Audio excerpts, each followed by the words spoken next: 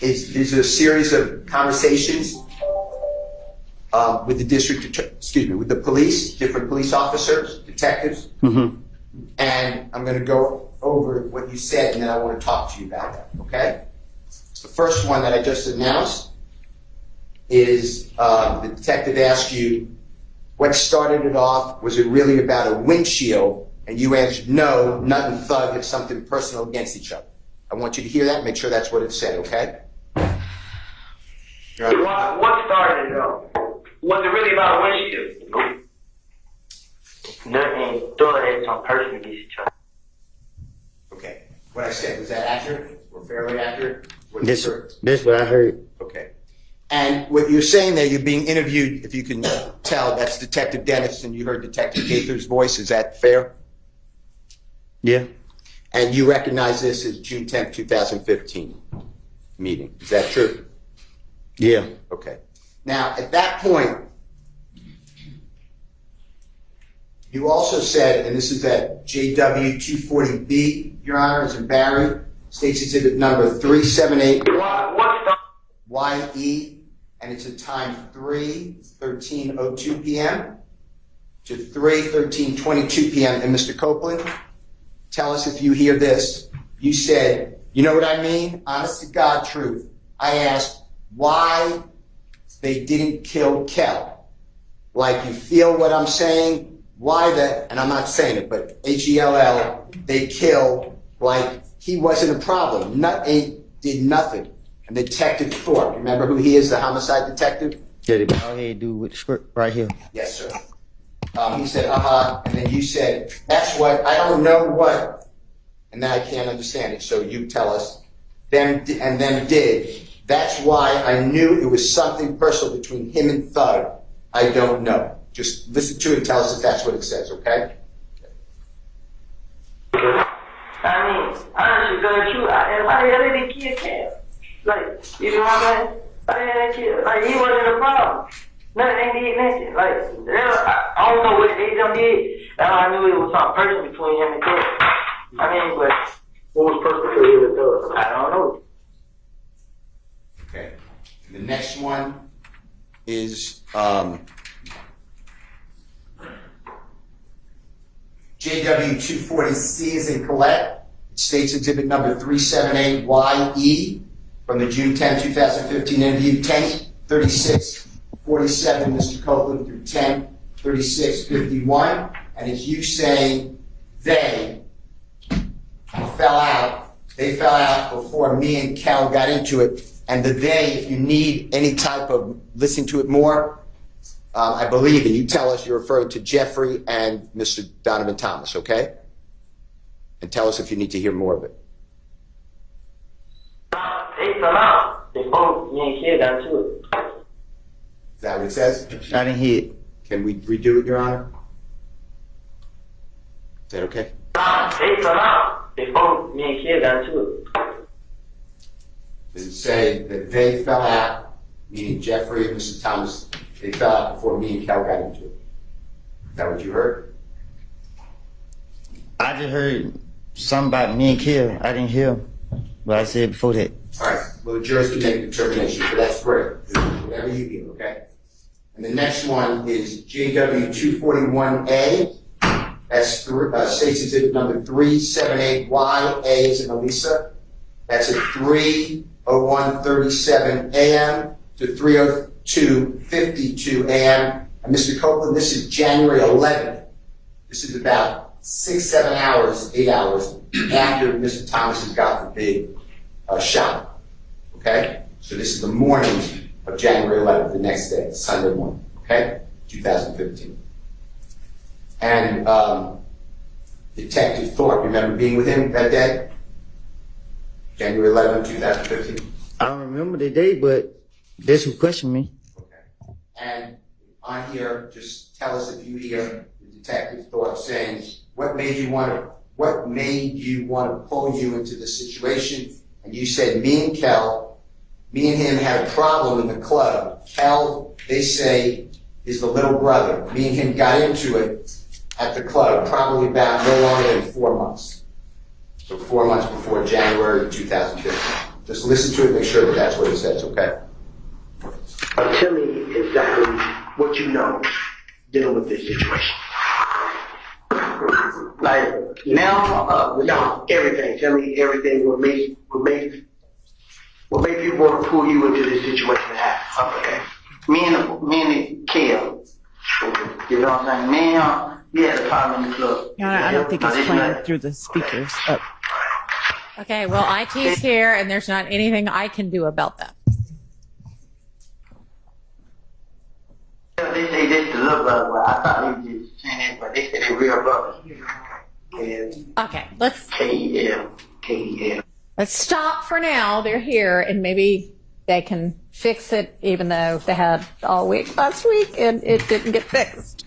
We thought it was, but it's not. So I'm going to excuse y'all.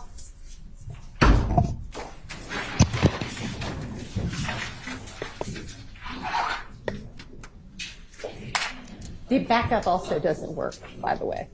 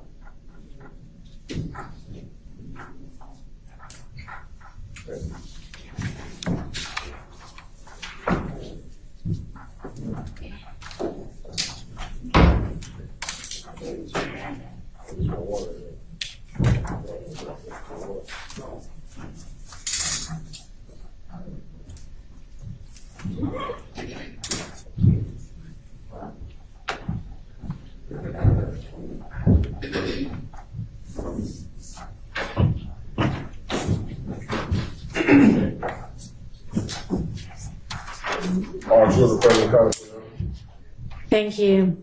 All right, y'all can tell we have sound again. We don't know why.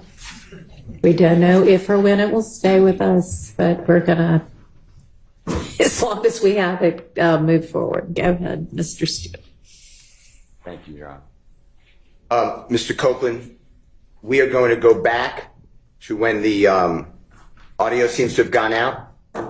I'm going to play again the JW240C as in Colette, State's Exhibit number 378YE. That's a June 10, 2015. Interrogation or meeting at 10:36:47 a.m. to 10:36:51. And this is where you are explaining, I believe, and you tell us, that they, meaning Jeffrey and Mr. Donovan Thomas, fell out. They fell out before me and Kel got into it. That's the part. If you could listen again, maybe that was, when you said you couldn't hear, maybe there was an audio problem. Your Honor, can we play that through Mr. Copeland? Yes.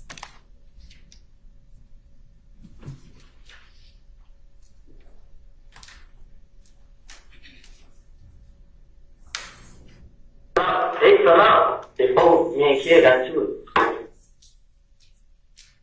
Was that better? Did you hear that? It was the same. Okay. All right. We're going to go on then to the next one, which is, again, the audio was out. So if some people heard it, they're going to rehear it. It's JW241A as in Elisa, State's Exhibit number 378YA. This is January 11th, 2015 with Detective Thorpe. And this is from 3:01:37 a.m. to 3:02:52 a.m. Your Honor, if we may play that. You may. Tell me exactly what you know dealing with this situation. Like now, no, everything. Tell me everything. What made people want to pull you into this situation? Okay. Me and Kel. You know what I'm saying? Me and him, we had a problem in the club. Is that him? No, this nothing. Okay. Kel, they say this the little brother, but I thought they was just changing, but they say they real brother. K-E-L. K-E-L. Okay. Okay, go ahead. Little brother of nothing. Yes. Who you identified from a picture, which is Donovan Thomas. Yes, sir. Okay, go ahead. Me and him got into it in the club push.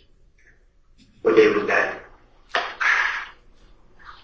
It's just like it was like a lot.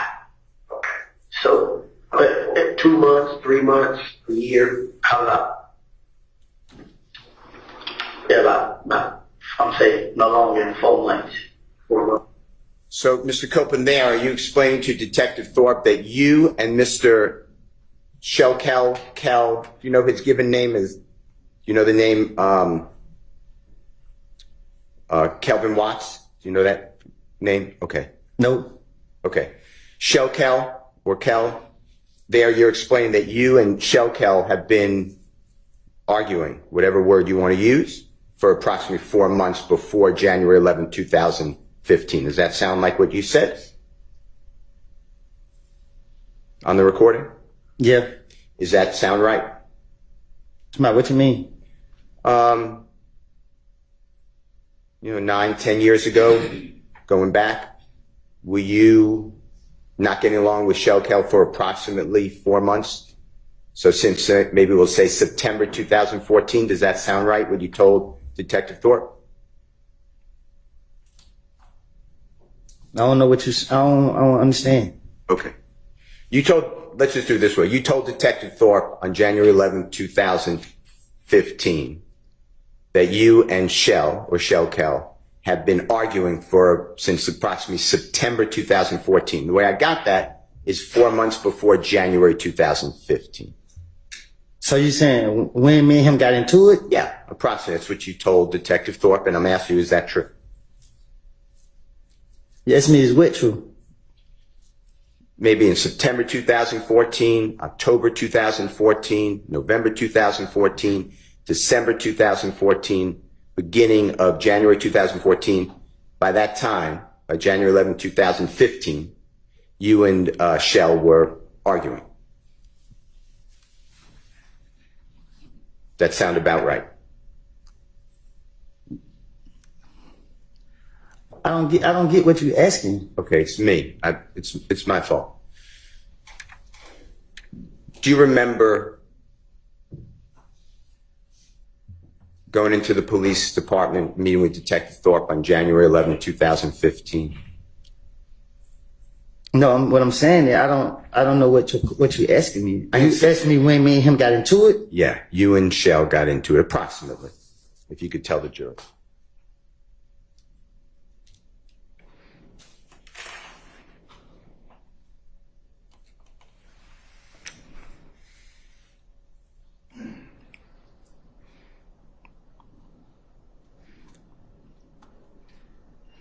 Like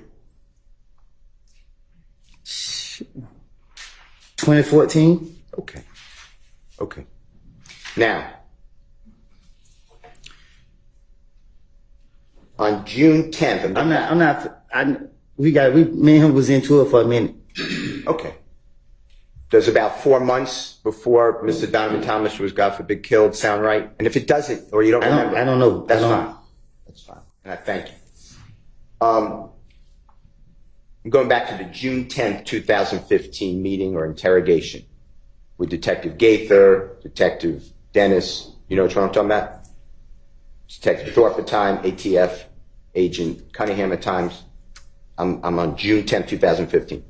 When you told law enforcement, or do you remember telling law enforcement that Jeffrey and Donovan Thomas were arguing or had a falling out before you and Shell had a falling out? Do you remember saying that? I don't remember what I told no investigators. Okay. Did you hear that on the recording we just listened to? Did you hear you say that? What I just say? On the recording that Jeffrey and Donovan Thomas fell out or were arguing. I would have told the investigators anything. Okay. The truth is that, to your knowledge, your observation, so you saw with your eyes and you were present, your ears, Jeffrey and Donovan Thomas were, your words was, big homie. Is that true? They were friends. Can you say that again? Yeah. From your observation,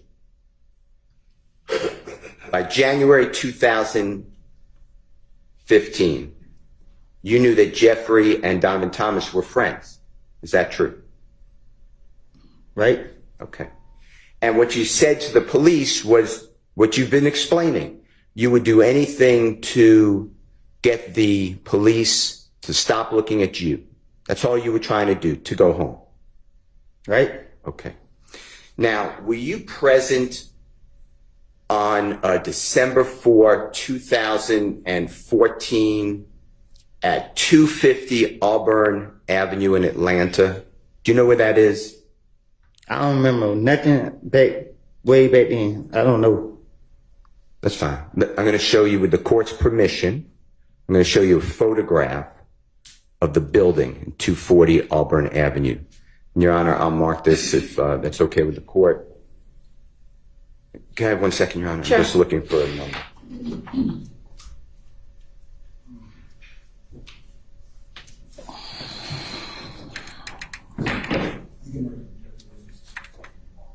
Your Honor, I'm going to mark it with the court's permission. It's Jeffrey Williams 251. All right. And we will put it on the thumb drive again. Okay. If you can. Sure. It's about to come up. Before it gets published. A building? So, do you I'm not just- have hard copies of these things? I don't have a copy of that one. Okay, well, show it to the witness before we publish it for everybody. Mr. Kokomo, can he approach, Your Honor? Yes. Thank you.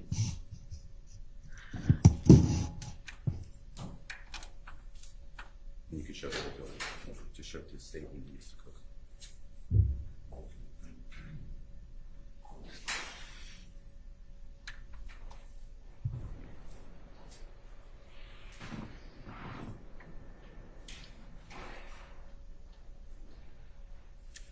Did you show them the whole building? Yeah, this is There it goes all the way up. this. It's the next one. That's what. Show it to the state though, because I don't think you show it.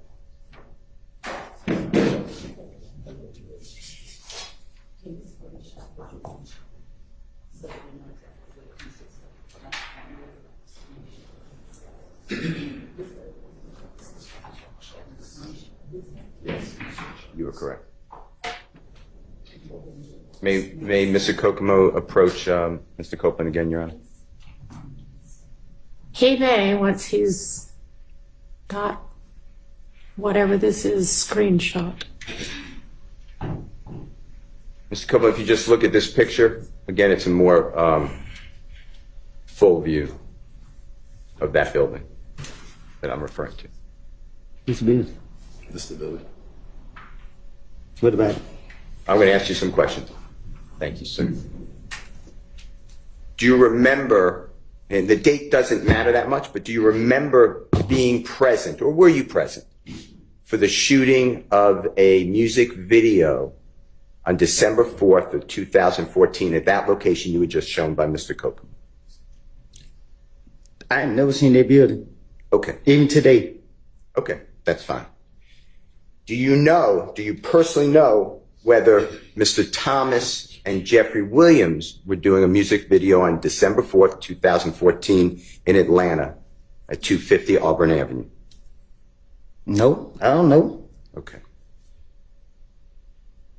Have you seen the music video, or do you know of the song In My Blood by Jeffrey Williams? Bloody J. Yeah. All right. Do you have any knowledge of where that was videoed, meaning the music video? And if you don't, that's fine. I don't. All right. You weren't present for that. No, I wasn't. All right. Were you present in Miami, Florida over the New Year celebration going from December 30th, December 31, 2014, striking into January 1, 2015. So it's going to be about 10 days before Mr. Thomas is, God forbid, killed. Do you remember being in Miami, Florida? Was I there? Yes. If you remember. No, I don't remember being there. Okay. Do you remember seeing in January of 2015, after Donovan Thomas was, God forbid, killed, do you remember being present at shows with Jeffrey Williams and, you know who Rich Homie Quan is?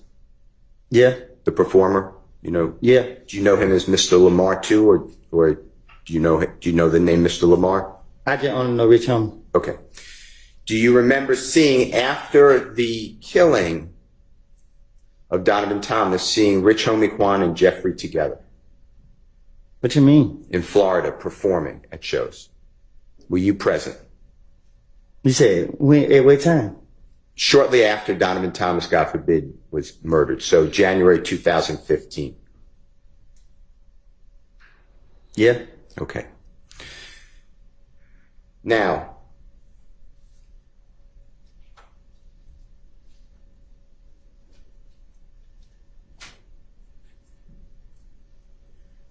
were you personally aware, you were at Jeffrey Williams' home after Donovan Thomas was killed. At some point, Donovan Thomas, God forbid, is killed. At some point, you are actually at Jeffrey Williams' home in Atlanta. Is that in the Sky House? Is that true? What you mean? Okay. So I'm locking in on the date that Donovan Thomas is killed.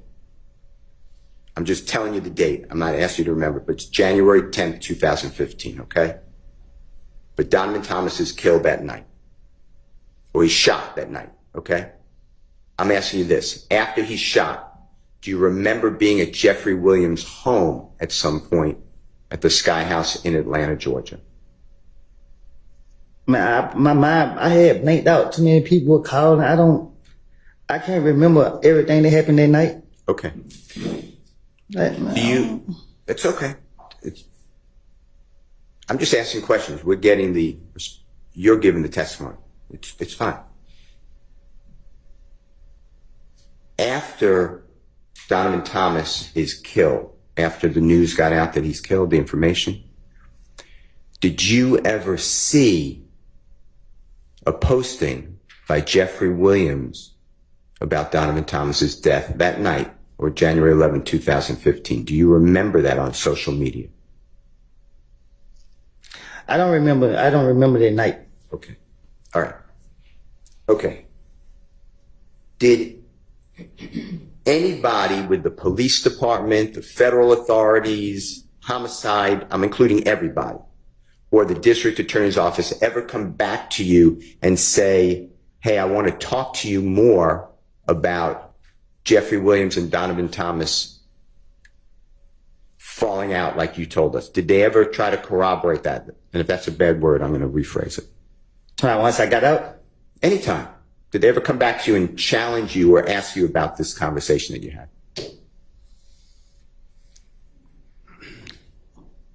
I can't remember if they have. Okay. I don't think. Outside the interrogation, once they went locking me up, we wouldn't even talk about. It was over, right? You gave your statement. They don't come back to you and ask you about this, right?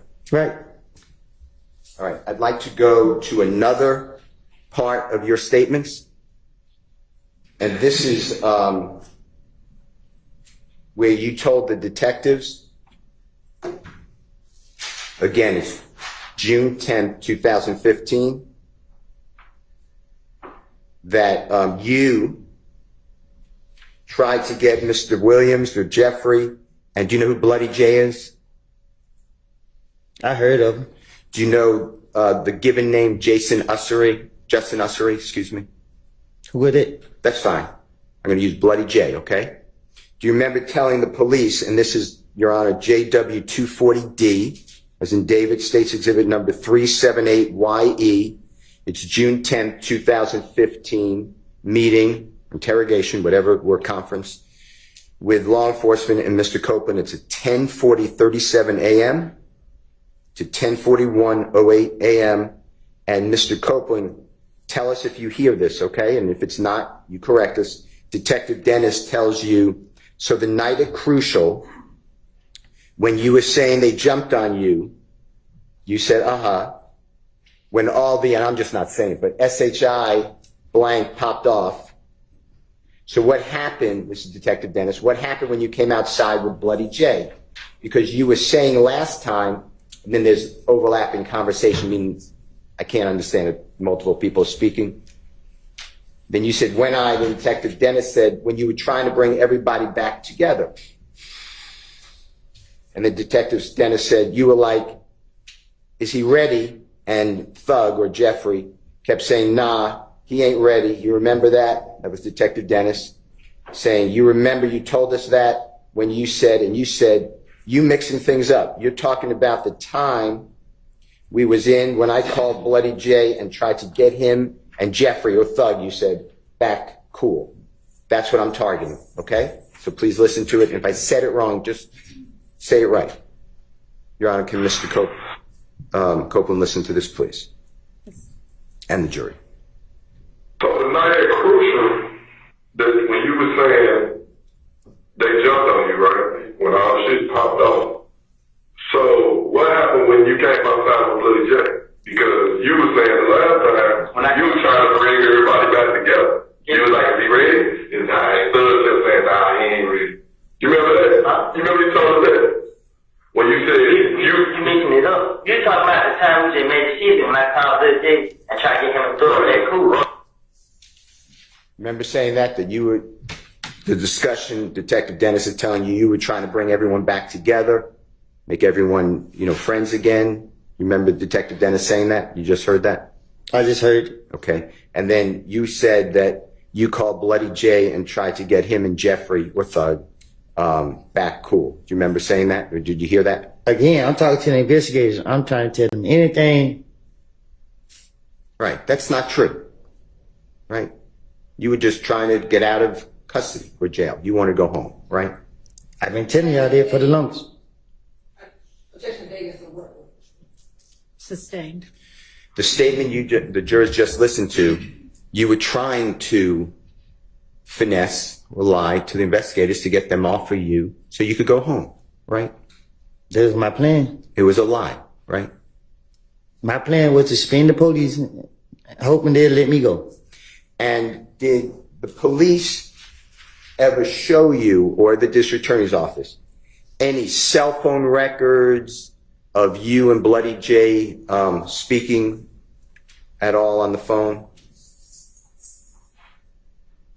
What you mean? When you said to the detective, I called Bloody J and tried to get him and Thug back cool, did the police ever come back to you at any time, or the district attorney's office, and say, here are jail records, excuse me, here are cell phone records showing you and Bloody J talking? Did they ever try to do that with you? No, once they took me to jail, I don't hear from them until I'm back on the street and I'm going back to jail again. Any time while in jail that you called Bloody J and said, wow, I tried to get everyone together. And that never happened, right? Huh? Had a phone call with Bloody J while that would be recorded. I never had Bloody J number a day in my life. Did the police ever come to you or the district attorney's office to say to you, to challenge you, or to tell you, hey, we know this to be true or not true? Did they ever do that with you? Huh? Did the police or the district attorney's office come to you and challenge you on that statement and say, hey, we have information, this is true or not true? Did that ever happen? Objection, compound. It's the same question. The single question. Did the police ever do that at the district attorney's office? No. Okay. I'm going to go to another one. This is your statement again. This is June 10th, 2015. Your Honor, it's JW, Jeffrey Williams, 240E, as in Aaron. It states exhibit number 378YE. And Mr. Copeland, this is at 10:45:09 in the morning to 10:46:01 in the morning. And on this one, what I'd like you to listen for is you saying, if you did say, you tell us, yeah, so I'm like, and I'm not saying, but darn, but it says another word, but this SHI blank happened, but before that happened, me and Kel was face to face. You know what I mean?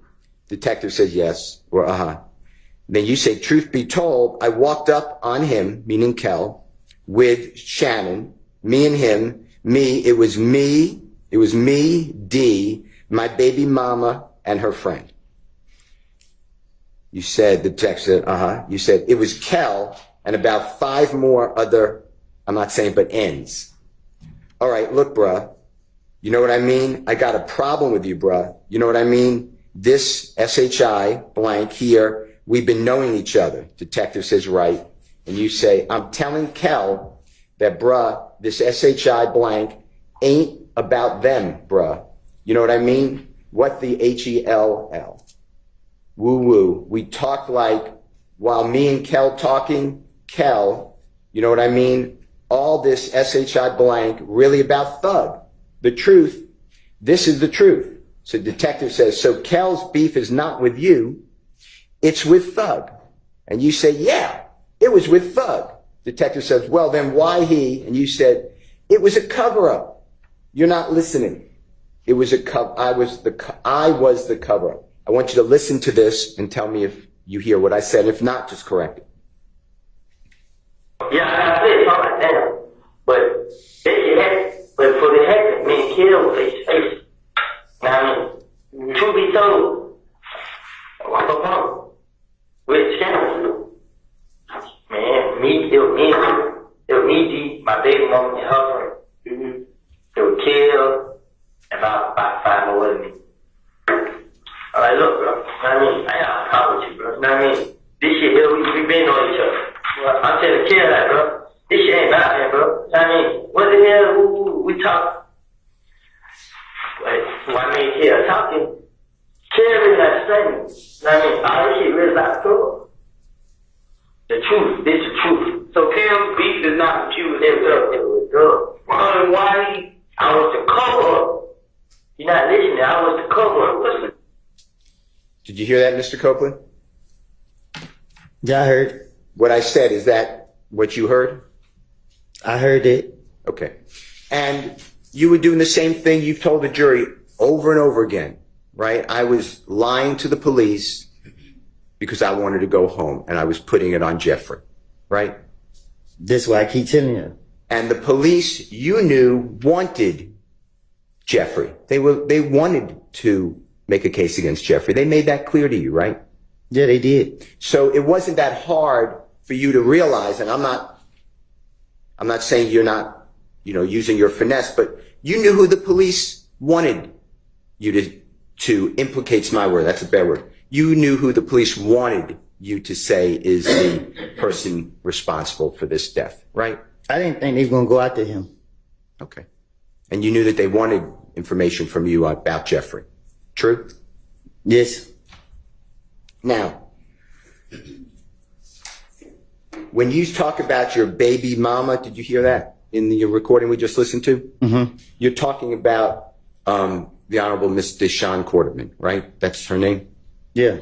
Okay. And you're aware that Miss Deshawn Quarterman, your child's mother, had spoken with multiple, but Detective Gaither at times. True? What you mean? During this time. Yeah. And we know that because remember hearing some jail calls yesterday that the district attorney's office played for you, and you even asked Miss Quarterman or Deshawn to call Detective Gaither on one of those recordings, or two of those recordings. You remember that? Yes. And you asked Deshawn Quarterman to text Detective Gaither. Do you remember that, hearing that yesterday on the jail calls? Yes. Do you have any information that Deshawn Quarterman or Detective Gaither or anyone else came to you and said, hey, we corroborated. We spoke with Deshawn, and she said, yep, I was there when you made it good with Kel, and it's all about Thug. It's all about Jeffrey. Did that ever happen? The police never talked to her without me knowing. Okay. They never talked to her. Period, right? Yeah, they didn't. They talked to her when me and her was in the interrogation room, and they really didn't say that to her. Yeah. Okay. Okay. And of course, it's a lie that you and Kel were on good terms, and that it was all about Jeffrey. That was a lie. That was part of your attempt to get the police off of you so you could go home. True? What you mean? That's why you said this, because you wanted the police to get away from you. You wanted to go home. Right. Okay.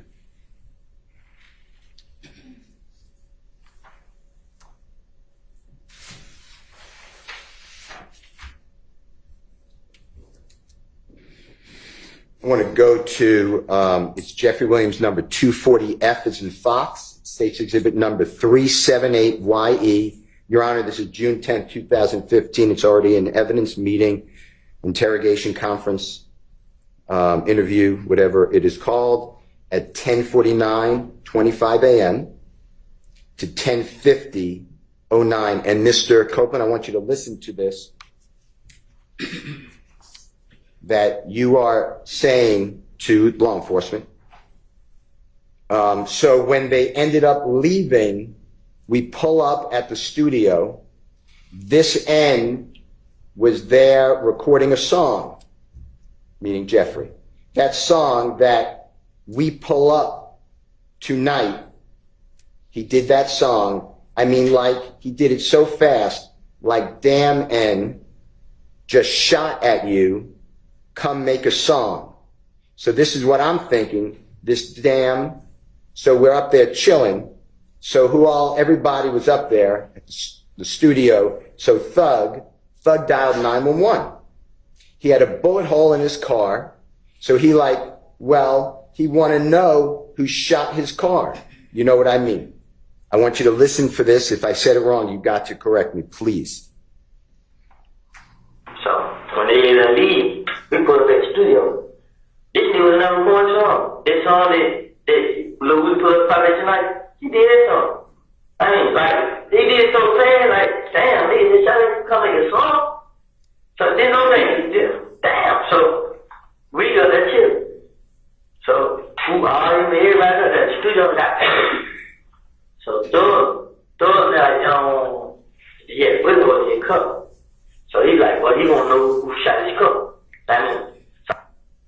Did you hear that, Mr. Copeland? Mm-hmm. Did I say fairly what it says? Was I fair? That's what it sounds like. Okay. Did the police ever come to you after you reward them with this information and play for you or even tell you, hey, here's a 911 call made after the gambling house was shot up and a supposed bullet hit Jeffrey's car? Did that ever happen? No. Did the district attorney's office ever come to you and say, hey, we had the 911 call that Jeffrey Williams phoned in, like you told us, on June 10, 2015. Did the district attorney's office ever play for you that 911 call?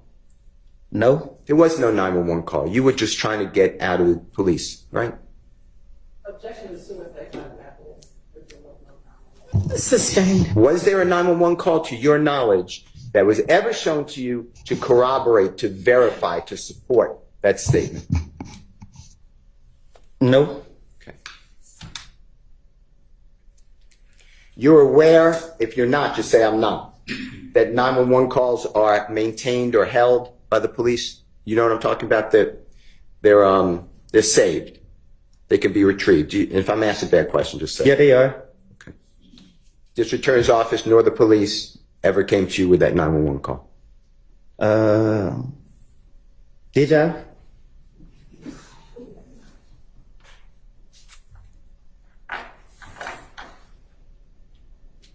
I don't know. Okay. I don't know. Okay.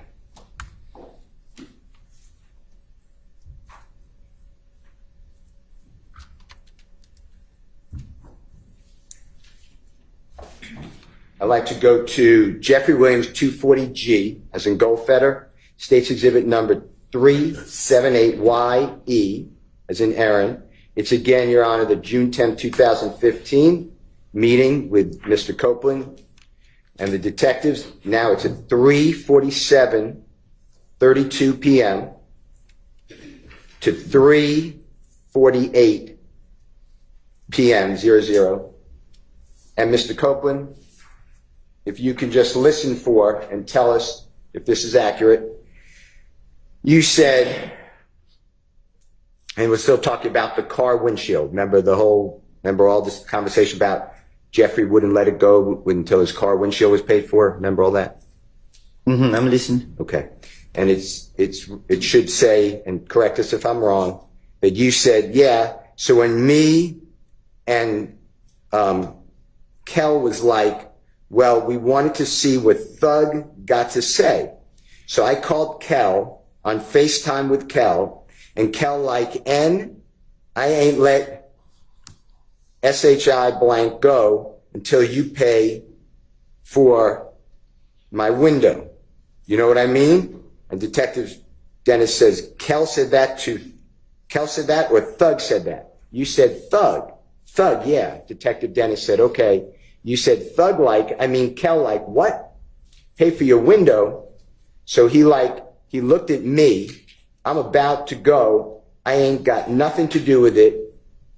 That's on y'all. So I'm out of here. I'm out of there, bruh. You know what I mean? Like, man, get nut on the phone. You feel me? That's what Kel was saying. I want you to listen to it and see if I've said that accurately.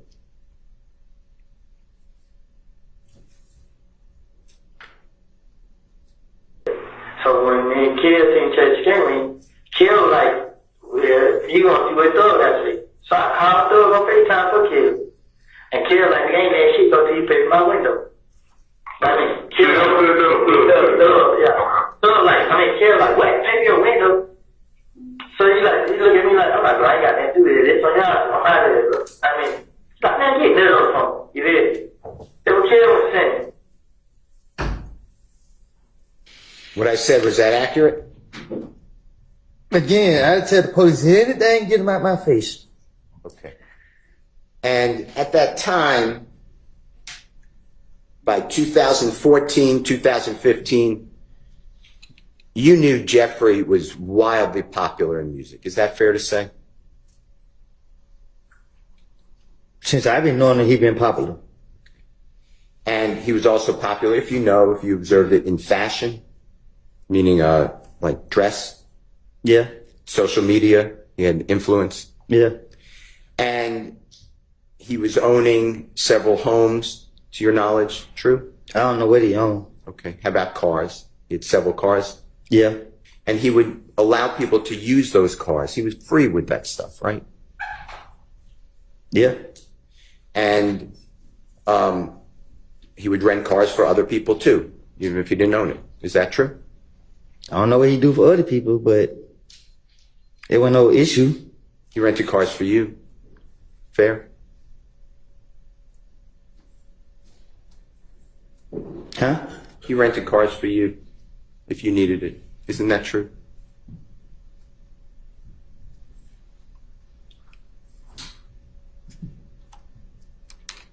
What you mean? You would drive at times a rental car with permission of Jeffrey Williams that he rented. It wasn't a big deal, right? I used to just go get the car. Yeah. Yeah. Okay. And it wasn't only you, it was anybody. He's generous, right? With his things. Objection is soon as they start.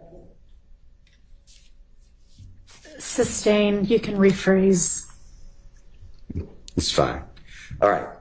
You also knew at that time, 2014, 2015, Jeffrey would fly on private planes. True? Yeah. And he would allow you at times, I don't know the number, you could tell the jurors, to go on a private plane with him. Fair to say? Yeah. And you knew he was touring America at that time, right? He was performing all the time, right? Yeah, he was, yeah. And he would do tours throughout America. You're aware of that? He used to go to, I don't know what tour he is, but he used to go to the different clubs and stuff. Okay. And do you remember him having, like, go to different cities throughout America? I mean, that's what I need to say. That's fine. And Europe, countries like England and France. Objection on relevant. Sustained. Jeffrey would play in other places, not in America, outside America. You're aware of that, right? What's the relevance? So relevance is that Mr. Copeland's telling the police that Jeffrey Williams cared about a window. I'm sorry, I couldn't hear you. Say that again. Jeffrey Williams cared about a car window. The man is... Okay, I'm not sure the one has much to do with the other, so I'm going to sustain that objection. When you told the police that this is about a window, Jeffrey's window, remember what we just heard? That was part of your finesse, right? To get you out of there. When the police was questioning, my only motive was to get me out of the interrogation room free. I was trying to say whatever I can to get them to let me go, to convince them that I would help them. And this just was my motive. Every time they got me, that's what I was trying to do. They were bringing his name up, and they mentioned anybody's name, I was going to make up a story on them. I was going to say something about them, hoping that I can convince them to let me go. And that's what happened here about the windshield, right? Same thing. I don't remember what I told them. Well, I just played it. I heard what I said. Okay. That was part of your attempt to go home, right? True? Not to be locked up. Right. Okay. Did anybody come to you from the police, the district attorney's office, and say, we corroborated, means support or verified, this car window story. Did they ever tell you that? After 2000, I gave an interview and went to the feds. I haven't heard anything from the state, the police, or nothing until they kicked me in the street. Okay. They haven't told me about nothing. They haven't reached out to me or nothing. Okay. I'd like to go to the next issue that I'd like to discuss with you, Mr. Copeland. It's JW240H as in happy. States exhibit number 378YE as in Aaron. It's again the June 10, 2015 interrogation. It's at 10:42:23 a.m. through 10:42:32 a.m. And I'd like you to listen for and tell us if I am wrong where. This is outside of Club Crucial after you got into that fight on January 6, 2015. Remember with the lip and the eye and the knot on the head? Remember that? And when nothing went wrong, my lip, it was just my eye. Okay. And it was, the detective said to you, okay, we'll get back to see you 9. He's standing there with Bloody J. You said, so, but Thug pulling my shirt like, there goes Bloody J right there. You know what I mean? Thug and Nard were in the car leaving Crucial that night and firing at either Bloody J or Kel's people. Tell me if you hear that, okay? Okay, get back to UC90 standing there with blood. I get so, but Thug put him a shirt like, there go Bloody J right there, y'all mean? So. You hear that? Yeah, I heard. Okay. Did law enforcement, do you remember Club Crucial back in 2014, 2015? You used to go there every Monday night, right? Right. Approximately every Monday night. And no, every Monday. Okay. And do you remember ever observing or seeing that there were surveillance cameras inside and outside Club Crucial? You have cameras? Okay. Did the police ever come to you and say, hey, we have the surveillance camera we want you to look at, or the district attorney's office, from January 6, 2015? Did everyone ever show you anything like that? I never heard nothing about no cameras. Okay. I'm going to play on the same issue, same time, dealing with outside of Club Crucial. This is going to be JW Jeffrey Williams 240I as an ice cream, states exhibit number 378YE. It's June 10, 2015 interrogation, 10:43:20 a.m. to 10:44:18 a.m. And this is you, just make sure it's right. So when we pulled out, Thug and Nard got in the car together. So when they pulled out, we leave, but when we're leaving, Thug and them pull on a side street. I see them pull on a side street. My pulled on the side. He like, what the HELL y'all doing? He like, boy, we want to wait. He come out the club. I'm like, who? He's talking about Bloody J. What the HELL? You know what I mean? I said, I hear the gun cocked back. Detective asked, what had a gun? You said, that N Nard. Detective said, You said, so I hear the gun cocked back. I'm like, what the F? So I tell them, all right. My brother was gonna have to turn around. Detective says, So you said, so when we go down and turn around and come back, I'm telling brother, SHI blank, just go left. And we just ride the back street all the way to the house. We just hear the SHI blank go boom, boom, boom. And we just see the car, Thug and them in chasing the other car in front of them. You know what I mean? Detective said, that is the same night you got jumped on at the club? You said, yeah, Thug and them chasing them. Because at first they thought they took money from them. Just listen to it, make sure I said that fairly accurately. We pulled out. So we pulled out, Thug and another guy coming. I mean, so when they pull it out, she believed. But what he did is, I saw them from Side Street. So I went up to them from Side Street. My brother pulled on the side, like, what the hell y'all doing? Y'all going, we don't really need to come out the club. I'm like, who? He's not playing today. What the hell you want to know me? Do I do it? I said, gun cop back. Who had a gun? Then they get noise. So I hear gun cop back. What the fuck? So I said, I'm a brother now, turn around. So when we go down, turn around, come back up. I said, brother, you go look, and we just ride fast, we always to the house. We just hit the sheet door. Boom! And we just see the car door, and we chasing the little car in front of it. I mean, This is that night the same night you got jumped on the car. yeah. So, door and chasing me, because at first I thought they took money from me. Did you hear that, Mr. Copeland? Yeah, I heard. Was it fair what I said? What you mean? What I said was that what you said. Did I take your words and the detective's words accurately? What I said beforehand. I guess. Did the police, local police, gang unit, federal authorities, district attorney's office, anybody ever come to you with any type of verification of what you said? Did they ever say to you, yeah, this happened or this didn't happen? Did they ever even talk to you about that? No. Okay. I want to go to the next issue, and this is JW240J as in Jake. It states exhibit number 378YE. It's the June 10th, 2015 interrogation, meeting, or interview.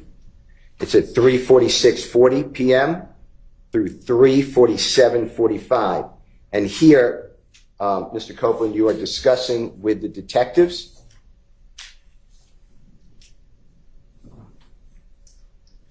that Mr. Donovan Thomas, or Nut, came to the gambling house and met with you, and you discussed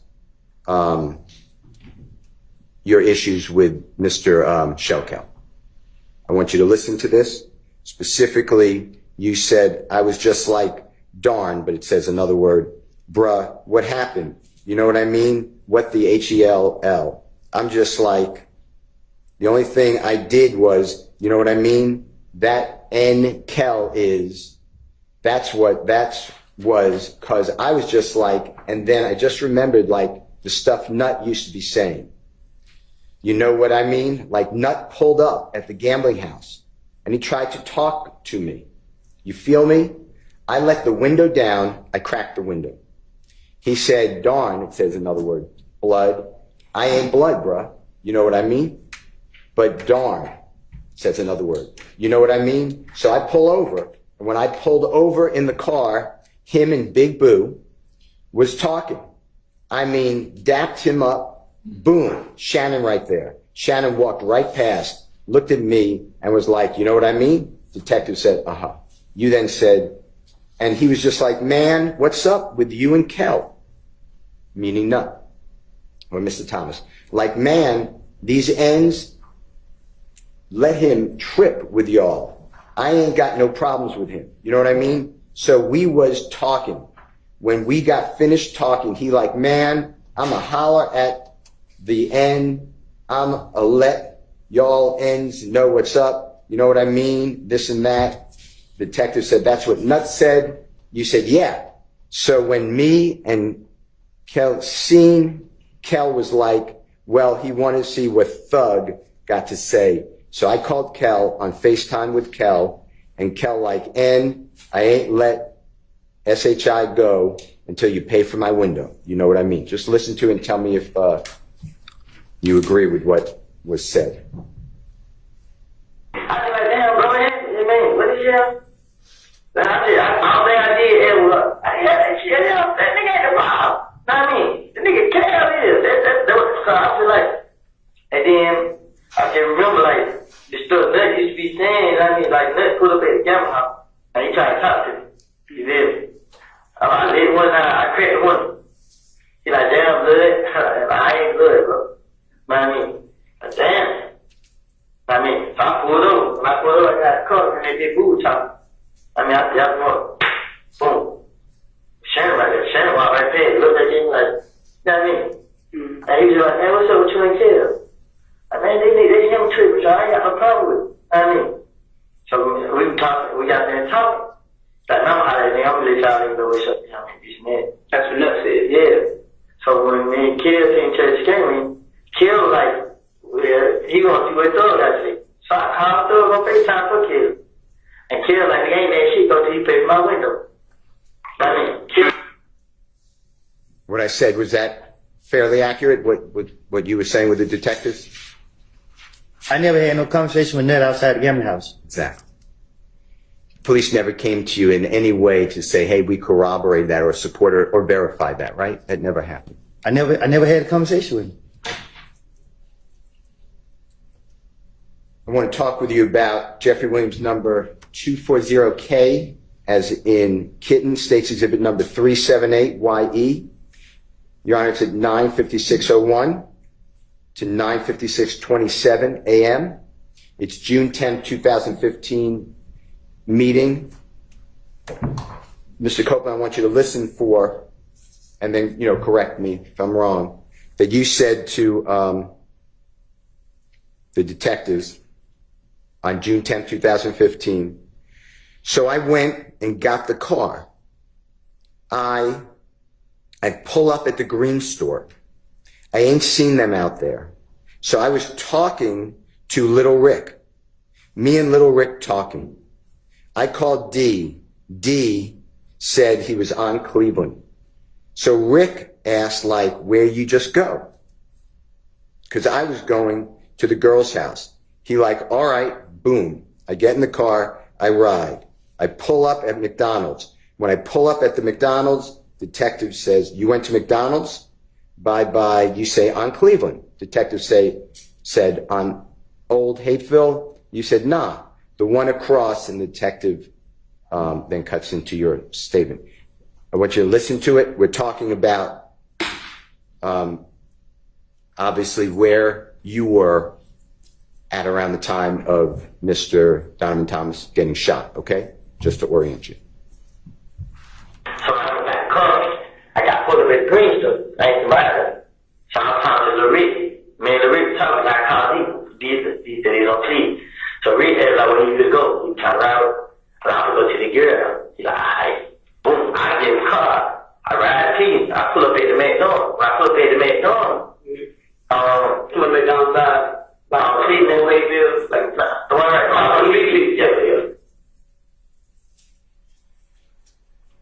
Did I say fairly what you said to the detectives? Did it sound correct? That's what he said. Yeah.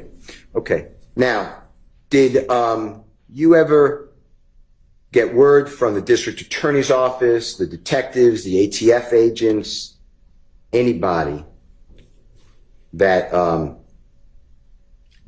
Little Rick confirmed your statement to the police? That they spoke with Little Rick? No. Okay.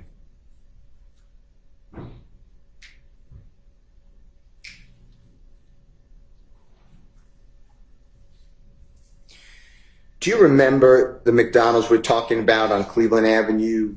It's the one across the street from a coin-operated laundromat, and then across the street from a gas station, and next to an auto parts store. You know which one we're locking in on?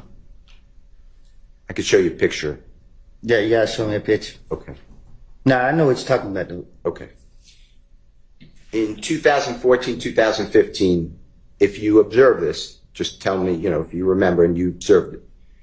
Do you remember seeing surveillance cameras inside and outside that McDonald's? That's not my neighborhood. That's fine. That's good. Okay. All right. Now, you're aware by the time that all this happened, we'll just say January 2015, January 10, before Mr. Donovan Thomas's, God forbid, shot, you're aware that cell phones, cellular telephones, give a general description of the area the cell phone is in. Is that true? Can you say that again? Yes, sir. Yes, sir. At and around or before Donovan Thomas's shooting, that's what I'm locking in on. Were you aware, did you know, that cellular telephones can tell a general vicinity of where the phone is? Do you know what I'm referring to? You said, do I know about it? Yeah. Did you know about it back then? Yeah. Okay. And in fact, you told the police on January 11th, 2015, within 7 hours, 8 hours of Mr. Donovan Thomas being, God forbid, shot, you brought a cell phone in the interrogation room with Detective Thorpe and said, my phone will tell you where the phone was. Remember doing that? Right. And that was you trying to tell the detective, don't look at me for the killing of Donovan Thomas. Fair to say? That's why you went there. Right. I'd like to play for you and just tell us, orient the ladies and gentlemen jury, if that's what you're talking about. This is, Your Honor, Jeffrey Williams 241G. It's in Gold Federal States Exhibit number 378Y. A is in Elisa. Your Honor, this is the January 11, 2015 interrogation or meeting with Detective Thorpe and Mr. Copeland. It's at 3:14:09 a.m. to 3:14:23 a.m. If you can listen to this, Mr. Copeland, just make sure that you tell the jurors correctly if this is what you're talking about.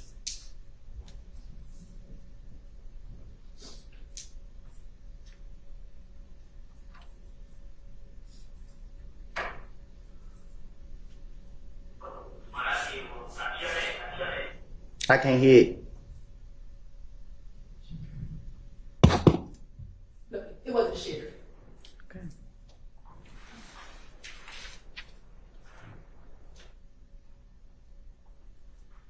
So what I did was I kept it. Last thing I missed in my phone, I show you. I was asking everybody, like, should I go down there, bro? Because I didn't do it. They come scan me, they do everything. I didn't do it. They check my phone record, my folks call me, they show you where I was, they show you every call. Then I talked first, they show you where I was now. Is that you, Mr. Copeland? If you heard it saying, you could check phone records, you can see where the phone was, where I was. Is that fair to say? Huh? Sorry.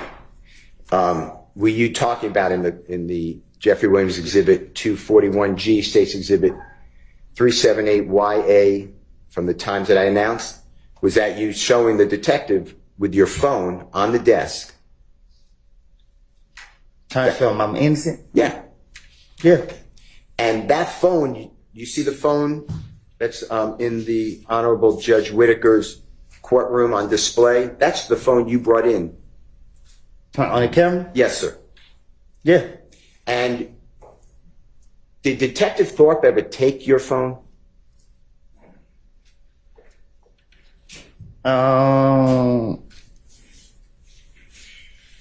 Shit, I don't know. I don't think so. Well, let's do it both ways. I don't really remember how it was so fast. I don't really remember how it went. Okay. Well, let me ask you this, and if you don't remember, just say I don't remember. Did anyone on the district attorney's office or the police department ever show you the contents of your phone, that they looked into your phone? Did they ever come back to you and say, hey, we can tell where you are, or these are the text messages? Did they ever show you that? Miss Hilty told me that, I think in Glanville office, that something about my phone showed me somewhere else. I can't. She said something to me about it, like during this trial. But I don't recall exactly how she said it. Now, you had multiple phones, fair to say, on January 10, 2015? What you mean? Multiple is a bad word. You had more than one phone on January, the day that Mr. Donovan Thomas was killed. You had more than one phone, right? Everybody got more than one phone. Okay. And including you, right? Yeah. In fact, you told the jury on August 12th of 2024 that you had more than one phone. And if you listen to this, just make sure that's what you're talking about, the night of Donovan Thomas's murder. JW 249, Your Honor, at 5:44:48 to 5:45:16 from the Fox 5 stream of this trial.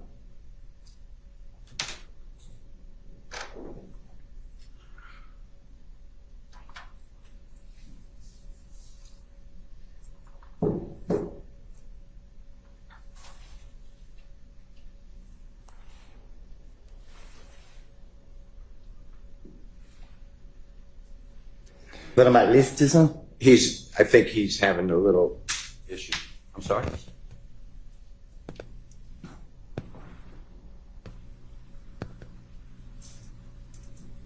You're on there, just one second. You may. Do we have any need to have a restroom break anyway? Let's have a short recess while they get that queued up. It's about time for a restroom break.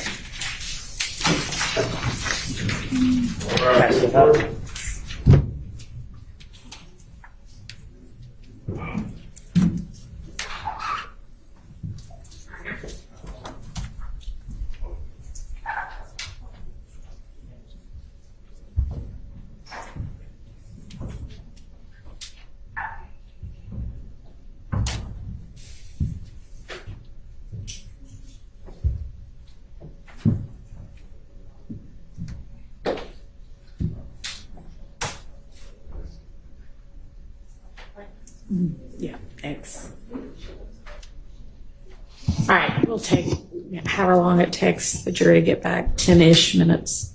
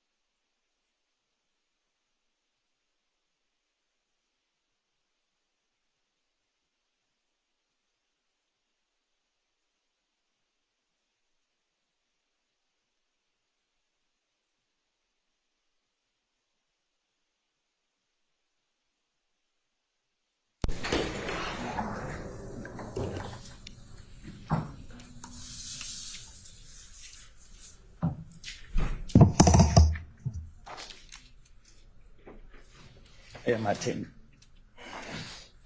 What'd you do?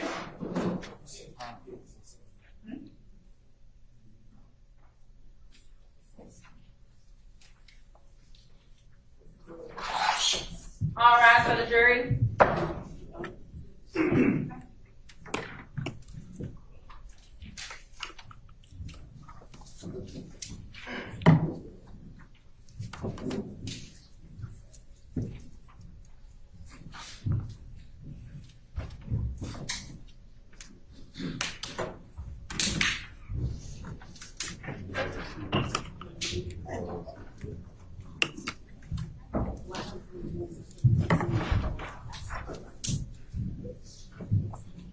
Officers, President, and Counsel. Thank you. All right, go ahead, Mr. Steele.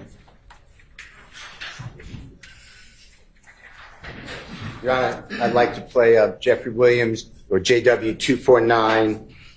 It's at 54448 to 54516 from Fox 5 stream of this trial.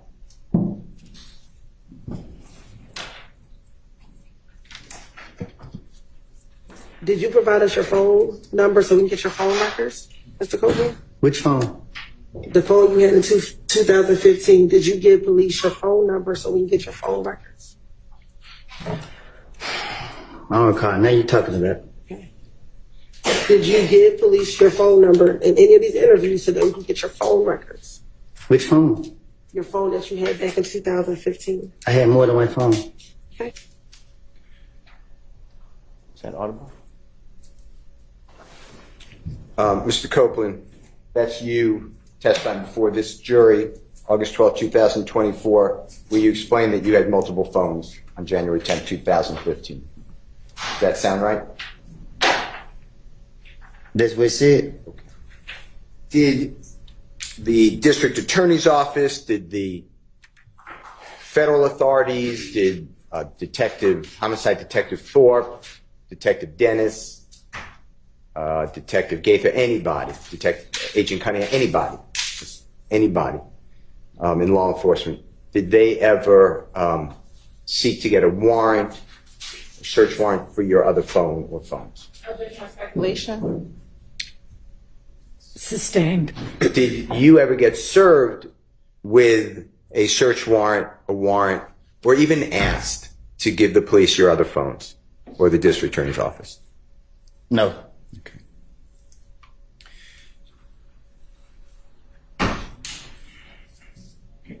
I'm going to show you and play for you, with the court's permission, Jeffrey Williams or JW 244D, as in David, States Exhibit number 378, YB as in Barry. Your Honor, that's the January 28, 2015 meeting or interrogation. It's at 7:12:03 p.m. to 7:12:43 p.m. And this discusses, Mr. Copeland, just make sure I'm right, that you and your brother made a false report of who's driving a vehicle because you had a suspended license. If you can listen to that, make sure that's what that's about.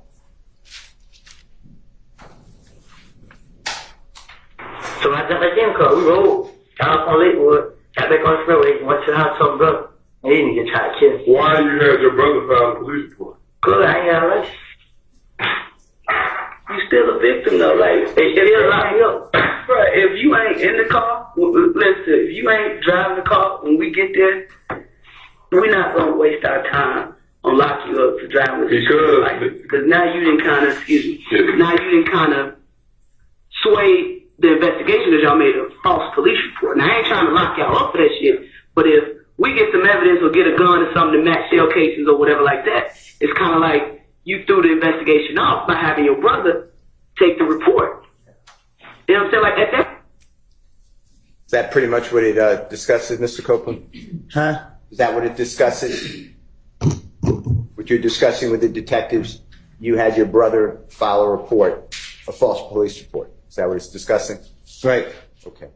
And you understood on January 10, 2015, that the cell phone that you told the police about would show an approximate location, right?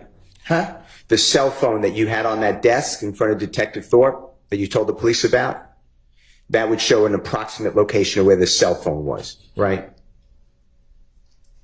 I don't know. I don't get what you're saying. Okay, it's me. I apologize.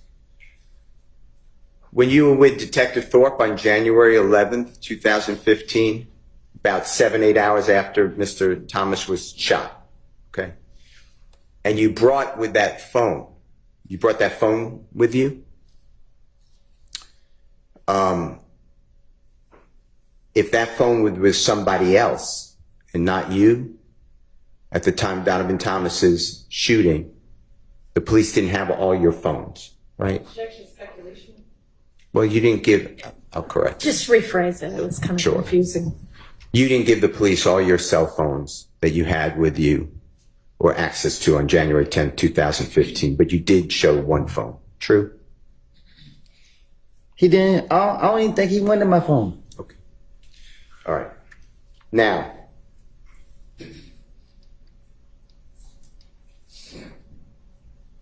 did the police ever come to you, when I say police, I'm including everybody, or the district attorney's office, come to you and inquire of you, ask you, your phone shows no calls between 7:01 at night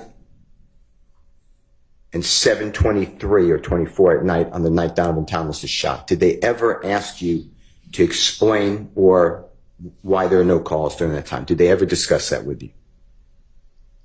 They don't tell me nothing. Okay. All right. I'd like to go to the next recording. And this is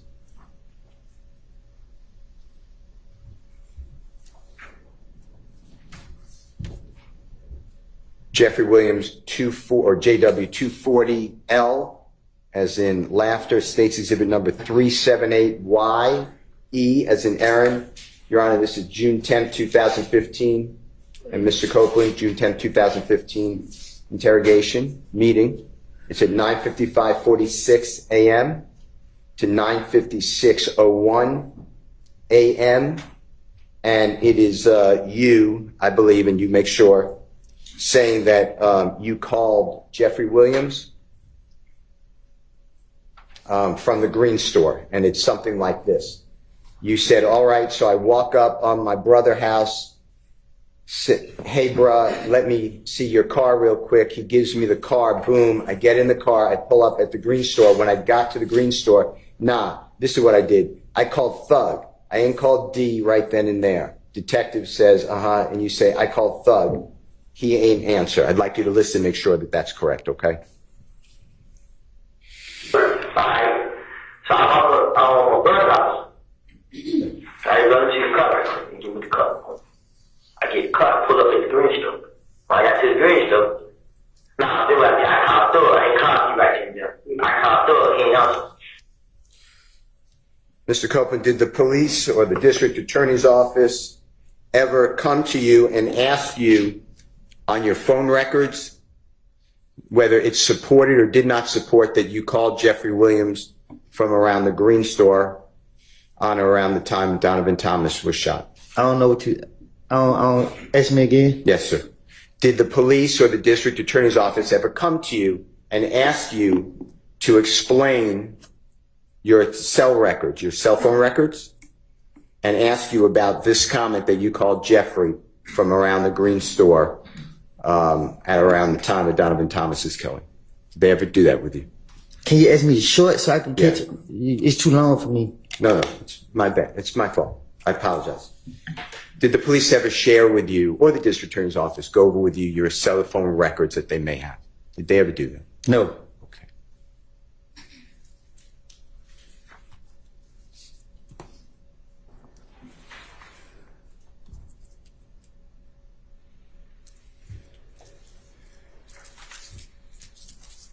Going back to 2014, going into 2015, you met Jeffrey Williams for a short period of time that you were, my word would be hanging out with him, but that's a bad word, that you were in his company and he was in your company, a short period of time. Is that fair to say? Right. And when you met him, you already said that he was very popular. Yes. True. And is it true that that you observed, he was trying to help people like you, but other people too, to get jobs, like legitimate jobs. What you mean? Recording studios. No, I'm saying I don't get what you're asking me. Okay, let me ask you a different way. So forget about what I said. When you met Jeffrey, did you witness him trying to get people to have a legitimate job? A legitimate just means a job at a recording studio, make music, trying to help people. I can't speak for other people, but he tried to help me. Okay. And when you knew him for the period of time, we're really talking about like between your birthdays. Do you know Jeffrey Williams' birthday by any chance? And if you don't, that's fine. Well, now I do, but you didn't back then? Okay. I didn't, yeah. Is it fair to say that you and he knew each other, but like after your birthday in July 2014 and really stopped because you were in custody anyway, by July 2015? That's the period of time that you knew each other? Is that true? No, I didn't. From 2014, I met him like at the end of 2014. And then you already told the jury, but you got locked up a lot. The police kept locking you up in January, February, March, April, May, and then June, you were locked up in federal custody for 51 months. True? Yes. Okay. And that's really the only period that you knew Jeffrey. Yeah. The only time that you were around him or he was around you. True? Well, really, we wasn't even together every day. I was out in the neighborhood. So when the state is asking, like, you questioned about, you were so close with him, what you really did was you'd go to a studio, he'd let you come to a studio. True? Yes. I was going with somebody else. Yeah. You went originally with a gentleman I know as Mr. Trontavious Stevens. Do you know that name? Yes. Is that also Slug and Tick? I called him Tick, yeah. Okay. And that's how you first were introduced to be around Jeffrey Williams, true? I think so. And then you would see him, he'd allow you, and when I say allow you, I mean it was okay. He allowed a lot of people to go to his shows, right? I think Tick invited me out. Okay. And that was really your relationship with, and he would take pictures with you if you wanted to and he wanted to, true? Yeah, I asked. Yeah, and you put that on social media. You were promoting Jeffrey, and you liked that. He gave me, yeah. And it gave you a little bit of maybe no, a fame. lot. Okay, gave you a lot of fame. True. Yeah. And you were trying to launch your own career as a musical artist at that time. True. I was trying to find myself. Okay. Later, though, you did try to, and you did launch your career as a musical artist, right? Well, I going back to jail, they started locking me back up. Okay. You were trying to do that, though. You were trying to do I tried it. Yes. You had a manager. Huh? You had a manager. Yes, I had a lot of stuff. Yeah. They were controlling your social media feeds, etc. Yes. True. Okay. You put out music videos. True. Well, my manager and them did. Sure, but you were featured. You were starred. Right. It was your music. Right. Okay. Jeffrey never had the pleasure of having you featured in one of his songs. Is that true? No, I ain't never been in his song. Okay. And Jeffrey never was featured in one of your songs. Is that true? No, me and him don't have music together. All right. But he did put you in one song of his. You know the song Halftime? I'm listening. Do you remember the line, and I'm not saying this is a quote, but something effective, if you mess with me, Woody will come up and pop in the noggin. And if that's not a quote, I'm not trying to misquote it, but that's what is that something like what it says in that song? Yeah. And the song is Halftime, right? Yes. Wildly popular song? Yes. And the police, when that song was released, the police seized on that to use it against you, basically. You knew that, right? Sustained. From your vantage point, and what that means is you learned that the police was using that song. They asked you about that song. No, they told me. Yeah. One of them told me that I think I had got out, shit. I got out one of the jails and they got me the next day. And they were like, yeah, man, now you're at the top of our radar. It was something like, he pissed me off when he said it. He being the detective. No, it wasn't no detective, it was the police. Okay. The police officer upset you when they... I think it was Dennis that said it. It was one of them that said it to me. Okay. Now, that's the only time you're mentioned in one of Jeffrey's songs. Is that true? What you mean? There's not another song that Jeffrey, to your knowledge, mentions you. Yes. Okay. And Halftime, you know this, was made in 2000. It wasn't released till 2015, but it was made in 2014. Is that true? Yes. Okay. It's an old song. And there's no truth to that lyric that you would pop somebody in the noggin for Jeffrey. Am I right? I would never.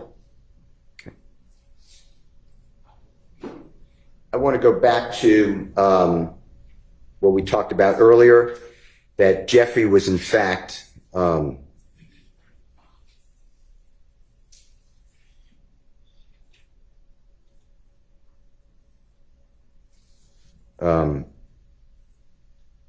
this is, by the way, Your Honor, this is JW, Jeffrey Williams, 241B, as in Barry States Exhibit 378Y, A as in Elisa. It's at 3:16:50 a.m.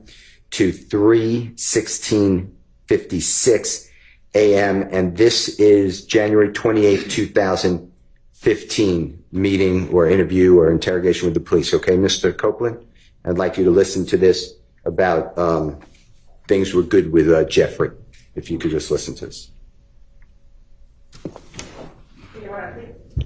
Defense counsel said January 28th. I think this is the January 11th interview. You are, and thank you very much. I apologize, Your Honor. It's Mr. Copeland, it's January 11th, 2015 with Detective Thorpe. Same time. I was cool with him at first.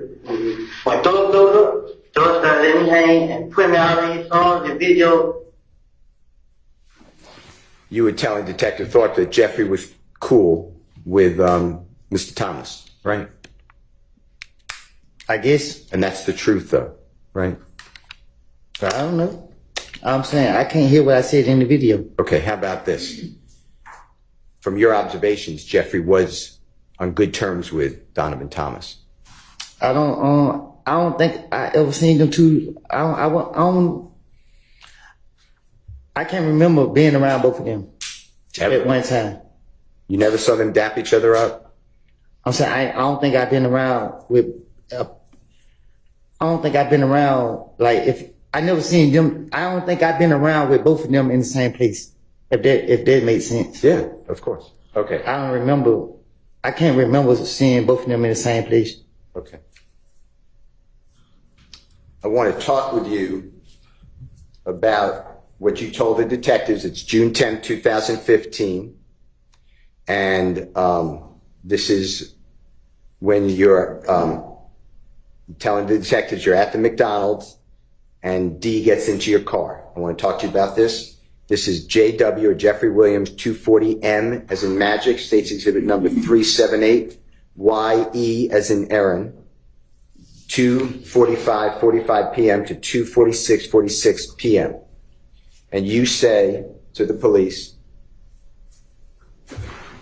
SHI blank, I just heard D got in the car and he was like, they just killed him. Or he like, yeah.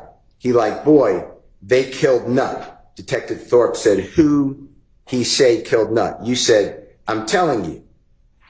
Like my heart started pounding. Like who? He was like, them. And then Nard got in the car. He shut up talking. So we get riding. I'm like, where the HELL we going, but he told me that I was already trying to get the HELL away from them. So Moonton FaceTimed me. He like, boy, you know old boy just got shot, right? They saying, boy, he just might not make it. I'm like, who? He like, nut. I'm like, huh? Man, he trying, he like, SHI, boy, you know they could scream out a name, right? Man, boy, I ain't got nothing to do with it. So SHI, I'm like, man, my head started hurting instantly. I got off the phone with him, so we following behind them, that's when we dropped them at Thug's house. They was in the car, in the first car, so when we pulled up. I want you to listen to this and tell me if that's what we're talking about. Excuse me. So I just heard D guy in the place like they killed him. You like, boy, they killed Nut. When you say killed Nut, I'm like, my heart started pounding like who? He like, damn. And then another guy in the car, he shut up. So we get around. I'm like, where they was going? But when he told me that, I was already trying to get a head away from them. So moved to FaceTime, he like, but you know, old boy, they got shot, right? Saying, boy, his head might not make it. I'm like, who? He like, Nut. I'm like, him. Man, he like, shit, well, you know they could scream out of name, right? Man, well, I ain't got nothing to do with it. So shit, I'm like, man, my head started hurting, I got off on him. So we find behind him, we drop him. Then we pull up his own door.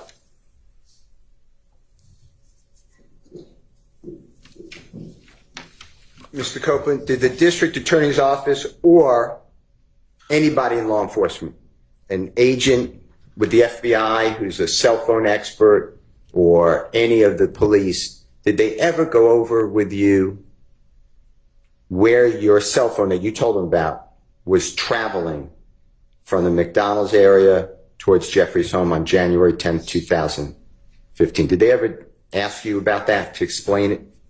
No.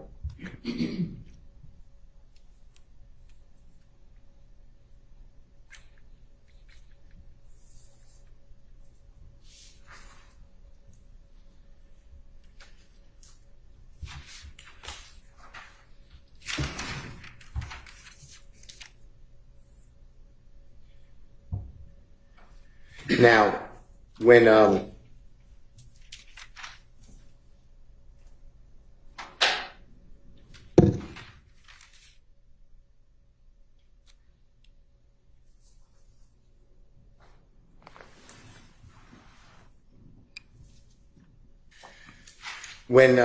you were trying to, or you put out some of your music, I want to talk to you about that if I can, okay?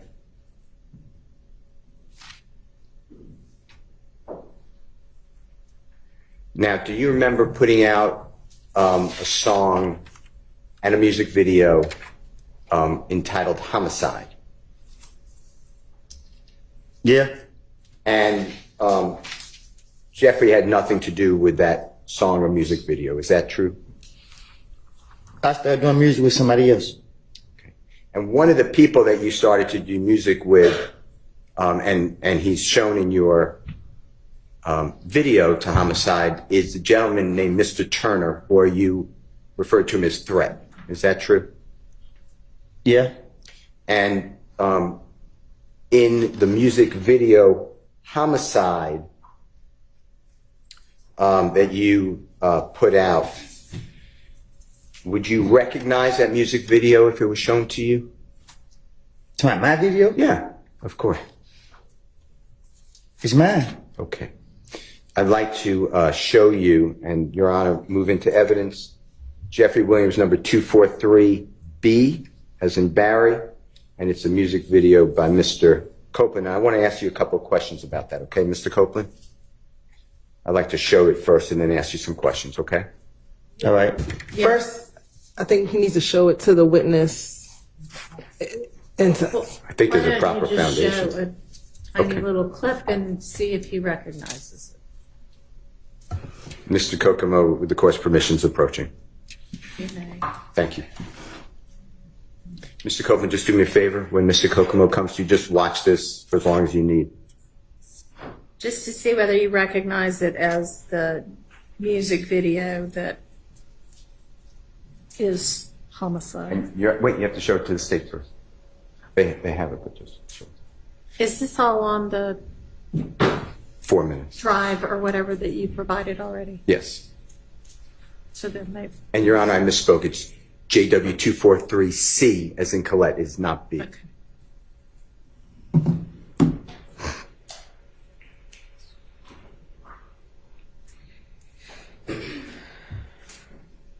Yeah, they my video. And Mr. Copeland, I heard what you said. I'm going to repeat it. If it's not what you said, just correct me.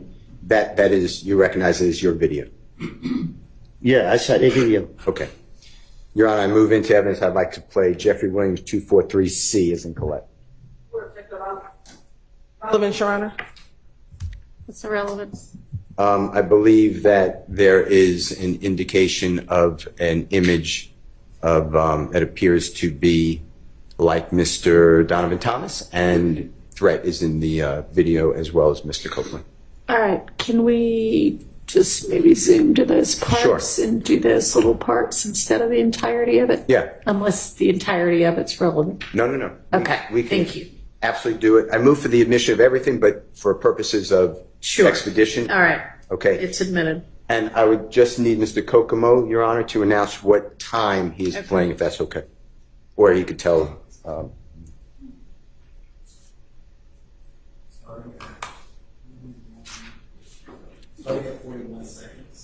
Your Honor, Mr. Kokomo said starting at 41 seconds. May I just look and see what he's playing? Sure.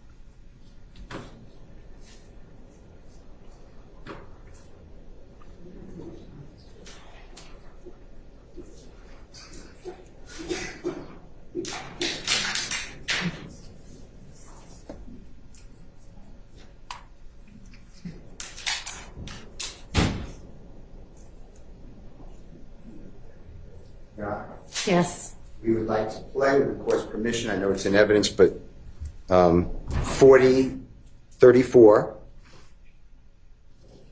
through 40:50 first, and then it's going to be stopped, and then 3:56:02 to the end. Okay. Go ahead.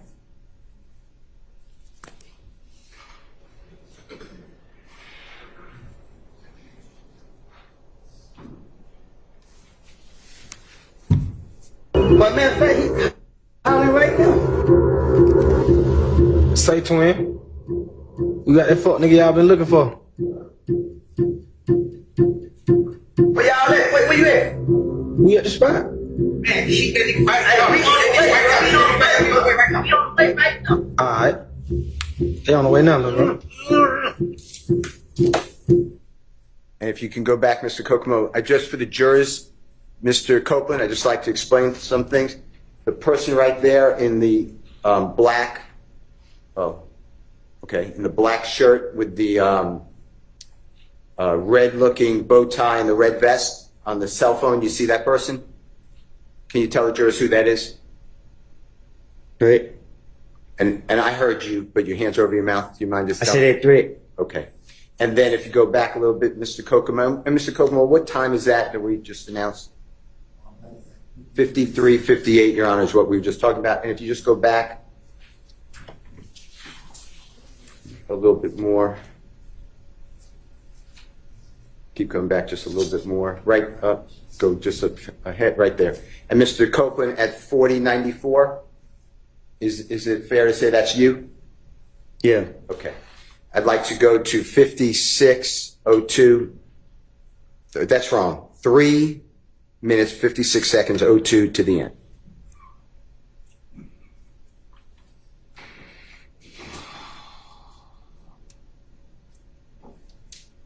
Triple close, cause this boy is speaking to the boss. Me and Woody, I do what it costs. We ain't take no loss.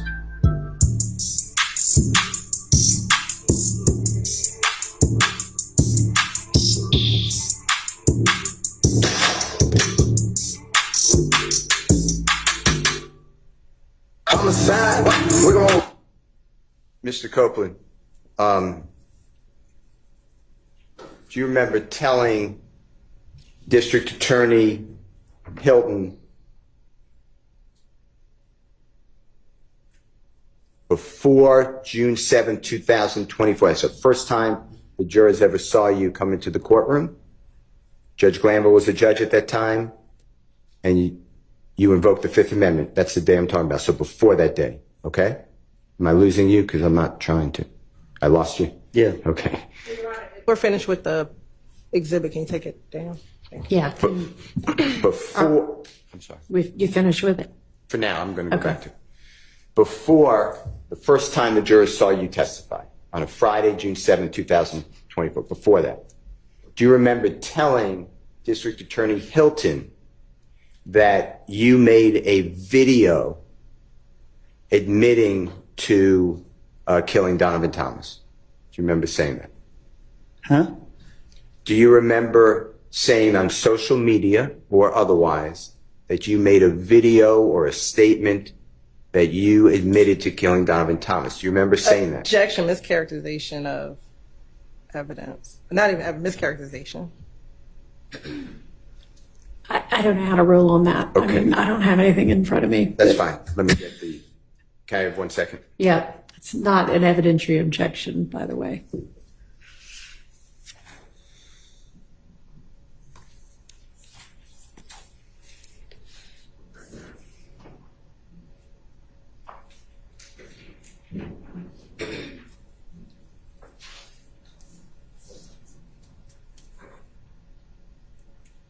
Well, they're pulling up. I'm going to ask you another question.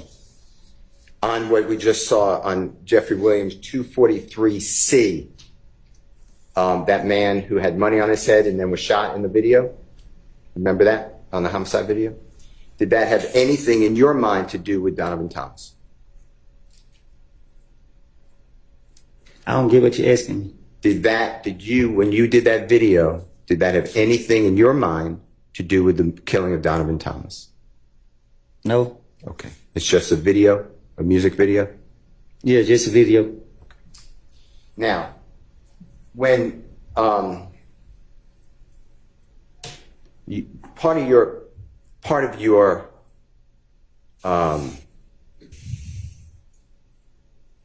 what you try to give out to the public is that you are a real gangster. Is that true?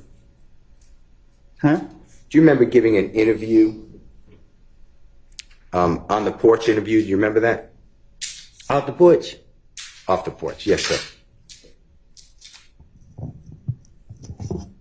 you remember doing that interview? I remember doing it, but I don't remember what I said. Okay. Do you remember saying that you are a real gangster, but other people are just musicians? They're just played gangsters. Do you remember saying something like that? You gotta show me. All right. Mr. Kokomo, this is Your Honor, Jeffrey Williams, 246. It's April 29, 2020, off the porch interview with Mr. Copeland. And the relevant times are going to be 5 minutes, 4 seconds, 5 minutes, 12 seconds, 8 minutes, 59 seconds to 9 minutes, 7 seconds.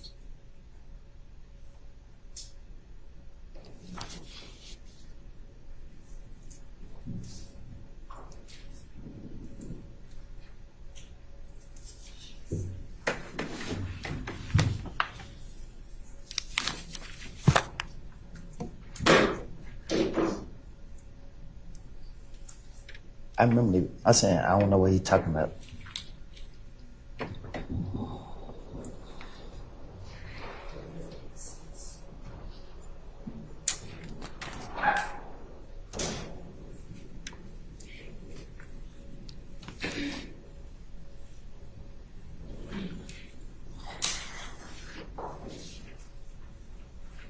Sorry, Mr. Copeland.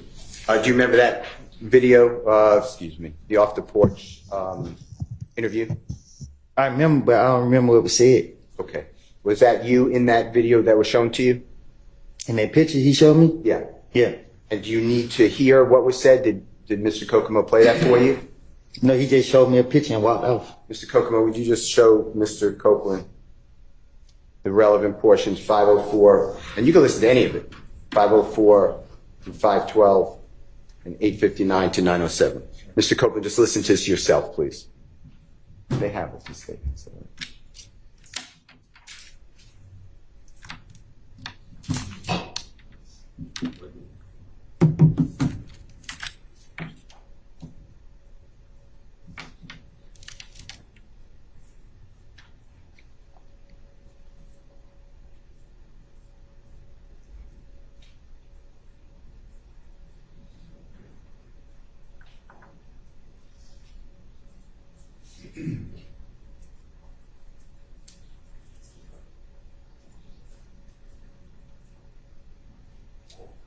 That's it.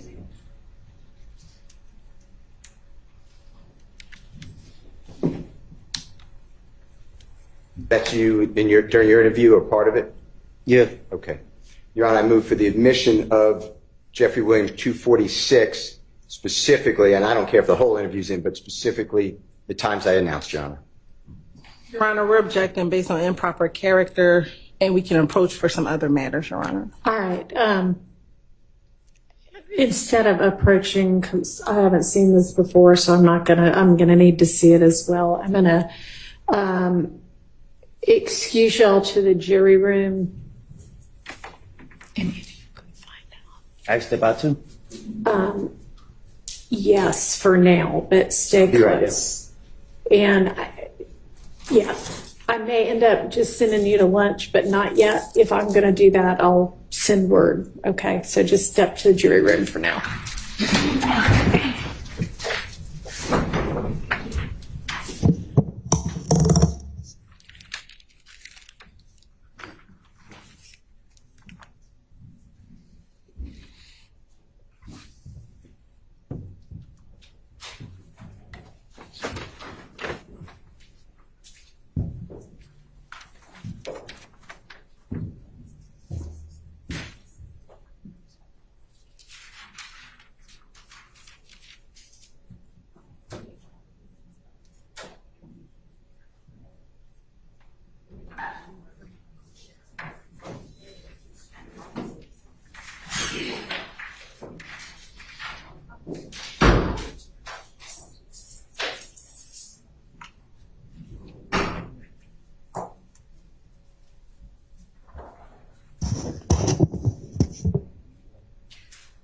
All right, I know there was an improper character objection. Whose character?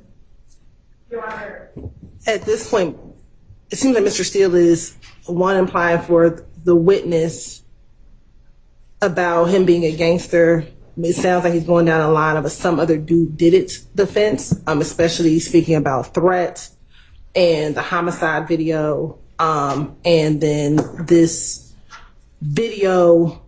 on the porch video of Mr. Copeland speaking about being a gangster. We think that this is more prejudicial than probative, substantially more prejudicial than probative. And so those are the basis for our objections. And so whose character are you alleging it's improperly impugning? Mr. Copeland. Okay. Let me see what you're planning to play.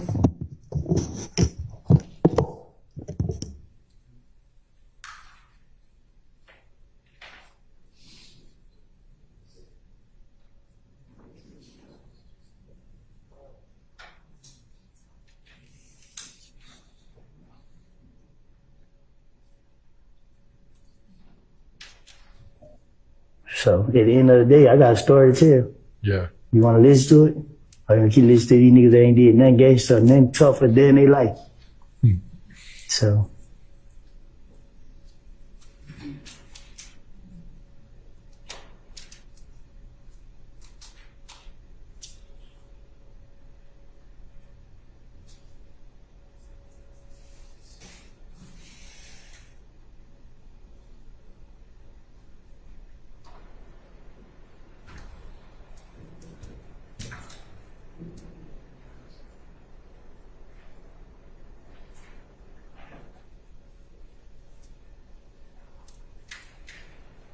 There's so many people like it, just build my confidence. I mean, because I had a pride thing, like, I don't want to be labeled as nothing but a gangster. So you look at me anything other than that, you got a problem. I'm going to slap the shit out of you. But whenever. I overrule those objections. It'll be very short, Your Honor. Okay. And I'm going to have the jury back. Ms. Persfield, apparently one of the jurors, she was not hospitalized, but she had to visit the hospital last night. And she has indicated through an email that she may need an early break today. Her doctor's excuse had cleared her for going back to work as of tomorrow, but she didn't want to throw us all off in the morning, so she came today, but we may have to break early, and Ms. Persfield's just kind of finding out a little bit more detail. So I'm going to let her come back and let me know what's going on, and then we'll determine kind of where to go from here. So we'll just kind of recess in place.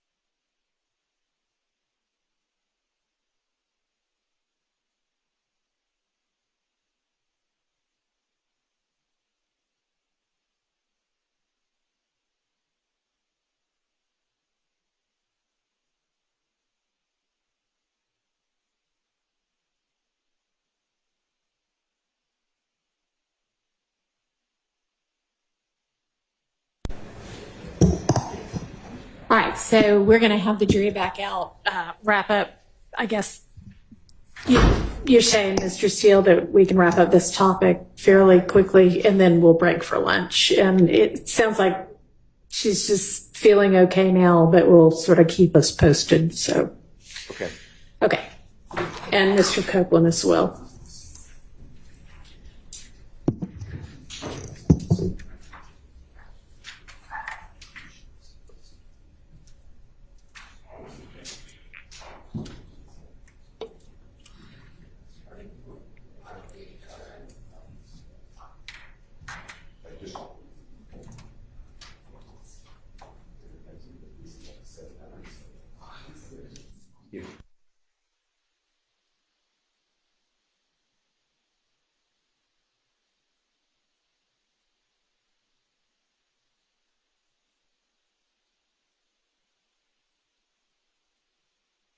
We're breaking. Well, if this will be a clean kind of place for us to stop, sure. It'll be fine. Okay.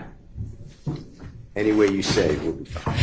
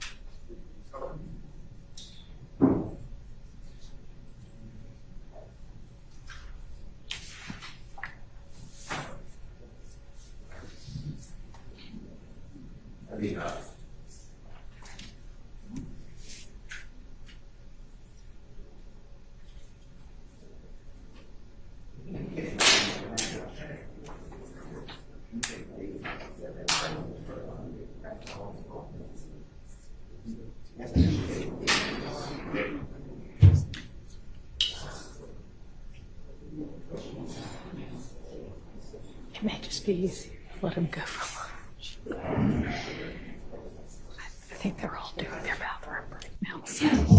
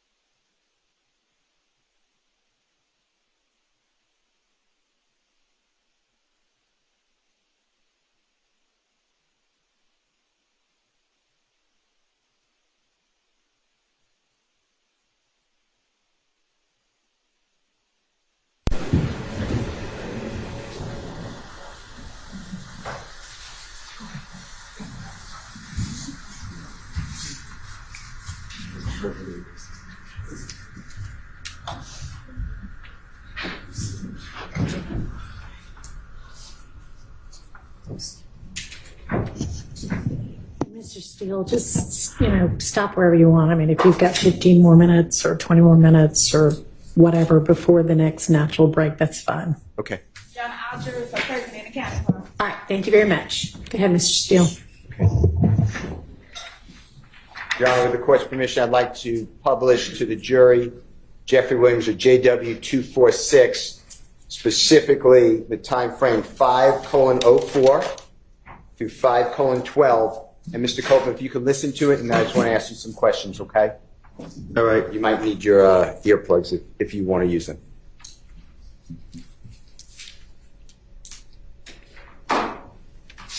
At the end of the day, I got a story to tell. Yeah. You want to listen to it? Or you keep listening to these niggas that ain't did nothing gangster, nothing tougher than they life. So. Were the people around you? Mr. Copeland, are we able to hear what you said during that interview? Yeah, I heard it. And you don't need me to explain. Tell the jurors what you were saying to the interviewer. What you mean? What was I getting it? Yeah. Can you tell the jurors, please? Well, I did an interview, and I got to hear the question that he asked me. Okay. Let me ask you this. Some jurors may not know what off the porch is. Can you tell them what that is? It's they interview rappers, upcoming rappers, and ask questions about the music and your background and stuff like that. That's what you ask? Yeah. And this was done approximately April 29, 2020. Do you remember that? It was done. I don't know when. Do you remember it was done during COVID, if that matters at all? Before I went back to jail. Okay.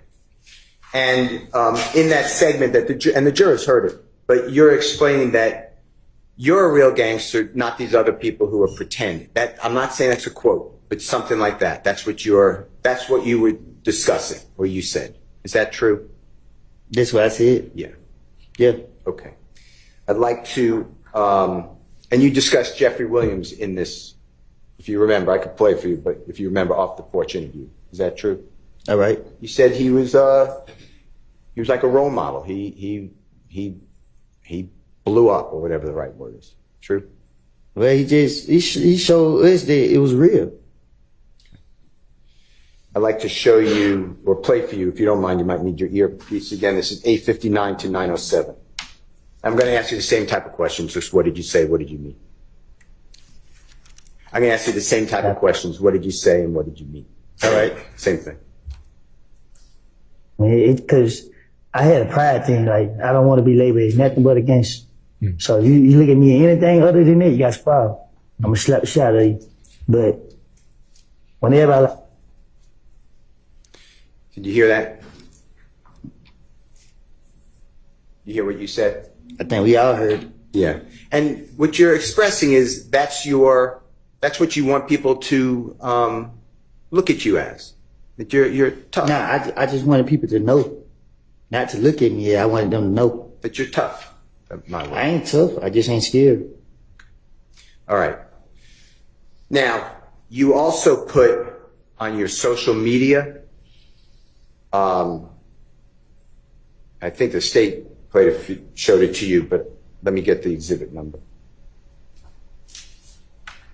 You better play some? Well, let me show you something before. Is that okay? Just give me 1 second. I was just trying to see. I didn't hear you. Let's go back to that interview for just 1 second. Do you remember at the first part of the interview saying that these other people are not real gangsters? That's what you said, right? I think I asked it actually. So no, that's what I said. Okay. All right. On your social media, give me 1 second, okay? You're on, may I just go back? Yeah. Apologize.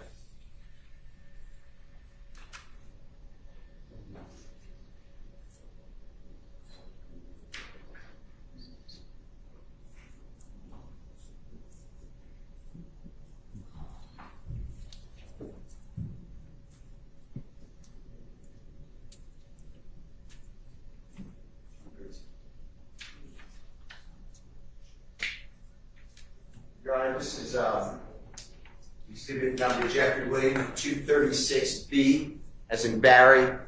And with the court's permission, can Mr. Kokomo just show it to Mr. Copeland? I'm sorry, is this the same one? The off the porch? This is a different one. Did you say 236B this time? Okay, sorry, I didn't know if you said 246. So 46 was the last one. that's what I thought. So wasn't sure whether we were talking about the same one or a different one. All right. Yeah, he may. 236B, is that what you said? Mr. Steele B. 236B is correct. Okay. Did you see that, Mr. Copeland? Do you recognize that as your social media account at one time? Yeah. Okay. Your Honor, I move for the admission of Mr. Williams, and it's 236B, as in Barry. It's admitted. Can Mr. Kokomo please display, Your Honor? Yes.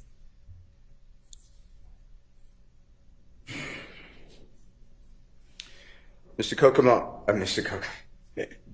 Copeland, I apologize. I want to go through this with you just for a minute, okay? Mm-hmm. And when I say this, I'm talking about JW, Jeffrey Williams, Exhibit 236B, as in Barry. That's a picture of you on the left-hand side. Do you remember where you were in that picture? In the back of a Rolls Royce. And do you remember whose Rolls Royce that would be? It was a rental. One more time. A renter. Okay, do you know who rented it? No. Okay. And then it says 725_ WODY, and then it has Georgia Most Wanted with 2 emoji green snakes. You see that? Mm-hmm. And it says that you're an artist, or it says artist, the word artist, right? True? Is that right? Yeah. And then underneath it says, I came from nothing with a period. You see that? Yeah, I see it.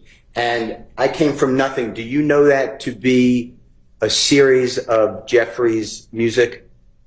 What you mean? Do you know whether Jeffrey Williams ever put out music? I came from nothing. Yeah. 1, 2. Okay. And is that where that comes from? And if not, that's fine. I'm just asking you, were you inspired by That's where it came from. Okay. And when it says Georgia's Most Wanted, you're aware that you were deemed by the federal authorities as 12 most dangerous people in Atlanta. Is that true? I was? Yeah. Objection. Speculation. I'm asking you. Well, I mean, it's not speculation, but he's answered that he didn't seem to know. Let me show you. Tell me whether this refreshes your memory.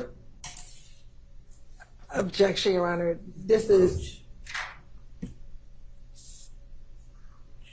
What's the number? Is it a number? What's the objection? This is nothing that he can authenticate. Okay, there's an authentication objection. Well, Is that the only objection? Irrelevance. And if we can approach him, we can show you the exhibit. You may. Let's go ahead and send the jury to watch them. And we'll deal with this while y'all go to lunch. Let's be back at 1:15, please. You said 1:15? 1:15.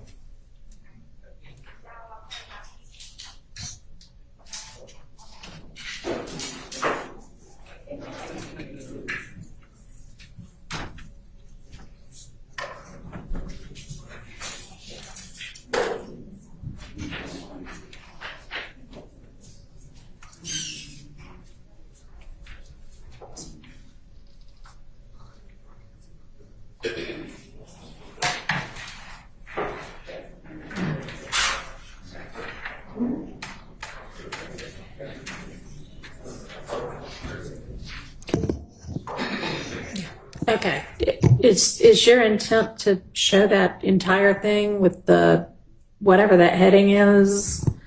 I was going to, Your Honor, if Mr. Copeland can recognize it, I was going to admit it into evidence, and it is from, we received in discovery from the state, and it's Operation Phoenix, and it's the authorities announced on October 29th, 2020, charges for the 12 most violent offenders in Operation Phoenix, and I was going to show that to him.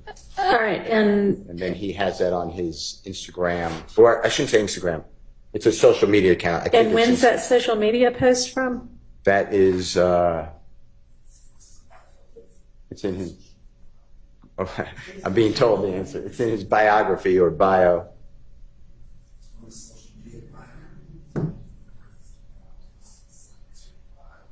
I can't hear what he's saying, but. He's saying it's in the social media biography of Mr. or bio of Mr. Copeland. I don't know the date personally, Your Honor. Okay, and how is any of whatever, whomever authority this was might have thought in October of 2020 relevant to the issues that we're talking about right now with Mr. Copeland? I believe it's relevant because the state is saying that Jeffrey Williams governs this person. That's their whole theory. Tells them go out. They're using a lyric, one lyric from one song. Jeffrey Williams, as the court may not know, has thousands of songs that Woody's going to pop you in the noggin. That is the quote. And I want to show that they hardly knew each other. They knew each other for a short period of time.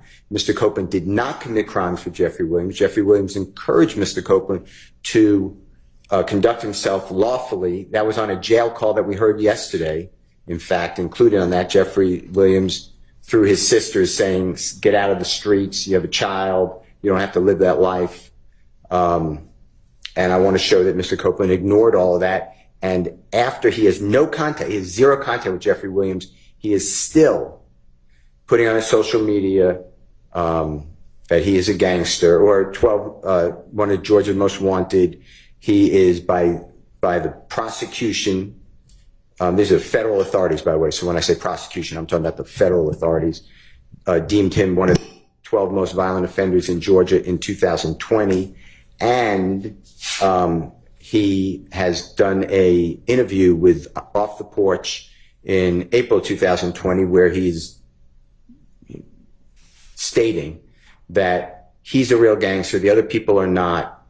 And that if you disagree with that, he's going to, straighten you out, basically. So I think that's all important to the jurors because it will hopefully undress this impression, wrong impression, in my opinion, strongly wrong impression, that the state is putting up that somehow this man is all around Jeffrey Williams, knows what he says, knows what he's thinking, he overhears him on conversations, and Jeffrey Williams is there when the police keep calling Kenneth Copeland. It just, in my opinion, and hopefully the cross-examination, that just wasn't their relationship. So. Okay, well, most of what you mentioned already has already been put before the jury, and this particular exhibit does not in any way shed any light on whether Mr. Copeland is or is not close with Mr. Williams. And I just do not see the relevance of it, particularly given that he said he didn't know that that's what law enforcement thought of him. Okay. So I'm going to sustain that objection. I understand. Okay. We will move on. Okay, so let's all break for lunch. Can I just give this then to, it's on the thumb drive, of course, but can I just give this to the court reporter? It's the print, unless you don't. No, yeah, that's fine. But I understand it's not in evidence. Correct. In fact, you mind, because it's going to be a lot of, has Wright not admitted into evidence on it? Or? That's fine. Okay. Excluded. And you're on the full break, and that's what we meant, prosecution, that's what. Yes.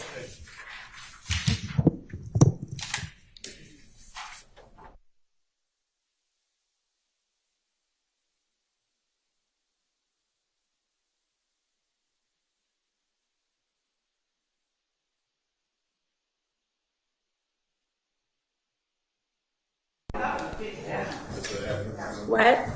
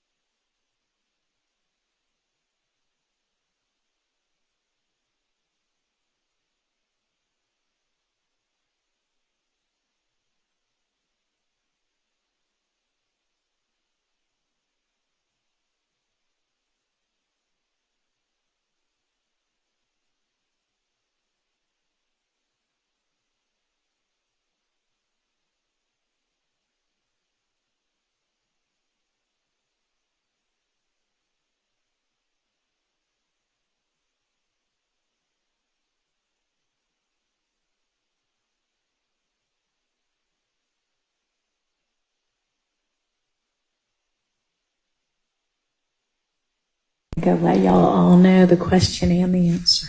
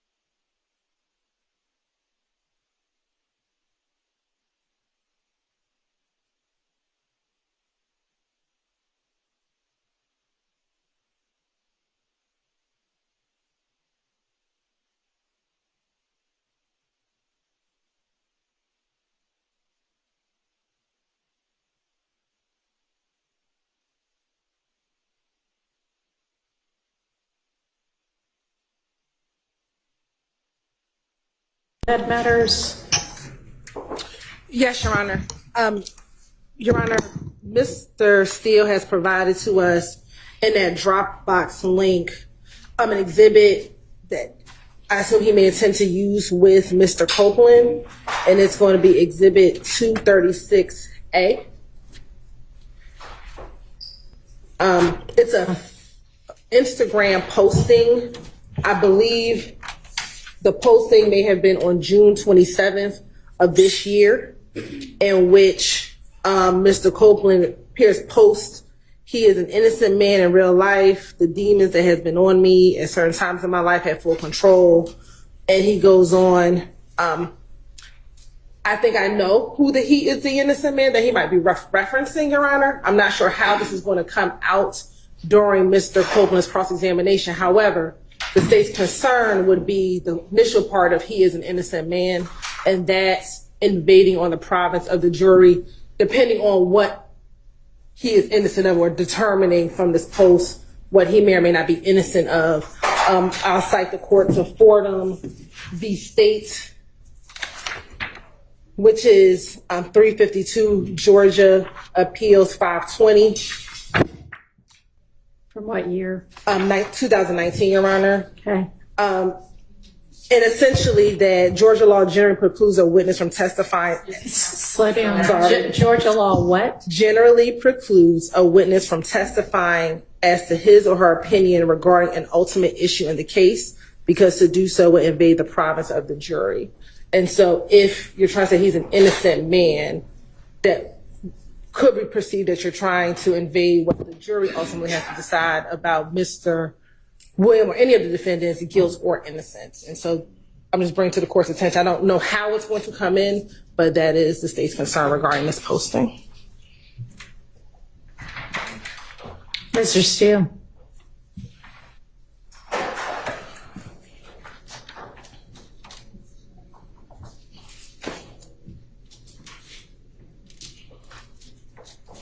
Your Honor, I could get a case, but lay people, by the way, can comment on an essential element if it's their observation, A, but B, it's for impeachment. I believe that Mr. Copeland, and I don't know what he's going to say. I have not spoken with him, but I believe that he has targeted Mr. Williams in that posting on June 27, 2024, saying that my conscience caught up with me and he's an innocent person. I believe that can go to the jury the way it was said. I don't see any problem with that. It's a prior inconsistent statement because he's telling the jurors through 2015 video, audio, that Mr. Williams is the reason that the person's dead. Mr. Williams gave the order to kill Mr. Copeland, that all these people work for Mr. Williams. So I believe that it's critical, his state of mind. And the jurors obviously go to weight. I understand there's a 9-year difference, but it goes to weight. Okay, so how is this a prior inconsistent statement? This was made subsequent to everything that I may just not be following you. I understand. Prior inconsistent statement is anything prior to the trial of the case, but I could get you that case. Okay, well, this is in the midst of the trial of the case. Prior to testimony. It's not prior to all of his testimony either. I don't think it matters. You know, if he said to someone on the way in here, hey, what I said on the 2015 about being at the green store is not true, that comes in for impeachment. I asked him about it, then I could put up the person who he said it to. It does not matter. It's a prior statement that is inconsistent with what he said. So I feel very comfortable that that is the law. I tell him it's not a prior statement.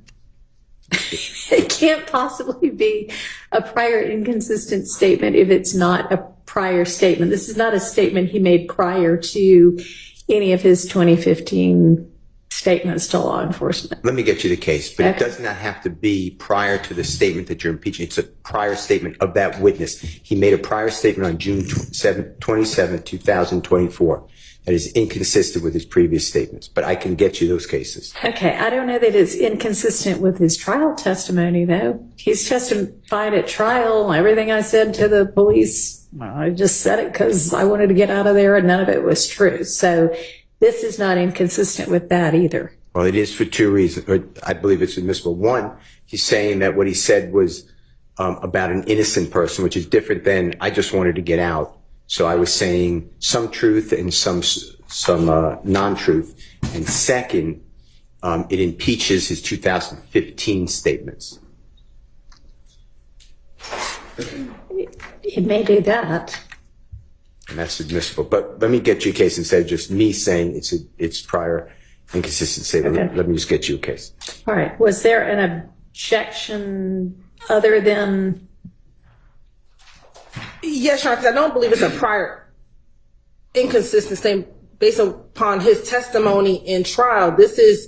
He made this post the beginning of his testimony. So he made this post, if it's on June 27th, he started testifying initially on June 6th, June 7th, before and he testified all the way up until June 17th, prior to, that testimony not being included. And this is after that on the 24th, which this is consistent with what he said on the stand repeatedly to this jury over and over and over again, that I lied on Thug hasn't done anything. I was just asking you, did you have an objection beyond or in addition to that? I didn't know if that was everything you were saying or. Okay. Yes, Your Honor. All right.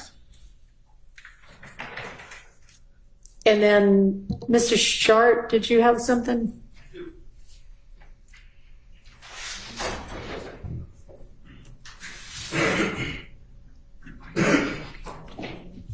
Your Honor, it is my belief that Mr. Steele plans to play a phone call that Mr. Copeland is on with his sister. I believe it's marked Jeffrey Williams 250B. My concern is from 1605 to 1629. There is a comment made by who I believe to be Mr. Copeland's sister, stating that she has heard that Shannon got shot at because he killed Nutt, is close to the quote. It's based on speculation and hearsay. It's obviously very prejudicial to my client. So I would ask that if Mr. Williams or if Mr. Steele, on behalf of Mr. Williams, is to publish JW 250B, that the times between 1605 and 1629 be redacted to take that segment out. All right. Any response, Mr. Steele? Any objection to that part coming out? Okay. Thank you. All right. Anything else?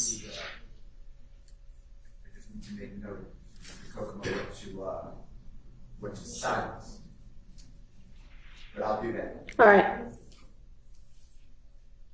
Any other matters? I'm finding you that case that I can do it on the break. Okay.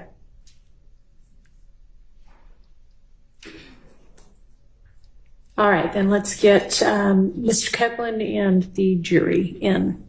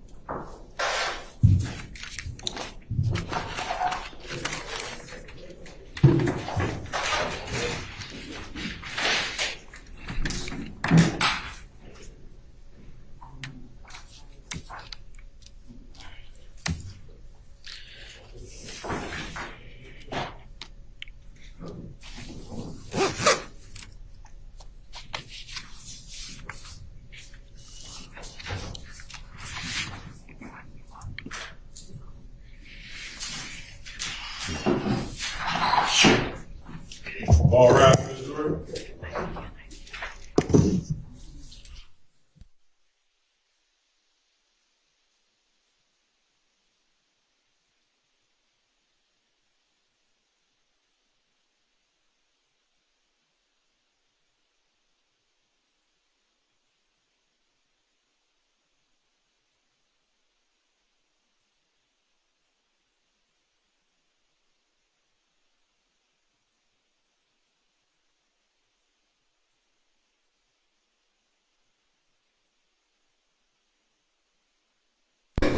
Thank you. All right, you may proceed, Mr. Steele. Mr. Copeland, do you remember saying on when being asked questions by Ms. Hilton that Mr. Turner or Threat asked you to go with him and you and Mr. Turner fired ammunition or bullets into the barbershop of Rich Homie-Kwan's father? Do you remember that? Can you ask me again? Yes, sir. Do you remember telling the jury that you and Mr. Turner, Threat, went to the barbershop of Rich Homie-Kwan's father and fired bullets into that barbershop? What about it? One more time. What about it? Do you remember saying that? Out of frustration? Yes. Yes. And when you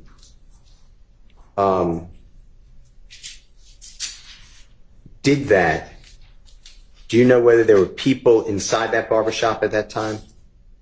I don't recall. Do you remember telling District Attorney Hilton before you started to testify on Friday, June 7, 2024? I asked you this before, but I'm going to ask you again, okay? Before, when you first came into the jury to testify, before June 7, 2024, so before that date, do you remember telling District Attorney Hilton that there was a video of you and others saying, "We killed Nut," may exist? Do you remember saying that? I don't recall.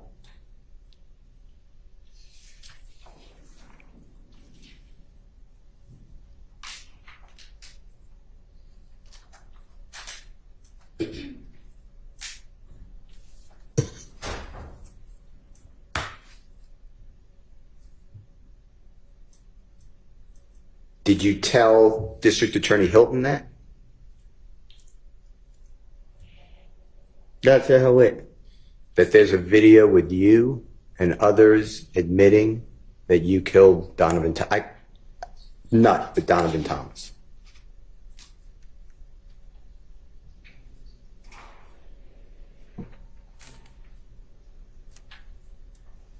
I can't remember if I told her. All right, let me go into this.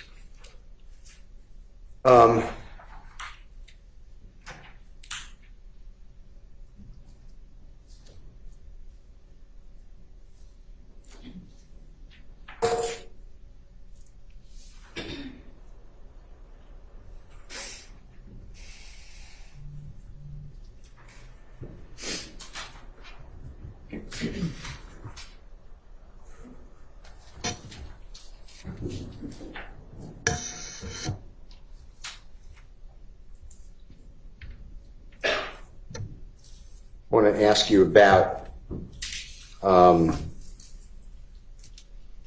Jeffrey Williams or JW.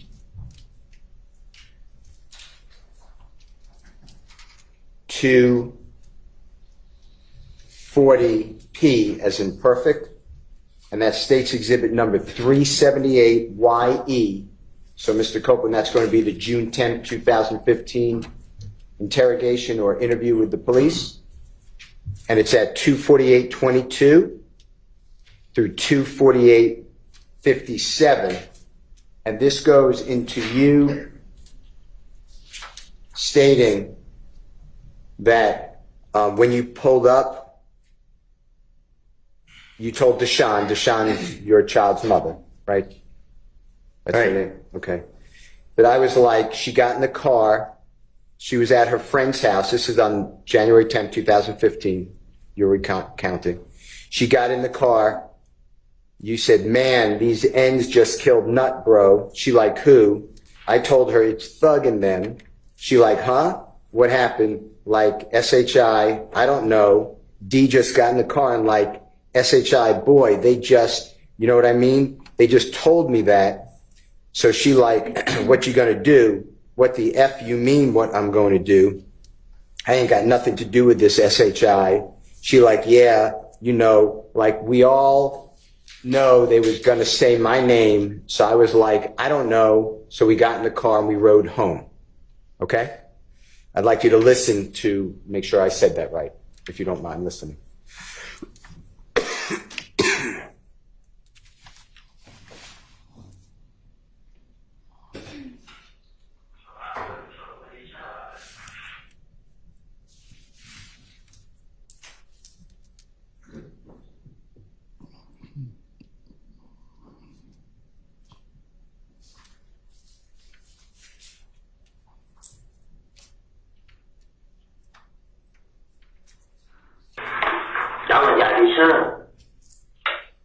So my foot told what they tell I like she got in the car, she was at her friend's house, she got in the car. And he needs to chill play bro. She like, who? I told her, she throw it in. She like, huh, what happened? I said, I don't know, DJ got in the car like shit. But it, you know what I mean? They told me like it. So she like, what you gonna do? What the fuck you mean what I'm gonna do? I ain't had nothing to do with this shit. She like, yeah, you know it. Like, we always gonna say my name. So I like, I don't know. So we got in the car. We drove home. Did you hear that? Did I say it accurately? Sound like it. Okay. And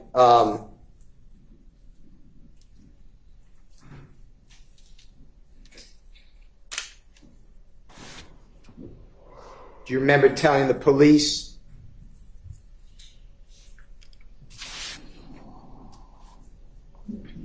that, and then they spoke with Miss Quarterman or Deshawn? You're aware of that? You said earlier, right? They did? Yeah, you're aware that she would call them for you, text message them. Oh, yeah. Collect calls. Never corroborated or never asked about that, right? As far as you know. Yeah, I don't know. Okay. All right.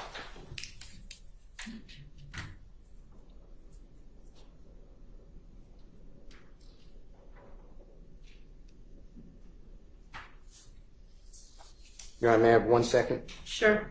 I apologize.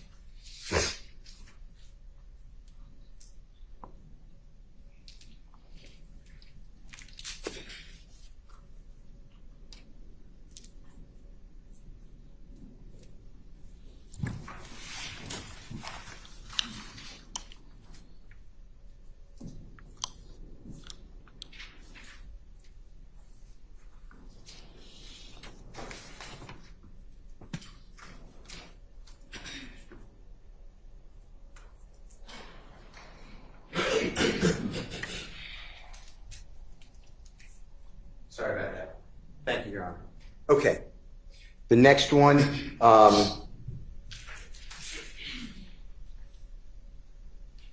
we discussed already, I believe. No one ever, you told the police that on June 10, 2015, that from the McDonald's, me and him get on the expressway, boom, and they are following y'all in the Nitro. Asked the detective. You said, yeah, no. They told us to follow them.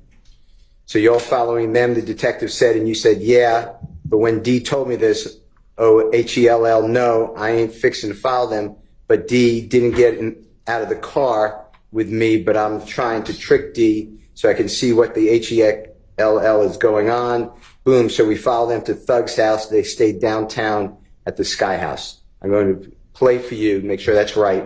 Jeffrey Williams of JW240Q, State's Exhibit number 378YE. It's the June 10, 2015 interview. It's from 9:58:12 to 9:58:39.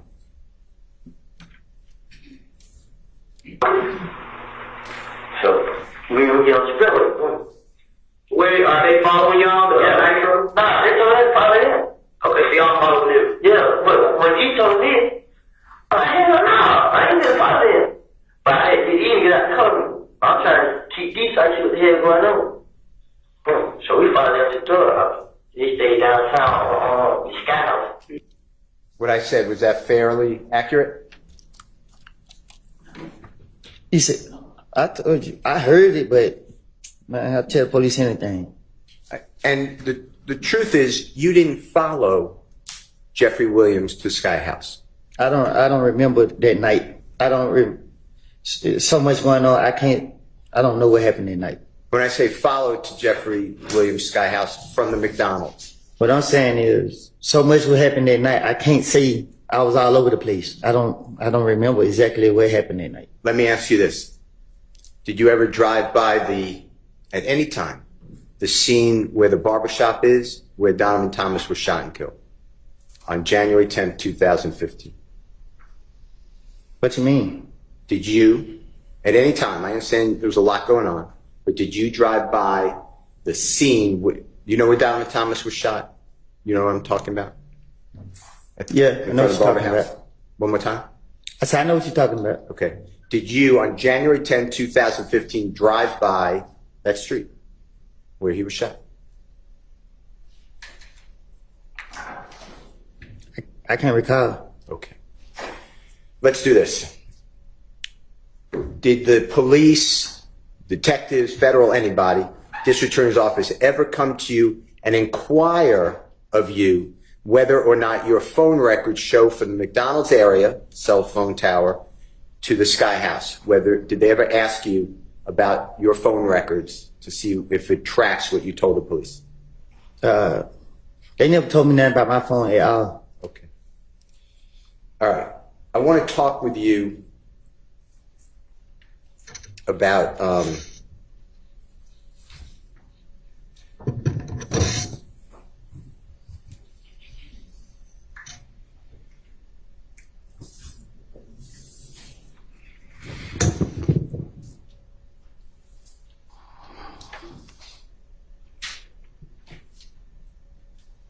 the meeting with Detective Thorpe. So it's about 7-8 hours after the shooting of Donovan Thomas, January 11th, 2015. Your Honor, this is Jeffrey Williams, or JW 241D, as in David. And this is State's Exhibit number 378YA, as in Elisa. It's 3:18:50 a.m. to 3:20:42 a.m. And Mr. Copeland, if you could just listen for this, and if I said it wrong, just tell the jurors I got it wrong. You're in with Detective Thorpe, January 11, 2015, and Detective Thorpe is asking you, who is Walter Lee Maddox? And you said, who? Walter Lee Maddox, the detective said. You said, I don't know. Nickname? Detective said, did you all ever rent or own an Infiniti? You said an Infiniti. Detective Thorpe said, did you all ever rent or own one of those cars before? You say no. You deny it. Detective Thorpe said, have you been stopped in an Infiniti before? You said, have I? No. Detective Thorpe said, have you been stopped in an accident in an Infiniti? You said no. Detective Thorpe said something, I don't know. You could tell us if you can recognize it. You said, have I ever had a car break-in? No. Let me think. You talking about this year? Detective Thorpe said, anytime. You said, I had a car break in a Pontiac. That was a couple of years ago. Detective Thorpe asked you, what kind of car does your brother drive? You said, a white Dodge Charger. That's the truck he gave me. You said, Detective Thorpe rather said, does your brother got two cars? You says, nah. His girl got a car, and the car he got, the Dodge Charger, and she got the ugly little Malibu, like 19-something.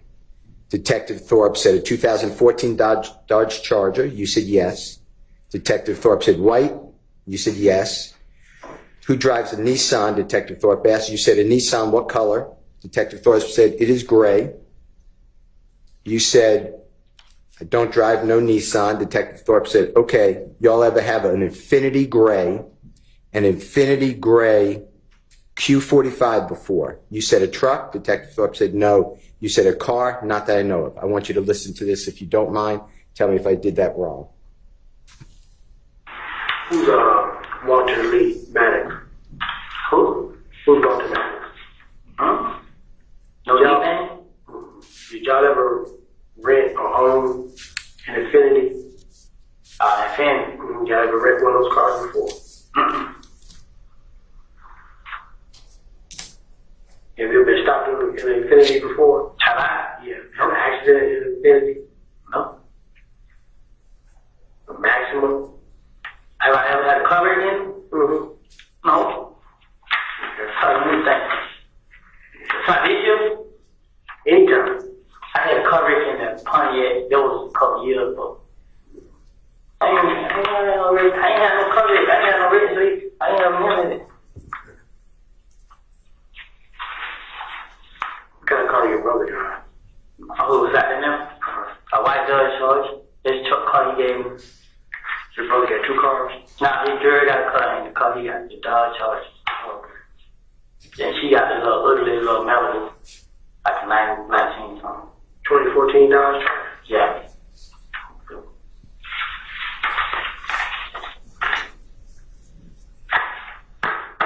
One. Yeah.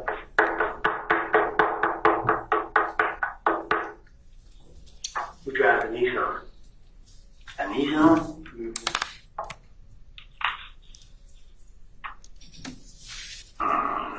What color? What color is it? Gray. How about that on Nissan? Okay. Y'all ever had a Infinity Gray? A Gray Infinity Q45 before? A truck? No. A cup? Yeah. Not that I know of. Were you able to hear that, sir? I think we all heard. Okay, similar to what I said? Huh? Similar to what I said? I guess. Okay. Mr. Copeland, you referred to Detective Thorpe as a squirrel brain. Do you remember that earlier in the testimony? Do you remember saying something like that? Yeah. And by approximately 3 o'clock in the morning on Sunday, January 11, 2015, so within 8 hours approximately of Mr. Donovan Thomas being shot, Detective Thorpe is asking you specific pointed questions about you in a rental gray Infinity sedan. Do you realize that? You said, do I realize it? Yeah. What you mean? That's what he was doing. You understand that he was asking you about a rental Infinity within 8 hours of the shooting of Donovan Thomas. Right. And you denied any dealing with an Infinity vehicle rental, right? Right.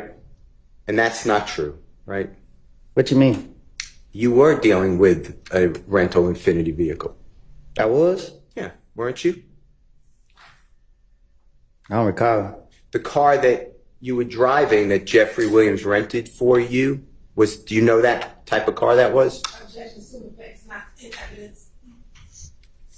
Or he testified to? What about him renting the car for him? Sustained. Okay. The car you were driving that you announced that you gave to Threat or Mr. Turner, do you know what type of car, rental car that was? No. Okay. Okay. Did the police ever come back to you and ask you about Walter Lee Harvey again? To your knowledge? I still don't know who that is. Okay.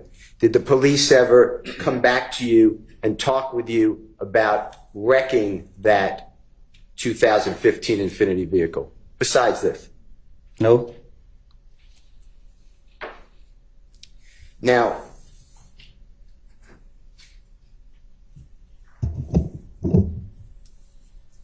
you have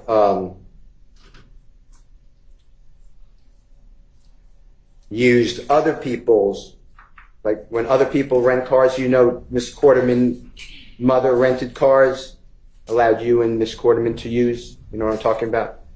Mm-hmm. Just do me a courtesy, I apologize, but for the court. Oh, yes. Okay. And that would be in Miss Quarterman's mother's name, the rental car. You're aware of that, right? Right. And I want you to listen to, if you don't mind, J.W. Jeffrey Williams 240R as in righteous, States Exhibit number 378YE as in Aaron. It's also June 10th, 2015. Meeting or interrogation by the police, 11:33:17 a.m. to 11:34:10 a.m. And I'm just going to tell you and just make sure this is what it says. You said that it's no, I didn't break in these cars. I wasn't even with them. I just gave them the car. Detective said, but you said, but for what reason though? Because they was going to do some stupid SHI blank to get some money. Detective Dennis said something, I don't know what it is, so you can help us if you don't mind. You said, I knew they were fixing to go. Detective Gaither said, you knew they were going to do a job. You ain't what exact job it was. And then there's overlapping, meaning everyone's talking at one time. Detective Gaither said, but you know what an effing job is. You said, I just. Detective Gaither says, you know they ain't going to church. You said, I was just looking at like SHI. I ain't doing it. I ain't getting in trouble behind it. That's how I was really looking at it. Detective Gaither says, but you're still effing up Deshaun. Because if something else would have happened in that effing car, that truck is in her mama's name. Detective Dennis said, what if they did a robbery? You said, like I told them. Detective Gaither said, and it's the first report. Detective Dennis said, right. Detective Gaither said, we found. Detective Dennis said, we ain't even check. And you said, what I'm saying, no. What I'm saying, I already told them. I said, look, y'all, this car is Deshaun Mama name. You feel what I'm saying? I just said it like that. I said, it's in her mama name. She's gonna tell the police if y'all do anything. I did it. And I'm saying, y'all, I ain't going down for nobody else. I told her just like that. Just listen to it and make sure that what I said was fairly accurate. That ain't my fault that you did that. No, I didn't bring any car. I wasn't even with them. I just didn't have a car. But for what reason though? Because you knew they was going to do some stupid shit to get some money. I knew they was going to go. You knew they was going to go to jail. You didn't know what the exact jug was, but you know what the fucking jug is. You know they ain't going to church. I know I won't get jail. I just looking at it like shit. I ain't going to get in trouble behind. That's how I'm just looking at it. But you is still fucking up their shot or something else would happen to that fucking car. That truck is in her mama's name. What if they did a robbery? Like I told you. And this is in the first report run. We found. And you checked on What I'm saying. I told him. I said, look, the car is your mama's name. You know what I'm saying? I said, yeah, that's your mama's name. She don't tell the police if y'all do anything, I did. And I'm letting y'all know I'm going out for nobody else. I told him just like that. Is it fair what I said? That's what you all are talking about? That's what it sounds like. So, even though it was, and Deshaun and you have a special relationship. I mean, you share a child or children, right? Yes, a child. Okay. And you're aware that her mother is renting a car in her mother's name, letting you use it, and Deshaun, or excuse me, Miss Carterman, and it's used for criminal conduct by stealing people's cell phones, laptops, breaking into cars. You're aware of that, right?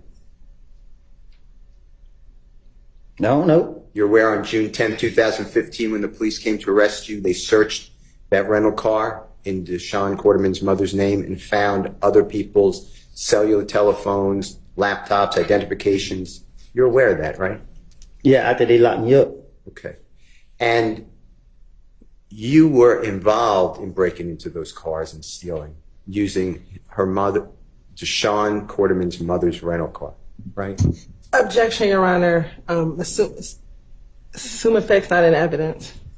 Asking him a question. I think he just answered it. Right? They charged me. Okay. Why, I'm just asking you, why would you be entrusted by somebody? They were doing you a favor with a rental car in their name. Why would you go out and commit a crime while using someone else's rental car? I don't get what you're asking me. Did you ever think? That's not in evidence. Did you ever think about the lives that you were affecting by committing crime in a rental car in someone else's name? Objection, Your Honor. Assume effect's not in evidence. Rule 611, Rule 24-6, 611.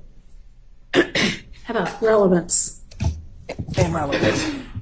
Did it ever occur to you that you can get other people in trouble? Objection, relevant. Sustained. All right. I'd like to talk with you about Jeffrey Williams exhibit number 240S, as in Samantha.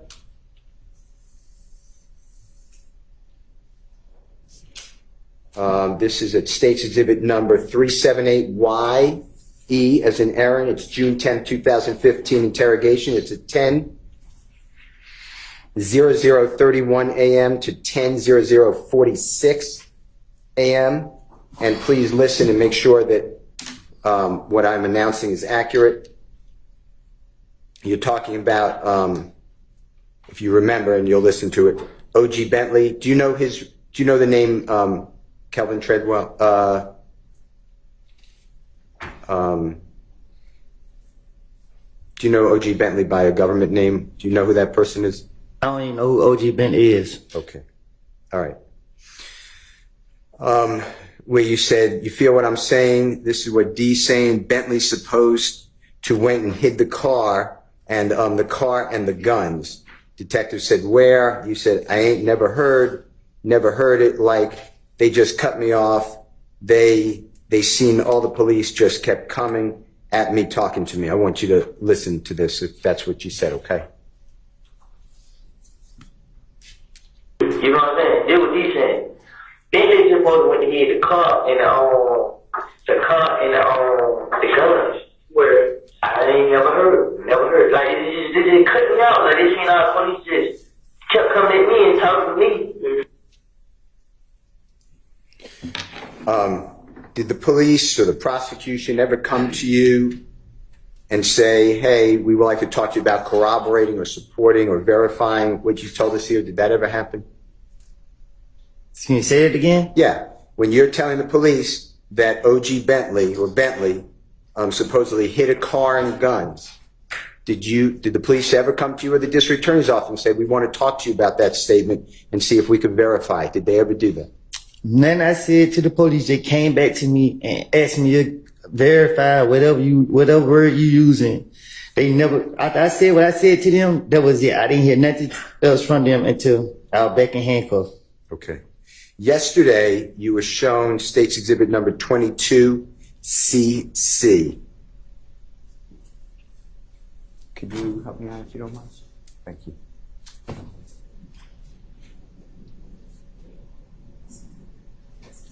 It should be the nitro. Yes.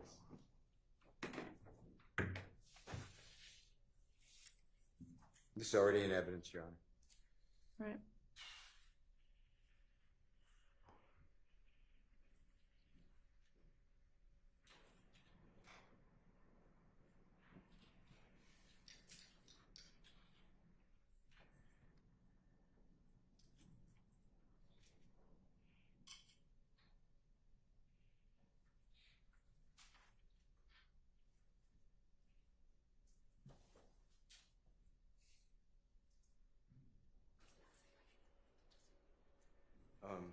Ms. Person. Perfect. Thank you.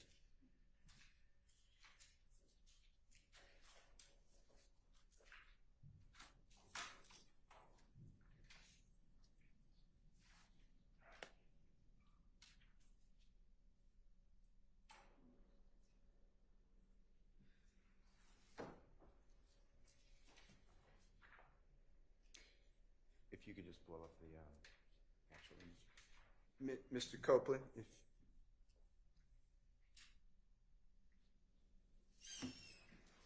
you were shown this yesterday, this should be State's Exhibit number 22CC as in Colette, and the state asked you about the vehicle, which should be on the left of your screen, and they identified it as a white Nitro, I believe.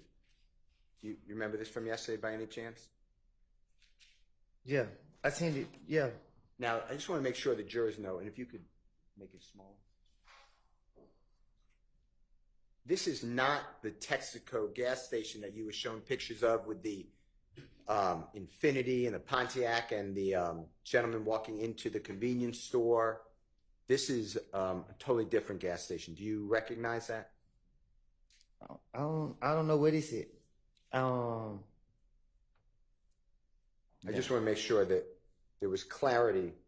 Do you know where this gas station is by any chance, just from looking around? Just from looking at 22cc? You said, do I know the area? Yeah, do you recognize that at all? Yeah, I know the area. Okay. Is that in the same area, vicinity as the Texaco gas station that's next to the barbershop where Mr. Donovan Thomas was killed? No. Okay. I just wanted to make sure the jurors weren't confused, or that we didn't confuse the jurors. Okay. Thank you, Mr. Knight. Now, the state also showed you yesterday a photograph. It's 10cc, as in Colette. I'd like to show that again, and it is in evidence already, Your Honor.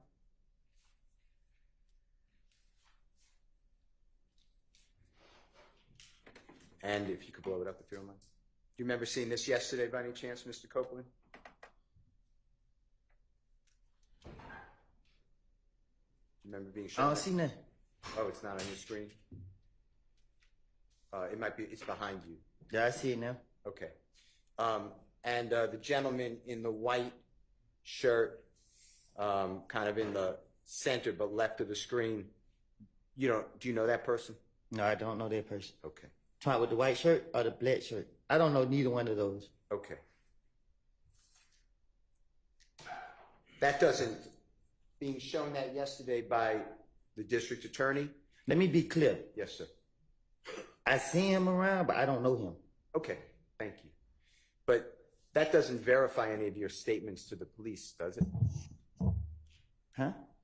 Objection, improper question, Your Honor.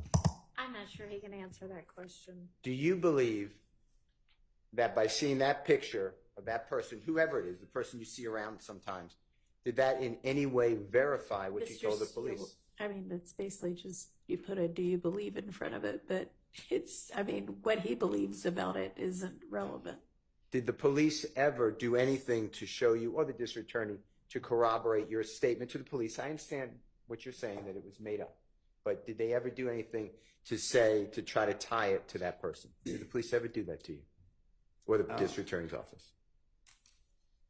I don't even remember. I don't know. I don't hear nothing about him. Okay.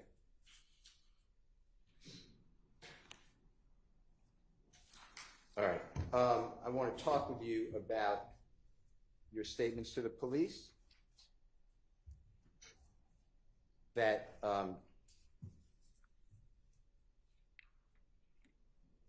Jeffrey, that you were with Jeffrey when you were getting calls from the police, okay?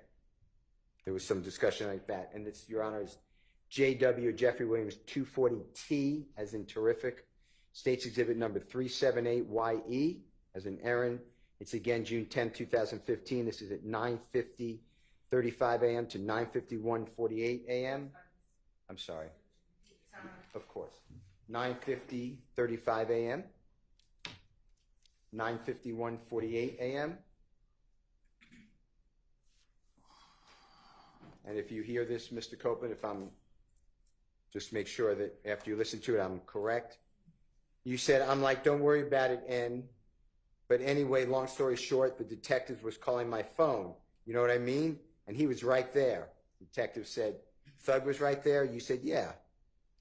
You said, so I answered the phone, and he looking at me like this, but I don't know what's going on. Detective says, why is he looking at you like that? You said, because he see me answering the phone for them. Detective said, but at what point does Thug have anything to say, nuts murder, to be looking at you in any kind of way, like, don't worry about that, like this and that? And you said, I'm fixing to give it to you. Detective said, please, we've been waiting for months. You said, no, I ain't. Guess what? I heard he was trying to kill me, but I ain't. This is what happened. I answered the phone. Hello? Yeah, this. I knew it was a detective calling.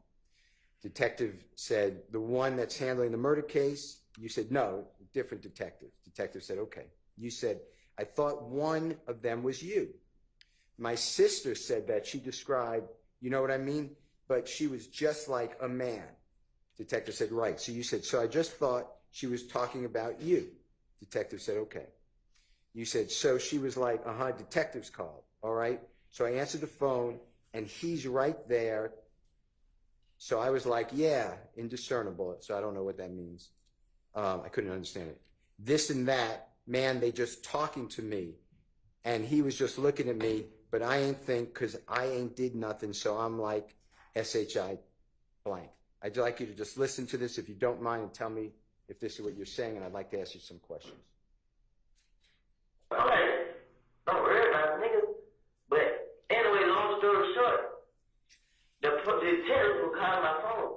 You know what I mean? And he was right there. So, yeah. So I answered the phone. And he looked at me like this. So, well, I don't know what's going on. Like, why are you looking at you like that? Because he seen me answer the phone for him. But at what point does Thug have anything to say about Nuts murder and be looking at it any kind of way, like, don't worry about that. Like, I'll get to you. Please, we've been waiting months. No, they ain't. Guess what? Well, I heard you try to him, but I ain't. This way. I answered the phone. Hello? Yeah, this I knew it was the detective call. The one that's handling the murder case? Nah, it was different detectives. I went on too. My sister said that she described it. You know what I mean? But she was just like a man. I thought she was my too. So she was like, detective call Ice. So I answered the phone, and he right there. So I'm like, yeah, this Kenneth Copeland, what's this and that. And they just talking to him. And he just looking at him, but I ain't think because I ain't did that. So I'm like, shit, nigga, yeah. Mr. Copeland, what I said, was that substantially right, according to what you just heard? That what it sounded like. Did the police ever come to you, or the district attorney's office ever come to you and discuss with you whether or not anything about you were around Jeffrey when police are calling and his impression of it or reaction to it? They ever do anything to verify that, to your knowledge? No. It's made up, right? But they said that their own mouth. You heard them in the investigation. You ain't giving us nothing. You bushing us. I mean, like they knew what I was doing. My stomach hurt bad, Judge. I feel like I had cramps.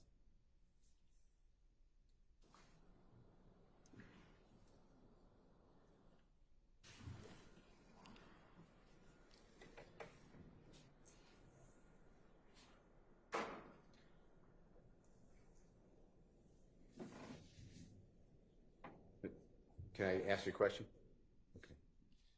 Okay. This is JW241E as in Aaron, State's Exhibit number 378YA as in Elisa. This is January 11th, 2015. This is 4:13:31 a.m. to 4:13:59 a.m. And specifically, this is you telling Detective Thorpe that that you wanted to retaliate after the shooting of Donovan Thomas. People were shooting your family's homes. You want to retaliate, and Jeffrey telling you, don't do that, let 12 handle. Okay, just listen, okay? Basically, like, she said, I had went down to her house and, like, see what's going on. Like, bro, these folks that can't shot this shit in my house. Like, for real. Yeah, I'm like, bro, what I supposed to do, bro? Like, man, get out of the way, bro. Let 12 handle that. 12 deal with that. That's all he kept saying. Like, man, bro, you somebody let police handle that and deal with that, bro. These folks kill my family. He just like, man, folks, God, he know them better than that. I mean, them folks, man. I don't. Were you able to hear that, Mr. Copeland? Yeah, I heard. And is it fair to say that you told Detective Thorpe about 7-8 hours after the shooting of Donovan Thomas that Jeffrey's reaction to all this is let 12 handle? Say it again. Okay. Jeffrey's reaction when you were saying that people are shooting at your family's homes, God forbid, Jeffrey told you let 12 handle. That's what you told the police, right? Now I tell the police anything to try to get them out my face. Okay. And tell the jurors, if you don't mind, who is 12? Who? Who is 12? Who is 12? Yeah. Shit, they know the police.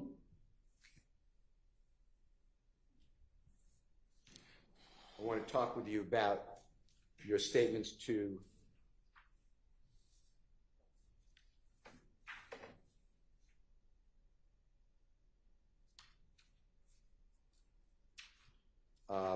law enforcement. This is JW240U as in unbelievable. It's State's Exhibit number 378YE as in Aaron. This is 10:58:11 a.m. to 10:58:46 a.m. This is again June 10th, 2015. And Mr. Copeland, just to orient you, this is where you're talking to the police about Jeffrey supposedly wanted to have you killed, okay? Have who killed? Remember that? Have who killed? You. Me? Yeah, that's what you told the police. I'm going to read it, and then you tell me. Well, I'm going to say what I think it said, but you correct us. You said, it ain't none of that. It ain't. This is what only thing, when the police called, bruh, he's seen me talking to them, and he just feel as I ain't supposed to say nothing. You know what I mean? He just want me to just let y'all put one on me for murder. You know what I mean? That's what he want. Detective said, and Sam called and not saying nothing. And you said, that's what he wanted. That's what I feel like deep inside my heart. Like I ain't even told my brother. I ain't tell nobody that this N is trying to have me killed. I ain't tell my baby mama, you know what I mean? Detective said, right. You said, it was a feeling like when Nut first died and everybody was coming, screaming my name, seeing how nervous and scared I was. If you could listen to it, if you don't mind. It ain't none of it. It ain't just what all saying he just, when the police come up, bro, he seen me talking to him. And he just feel, and then I ain't supposed to say nothing. You know what I mean? He just want me to just try to put one of me for murder. I mean, that's what he wants. And stand tall and not say nothing. That's what he wants. That's what I feel like deep inside my heart. Like, I just told my brother, I ain't tell nobody about something that he trying to kill. Like, I ain't tell baby more. I mean, and then I'd like to play for you Jeffrey Williams 240W. As in wonderful, it's State's Exhibit number 378YE as in Aaron. It's at 10:58:50 a.m. to 10:59:09 a.m. So it's right after where we stopped. So it's really a continuation. And I'd like you to listen to this and focus on your statement that, you know what I mean? It was, I got scared to be around him, be told, the truth be told, I got scared. I told my baby mama, like you can call her now, man, we gotta go, man. I think that N thug, like that night they shot at us when I was telling y'all that story, in my heart, I was like, darn, but says another word, that N thug trying to get me killed, you know what I mean? I mean, I got scared to be around. Be told, truth be told, I got scared. I told baby mom, are you calling him? Man, we gotta go, man. I think we do. Like when that night they shot it. When I was telling y'all the story with it, in my heart, I just like, man, they my dog trying to get me killed. You know what I mean? Did you hear that, Mr. Copeland? Yeah, I heard it. So in those two back-to-back recordings that we heard, the JW240U and the JW240W, on the first one you said to the police that you ain't tell nobody that this N's trying to have me killed. I ain't tell my baby mama. And then in the second one, the JW240W, you said, truth be told, I got scared. I told my baby mama. Did the police ever ask you about that and push back and say, how do you say that? How do you say what? Yeah, that you didn't tell your child's mother, and you did tell your child's mother. Did they ever do anything like that? I think they just try to make me feel comfortable Like they talked to me to try to make me feel comfortable to open up to them. So that's what I was thinking. I don't know. I'm telling people anything. I ain't care about getting caught up in a lie. But I was trying to be as convincing as possible. Okay. I'd like to go into JW240V, as in Victory. It's State's Exhibit number 378YE, as in Aaron. It's June 10, 2015. Mr. Copeland's 10:20:39 a.m. to 10:21 even, or 10:21:00 a.m. And this, I'd like you to focus on what you're talking about with Valerie told you that Jeffrey wanted to set you up. And you said that, yeah, but see, Valerie got in the car. She was like, hey, bro, I'm going to tell you something. Don't say nothing. You know what I mean? Like, what's up? She like, thug, this and that and that. And I'm like, detective said, no. And then you said, now I'm like, what you mean? And she like, don't trust this N, bruh.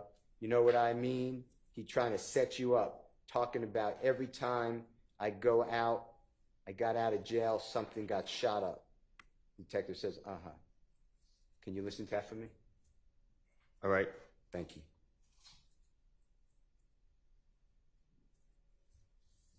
But if you Valerie got in close, you just like, hey bro, I'm gonna tell you something, don't say nothing.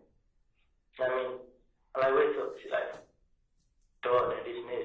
I'm like, no, what is it? Nah, what you mean?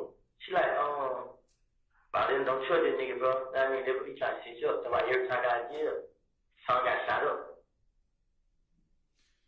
So you're saying every time you got out of jail, something got shot up. That's what you're telling the police, right? That's what I told the police. Yeah. That's what it sounded like. And that Valerie told you don't trust Jeffrey. Remember that? That's what I said. Yeah. And did the police ever come to you, or did you get any information from Valerie or someone else at the police or the prosecution ever tried to verify that conversation occurred with Valerie? After this interview right here, I went to the feds probably like 2-3 weeks later. I haven't heard anything about this interview all the way up until they brought me in this trial. Okay. I haven't heard anything about no investigation all the way up until this trial. Okay. To your knowledge, did the police or the prosecution ever just simply go to Valerie and say, did this happen? Yeah, yes, sir. I don't know. I'd like to show you what the prosecution showed you yesterday. It's State's Exhibit number 60W, as in wonderful, A as in Elisa. It's timestamp 208. Ms. Knight, do you mind helping me? Thank you.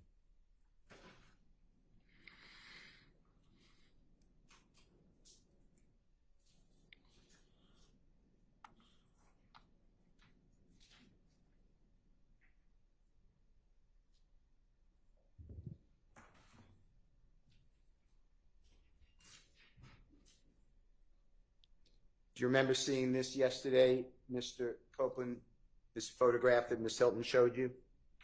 Yeah. And she said, and you verified that that's Valerie, remember that? I think it's so. How does, from your understanding, how does showing you State's Exhibit number 60WA verify that Valerie had a conversation with you in a car that don't trust Jeffrey? Objection, Your Honor. Improper question, speculation. I'm not asking to speculate. Vague. Okay. Can you tell the jury, how showing you State's Exhibit 60WA verified anything that you said to the police on June 10th, 2015? Objection, vague, and it's the same question. Just reframe. Sustained. Besides that being a photograph or an image of a video, what does that picture mean to you that you were shown yesterday? That she was dirty as hell back in the day. Thank you, sir. All right. I'd like to go into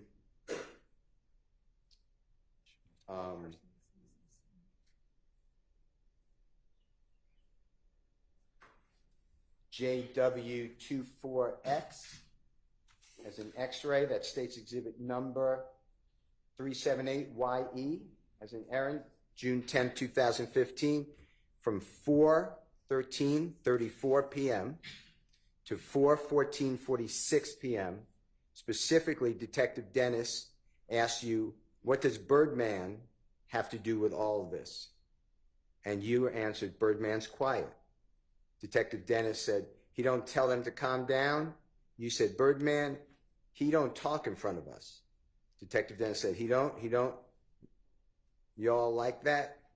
And you said, but he like, yeah, he right there. He talked to me a lot, but it don't be about nothing. Detective Dennis said, small talk. You said, yeah. What the H this N talking about? Detective Dennis then I can't understand what he's saying. And then you say, it sound like it. Detective Dennis said, you think so? You said, I don't think he did it. I don't know. Detective Dennis said, so with all this stuff with Nut, what was his reaction to it? Meaning Birdman. You said, from me to you, he was trying to pay them to keep quiet. Detective Dennis asked you, pay who to keep quiet? You said them. Detective Dennis said, who is them? You said, Nuts folks. Detective Dennis said, oh, just go about their business? You said, yup. Detective Dennis, here, take this, shut the HELL up, leave it alone. You said, I think it was $200,000. Detective Dennis said, a payoff. You said, I heard that right my own ears. Detective Dennis said, who he supposedly paid to? And you said, Fly. Detective Dennis said, who's Fly? You said, the man who owned the TIG. It's kind of a way y'all can just man, if you don't mind listening to this. What does Birdman have to do with all this? Birdman quiet. He don't tell him to calm down? Man, Birdman, nah, he don't talk for him. He don't know y'all like that. He won't be right now. He talk to me a lot, but it don't be about nothing. It's just small talk. Yeah, what the hell this nigga talking about? Do he get it? It sounds like it. You think so? I don't think he did. I don't know. So with all the stuff with that, what was his reaction to it? Comedian, I'm trying to pay them to keep quiet. Pay who to keep quiet? Them. Who is that? Hey, folks. Oh, let's go about that business. Yeah. Here, take this, shut the hell up, leave it alone. I think it was 200,000. Take off. I heard it by my own ears. Who is supposed to pay it to? Fly. Who's Fly? The man who owned the TIG.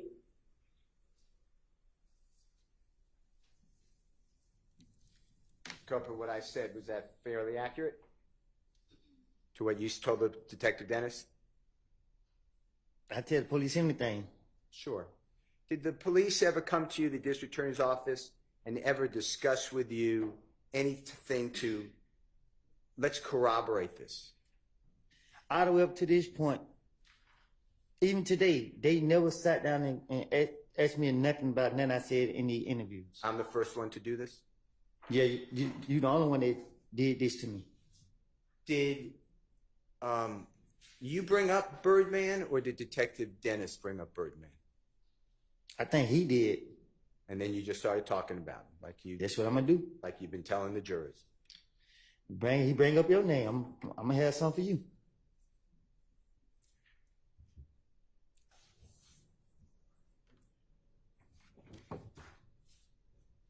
I want to talk with you about Jeffrey Williams 240Y, as in yesterday. State's exhibit number 378YE, as in Aaron. It's June 10, 2015 again.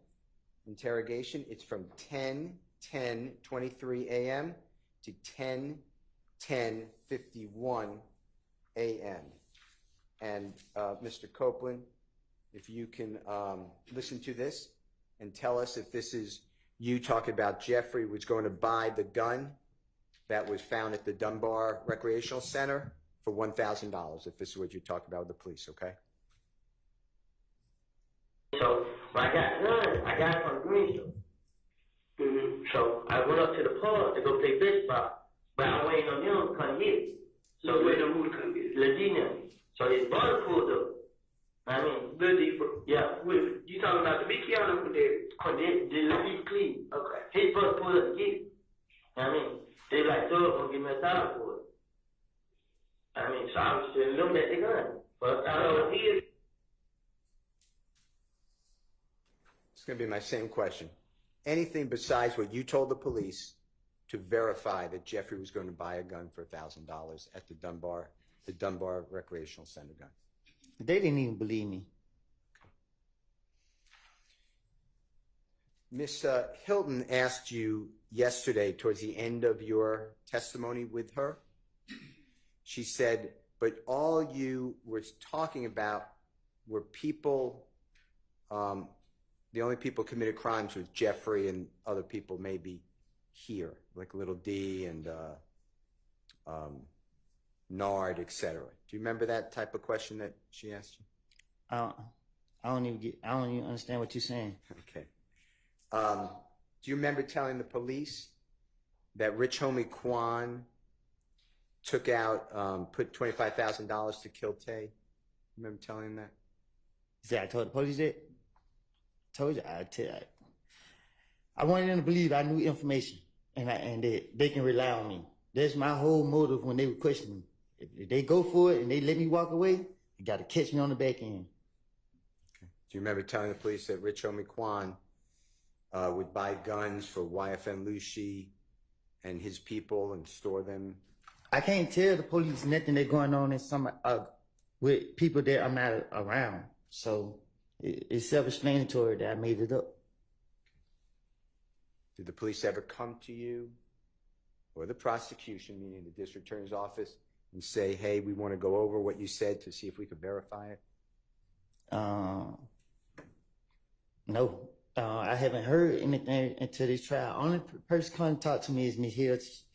But I can't, like, she asked me, have I heard some calls? She let me hear the calls. Like, I don't recall her asking me specific questions. Okay. I'd like to play for you Jeffrey Williams 244A as an Elisa. It's a January 28th, 2015 interview. It's 7:23:53 through 7:24:16, and it's on those. It's on the issue about Rich Homie Quan putting $25,000 to kill Tay. Okay. All right.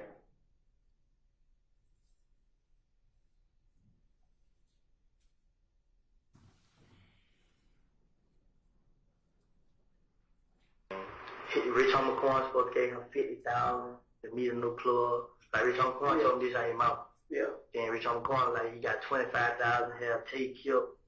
It's like from the picture you just showed me. Nah, Tay who just got shot the other night. Oh, in the car over there. Okay. He had $25,000 have Tay killed. Who did? Just Rich Homie Quan shit. Cause he was telling me. So I'm telling Rich Homie Quan like, but. And then Jeffrey Williams 244B. It's about Rich Homie Quan buying guns and storing them for YFN Lucy and his people. This is January 28, 2015. It's 9:07:17 p.m. to 9:07:26 p.m. Now that Rich Homie Quan buying the guns for this.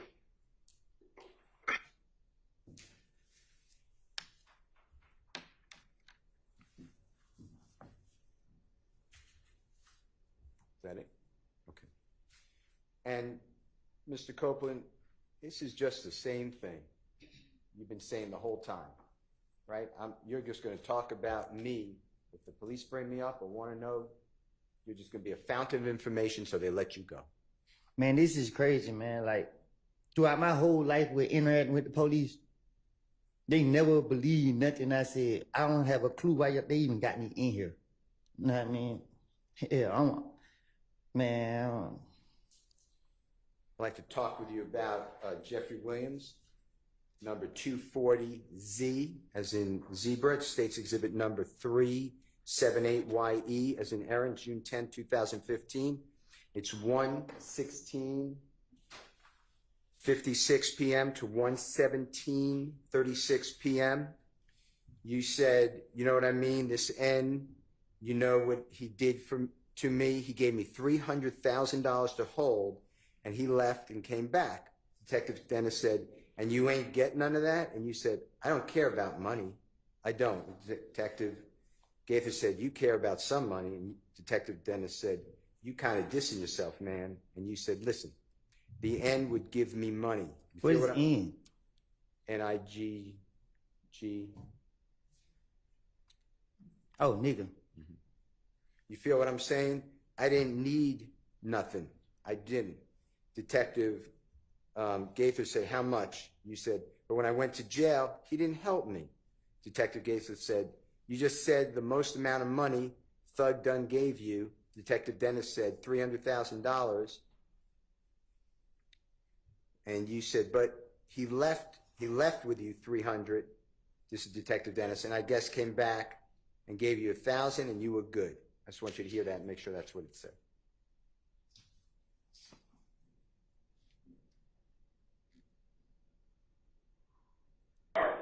I mean, with me, you know, he did me. Yeah, $300,000.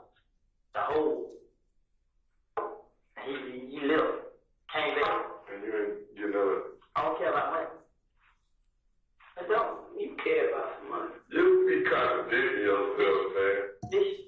The nigga was giving me money. You know what I'm saying? I didn't need that. I did it. But when I went to jail and he didn't help me, you just said the most amount of money Thug Dunn gave me.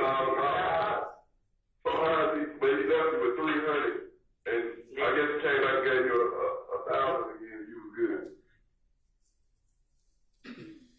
You hear that, Mr. Copeland? Mm-hmm. And the police are telling you you're not making any sense, right? It's saying that to you, right? Right. They know, you believe they know this is all just try to give them something they need to let you go, right? Objection, speculation. That's what you're doing. Don't speculate about anyone else. That's what you're doing, right? They know that. Dennis know it. Gaither know it. Okay. And there's no picture of you with $300,000. You're not saying that's true. You just said that to the police, right? If I had $300,000, you know, it would have been pictures, videos, and everything. The whole world would have seen it. Okay. I'd like to go through with you Jeffrey Williams, or JW 241F as in Fox, States Exhibit number 378YA is in Elisa. This is January 11th, 2015. So this is, 7-8 hours after Mr. Thomas was, God forbid, shot. It's 3:14:24 a.m. to 3:14:29 a.m. And I want you to hear and listen for whether you said this. I never had a problem with Nut. Me and Nut ain't never had two words with each other. Me and Nut was always okay. You know what I'm saying? The only person I ever had a problem with was Cal. Just tell me if that's what is being said.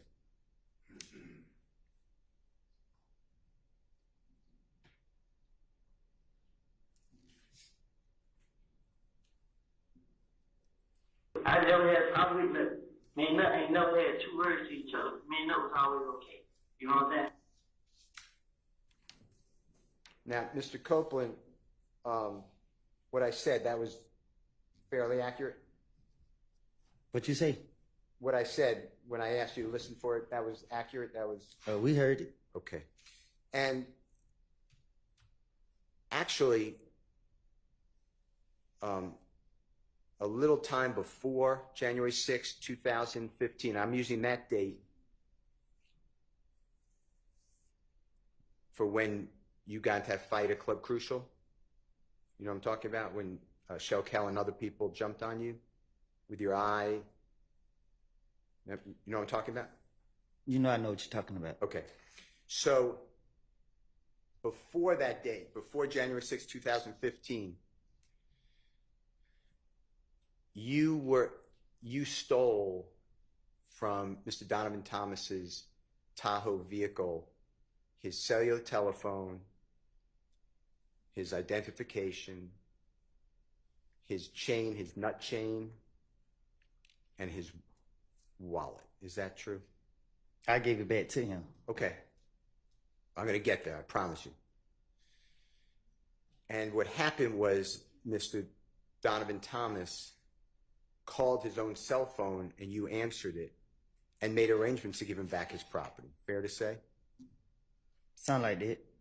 And when he came to get his property, he came with other people in other cars, right? Sound like that. And they had guns.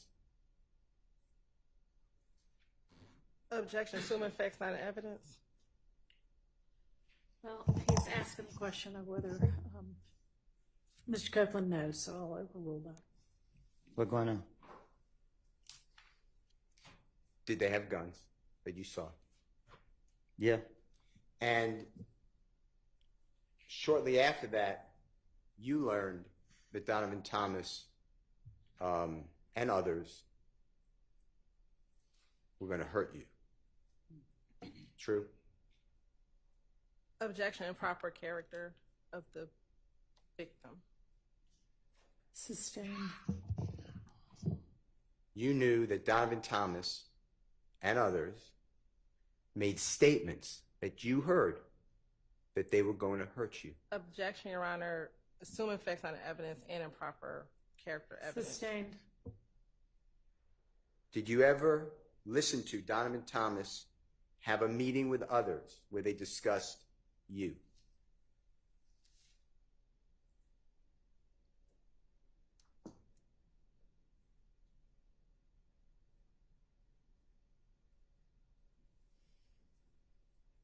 Yeah, I was told. And you were actually listening, and there was a person named Maurice or Mo who was in prison on the call as well, right? I don't know. I don't know who somebody came back and told me. Okay. And you understood that Donovan Thomas and others were going to hurt you. Is that true? Objection, assuming facts, not into evidence. Sustained. Did you believe, come around January 10th, 2015, that Donovan Thomas and others were going to hurt you? Did you believe that? Same objection and relevance of what his beliefs were. I think it goes to his state of mind on the day that Mr. Thomas was killed. Overruled.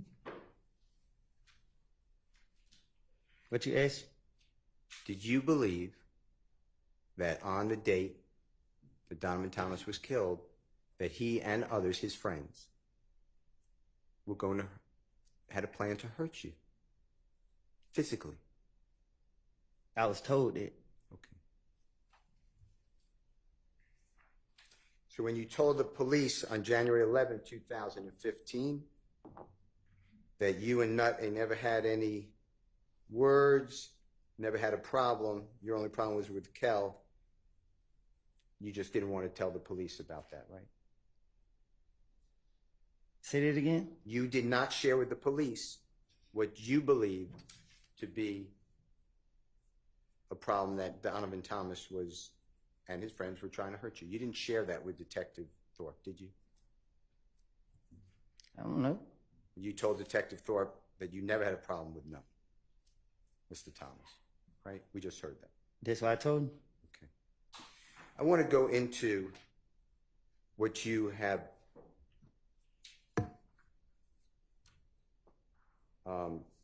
been told by law enforcement. I'm going to do it all from January 10th of 2015. And I want you to listen to these.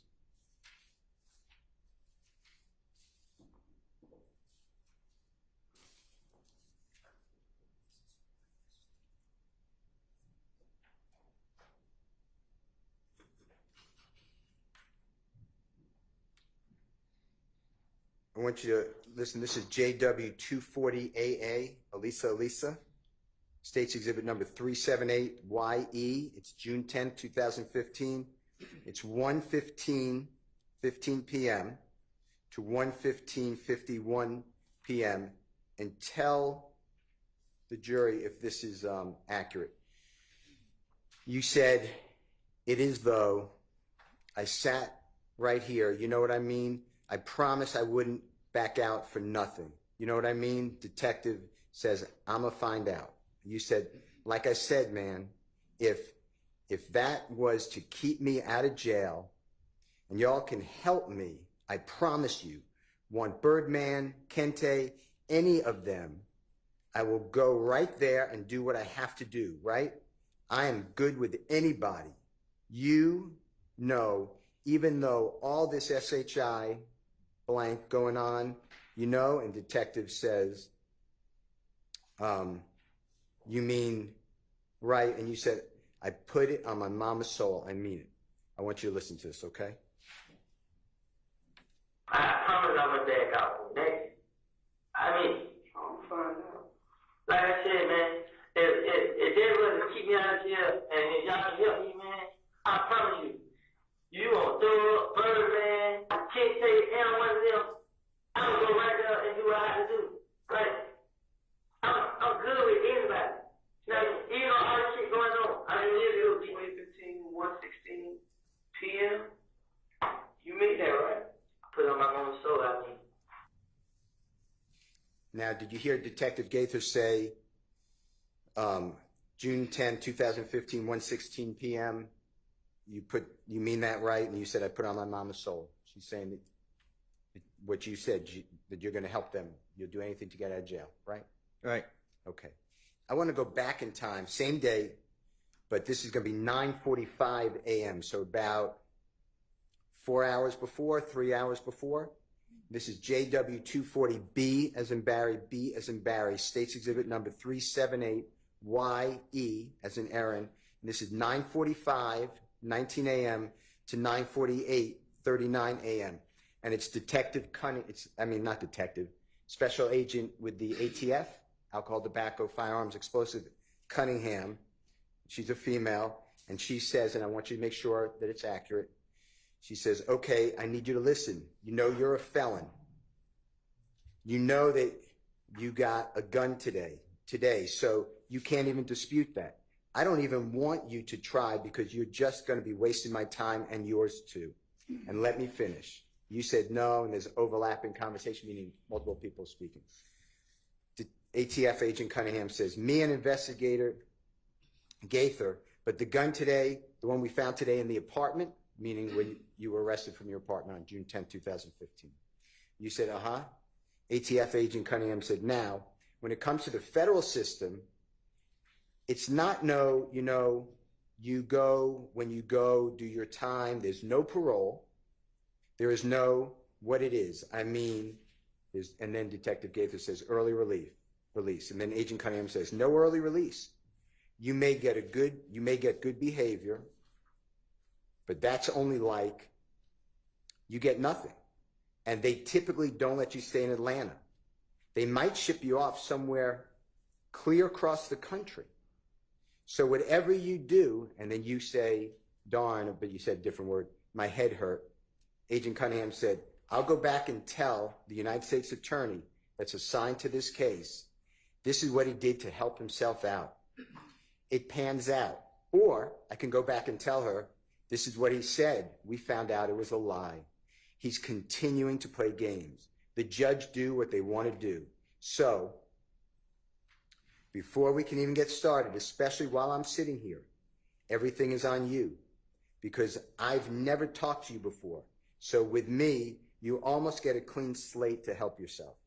If you do lies, I don't, because I got too much other stuff to do and would hate to have to go back and tell the U.S. attorney, but he's lying, he's full of crap. It's up to you. You said, before I lie, then there's a lot of people talking. Agent Cunningham said, it's up to you, Mr. Copeland. You said, before I lie, Agent Cunningham said, let me finish. I think it's a 3 or 4 time convicted felon you are. How many felonies do you have? Detective Gaither said, about 3, don't you? Agent Cunningham said, you got 3. Detective Gaither said, about 3 or 4. You said, talking about what? Agent Cunningham said, how many felonies do you have? You said, what am I on probation for? Agent Cunningham said, how many convictions are felonies? Detective Gaither said, it's around 3. You said, I don't know. Agent Cunningham said, let's just assume it's 3, okay? I'm fixing to tell you right now, you have heard of the armed career criminal. You said, you're not going to worry about me lying. Agent Cunningham said, you have heard of armed career criminal with 3 while you're sitting here now? And how old are you? You said 23. Agent Cunningham said 23. You got 15 years off the top. Off the top. And that's before you even get into the time for whatever your charge is. And possession by a convicted felon is 5 years twice. That's 10. So we're talking about 15 plus 10 on top of that. You're looking at what, 48 years old? That's what you're looking at. This is serious. You said, I told you it's getting Detective Gaither said, I told you it's getting real. Detective Gaither said, nobody has time for the bull crap. You said, I told you it's getting real. I knew it. I tried. Agent Cunningham said, that's not including whatever conspiracies you're involved in. Mr. Copeland, if I really wanted to be a bad ASS and treat you bad, I'd probably throw the book at you and wouldn't think twice about it. You got a baby girl, a beautiful baby girl. I want you to listen to it. And this is all at the early in the morning, 9:45 a.m., okay?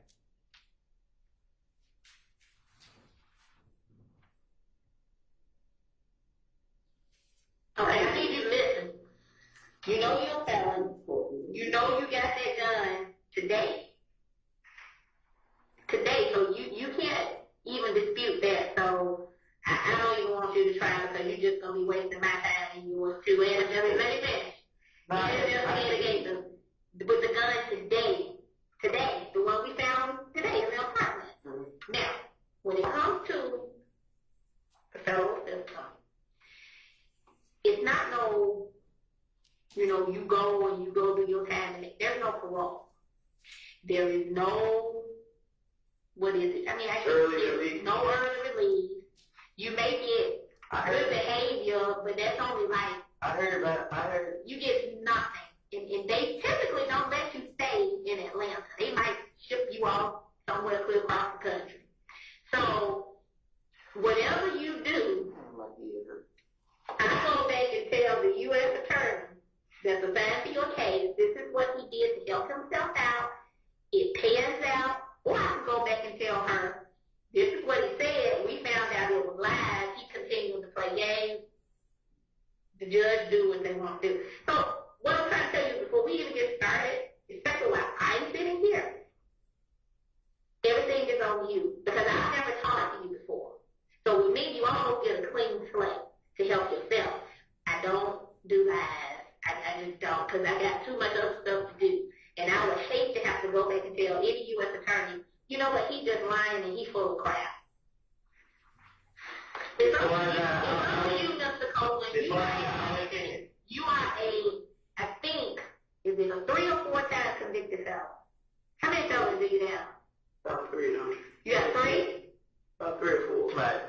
How many felonies? I'm saying, like, is it what I'm on probation for? How many convictions that are felonies do you have? Is it 3 or 4? It's around there, yeah. I don't know. Okay, let's just assume it's 3, okay?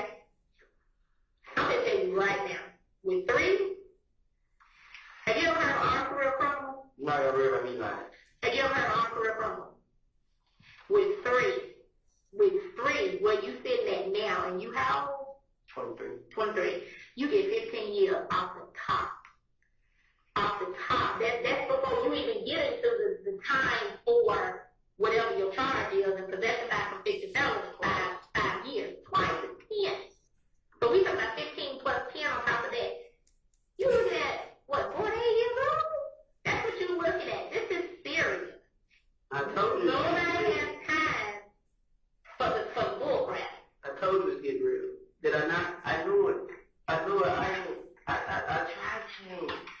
That's not including whatever conspiracies you involved in.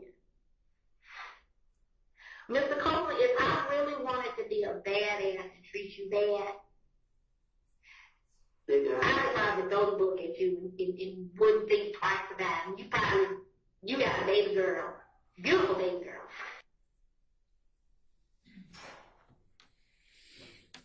Mr. Copeland, what I said, was that fair, what they were telling you? They being the federal agent Cunningham and Detective Gaither, Detective Gaither? What happened? Is that pretty much what they're telling you? 48 years of age, you got federal charges, 25 years off the top? Yeah, she was lying too. But that's what you believed at the time, right? Yes. And that motivated you to tell the police anything they wanted to hear to get you home, right? I was always gonna do that, but it just like, it scared me more. I want to go into Jeffrey Williams 240, JW 240CC as Colette. It states exhibit number 378. YE is in Aaron. It's again June 10th. Same interview, 2015. This is a little later. This is 12:08:22 to 12:10:50.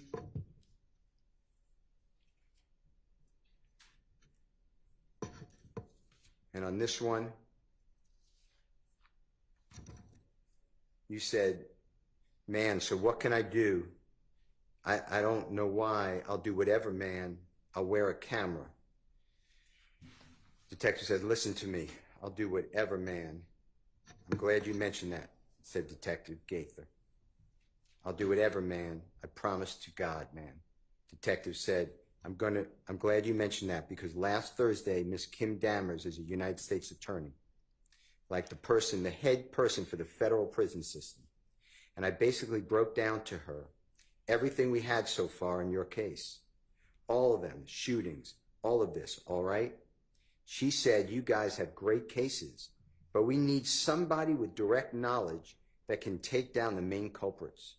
To us, I don't think you're a main target because you are the target for them. What we want, the top guys that's calling the shots. I know you heard the term, we want the big fish. And sometimes to get the big fish, you got to dangle small fish in front of them for them to come, for the fish to come. So is that something you want to do? Because our case is sealed with you. Like it's not, of course, we would like to, solve some of these retaliatory shootings and all that stuff. But as far as your fate at this point, Detective Dennis said, you're done. Detective Gaither said, you're cooked.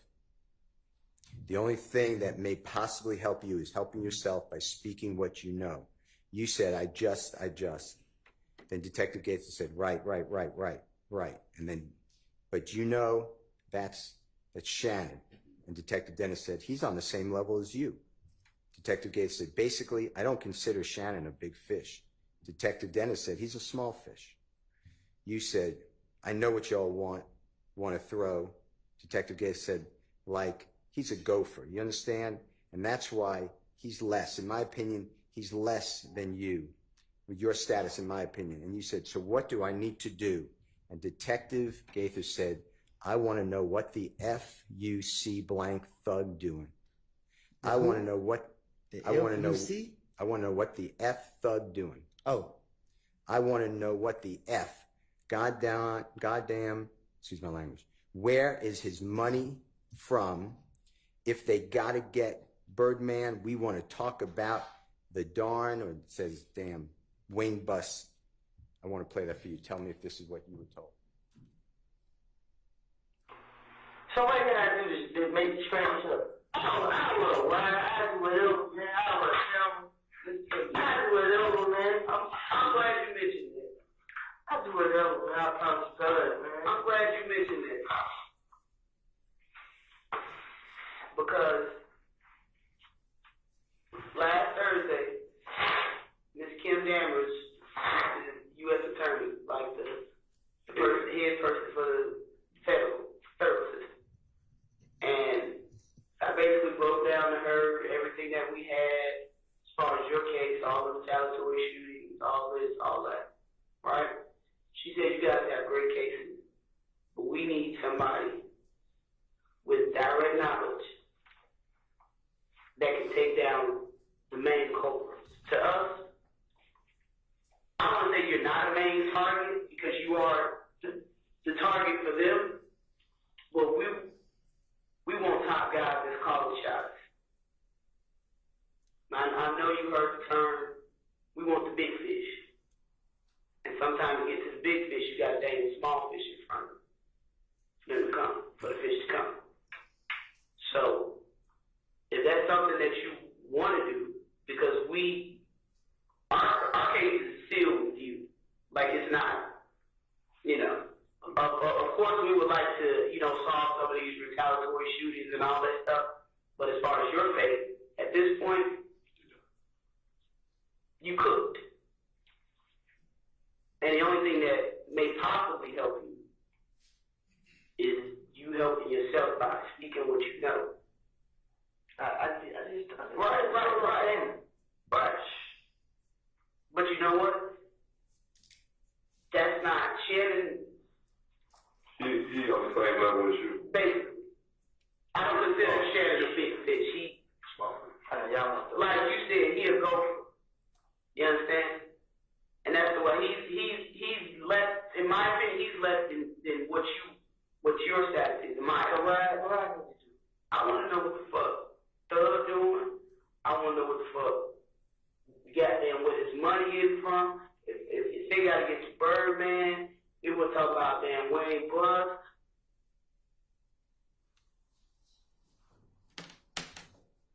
Fair what I said, Mr. Copeland? This what it sound like. You knew before going in that law enforcement, they made it clear to you. This happens to be recorded, but they made it clear to you that they wanted Jeffrey Williams, you to give information on Jeffrey Williams, right? Yeah. And the only way that you were going to avoid, in your opinion, what you were told, pretty much the rest of your life in prison, is that how you understood it? Was to give information on Jeffrey Williams and others. True? Really, just him. And it was a lie, wasn't it? What you mean? Jeffrey Williams didn't do these things that you're telling the police. But I told y'all that. Okay. All right, let's take a break.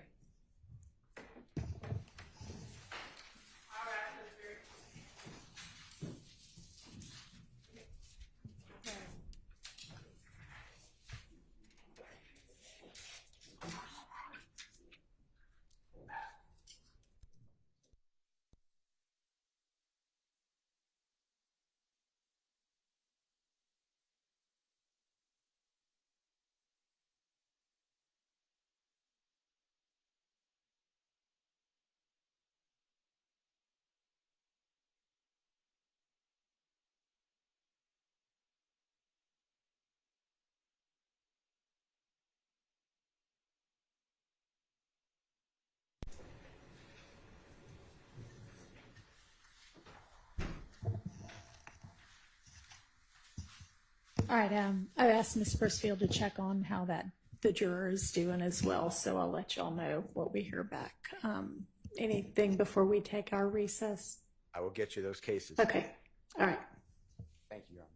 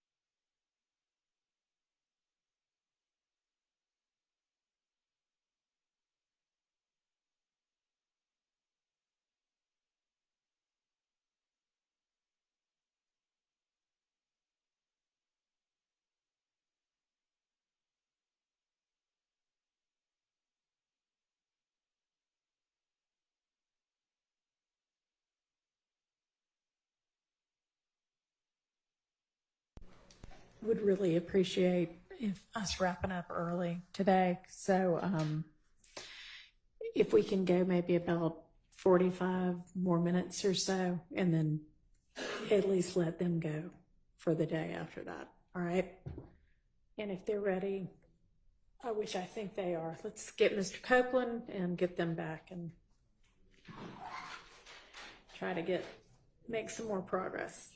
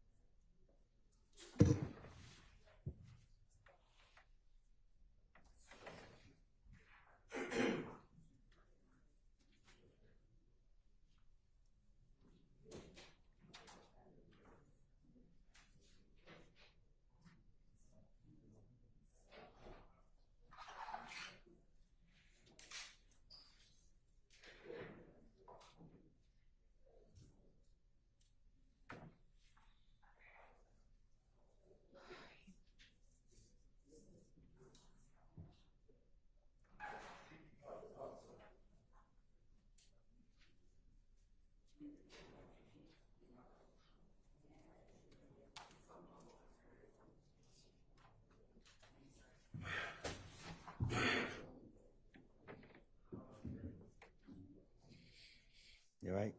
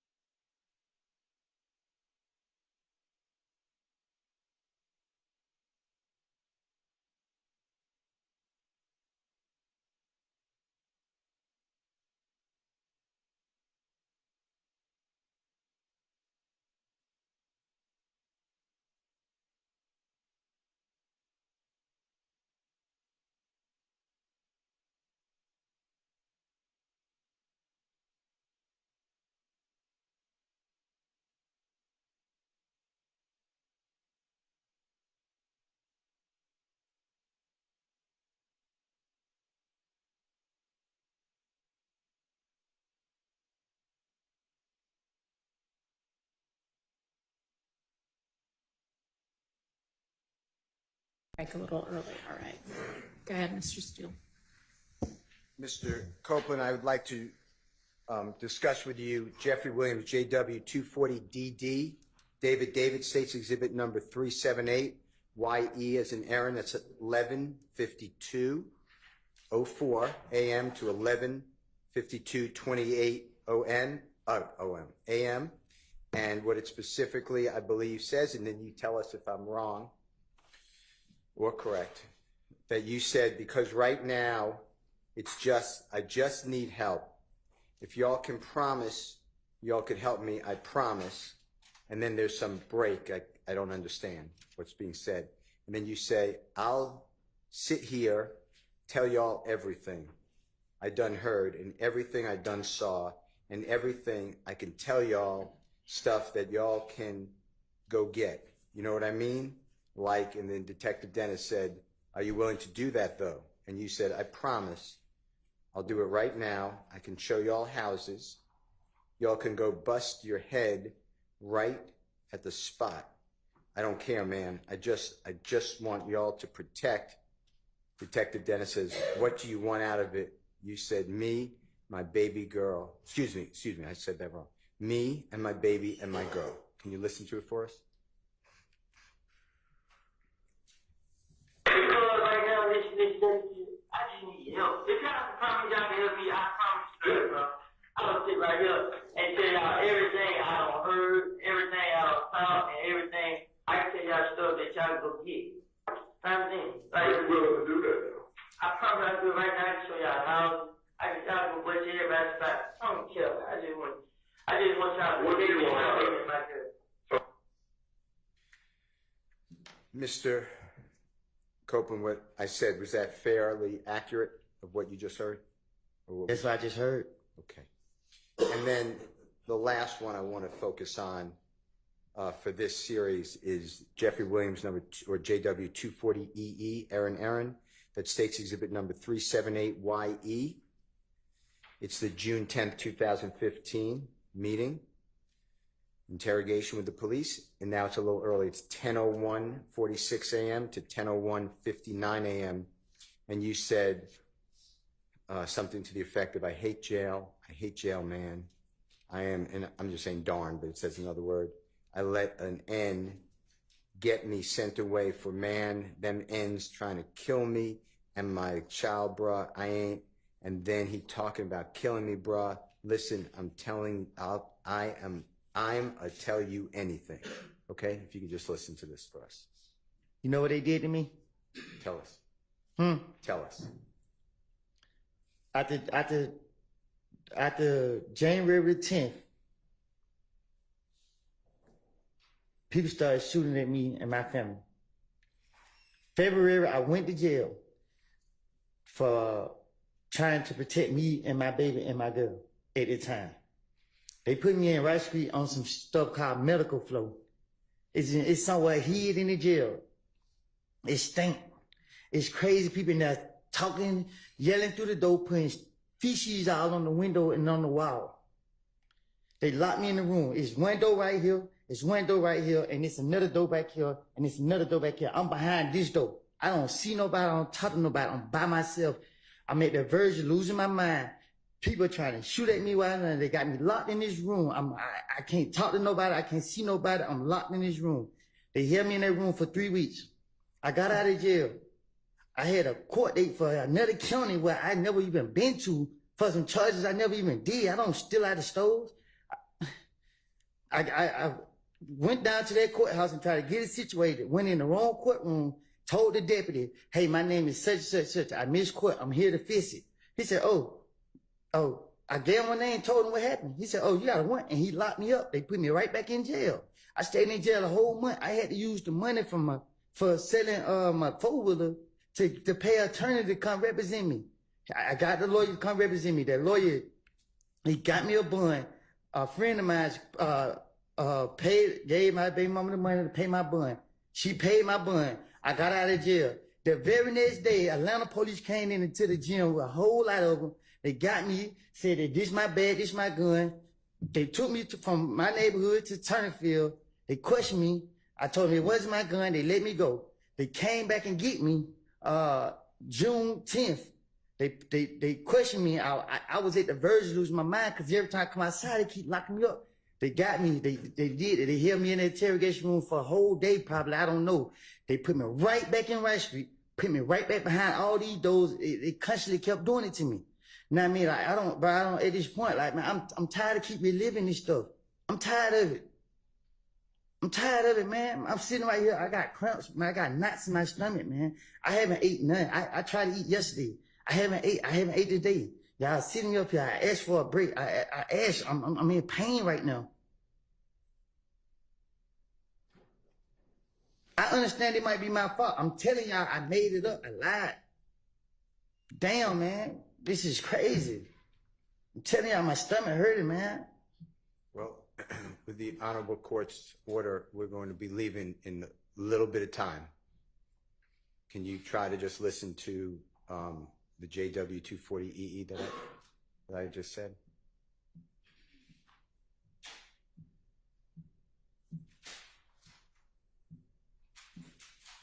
If you need it, could you put in your earphone if you don't mind? I can hear it. Okay. I hate jail. I hate jail, man. I be damn how this nigga reach that way. Man, my nigga try to kill me and my child, bro. And they didn't even come out kill me, bro. Listen, I'm telling you, man, but you. Mr. Copeland, with your background and your experiences in jail, is it fair to say that you would do anything not to go to jail?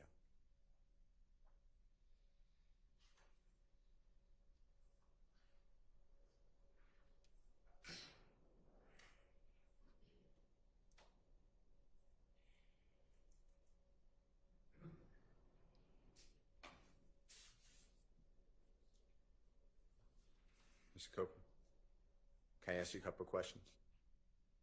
I'm listening. Okay.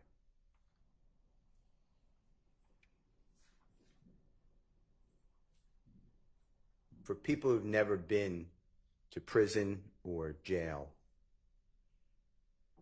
do you know the difference, by the way? Y'all know the difference. Objection around relevance. Sustained. Whether it's a prison or jail, is it fair to say that Rice Street is not either one. There's not prison or jail. I don't know what that place is. This is the worst place in the world.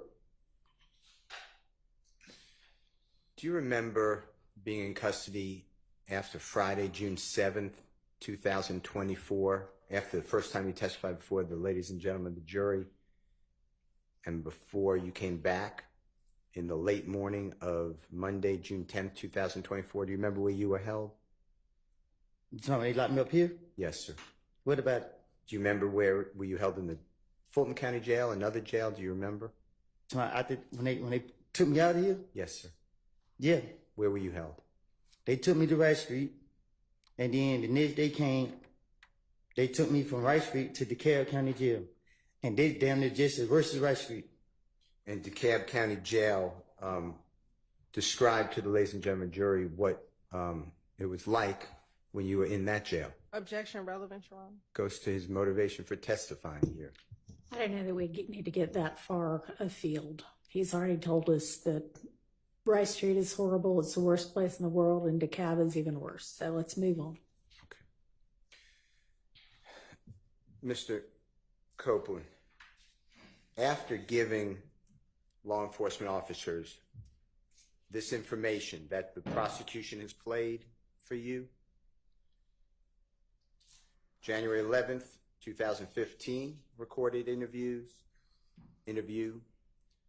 January 28th, 2015, recorded interview, February 20th, 2015, recorded interview, February 21st, 2015, recorded interview, June 10th, 2015, 9-hour recorded interview. You got charged with murder, right? For Donovan Thomas. Can you say it again? Yes. I heard the interview. You said I got charged with murder? Yeah. Do you remember being served?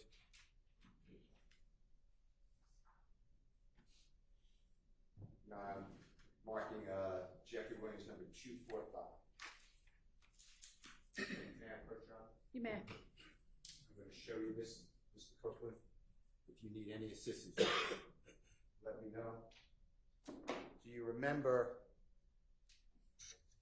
Detective Thorpe swearing out a warrant for you for the offense of murder for you knowingly and intentionally with malice aforethought on January 10, 2015 at 330 McDaniel Street, Atlanta, Fulton County, state of Georgia, did participate in the That's your drive-by Honor. shooting. Hang on just a second. Yes. Reading something that's not into evidence and relevance. Okay. Well, overruled on relevance. What was the first thing? That he's reading something that's not in. All right. So have him. Are you asking him whether he recognizes it? Just Sure. Did he ask get him, charged? do you recognize it? That's Okay. the way to do that. Okay, look at Jeffrey Williams, number 245. It's several pages, but this is the first page at first. Do you recognize that as the warrant taken for your arrest for murder of Donovan Thomas by Detective Thorpe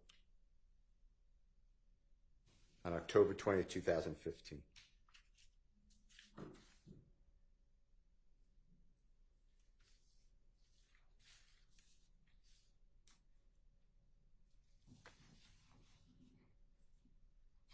Yes?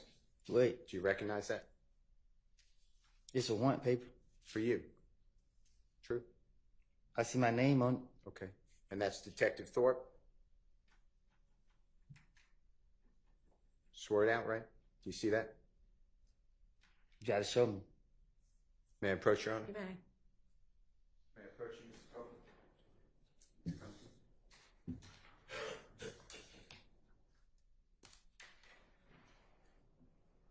You see that? Yeah. You see the date on there, Mr. Copeland? October 20th, 2015?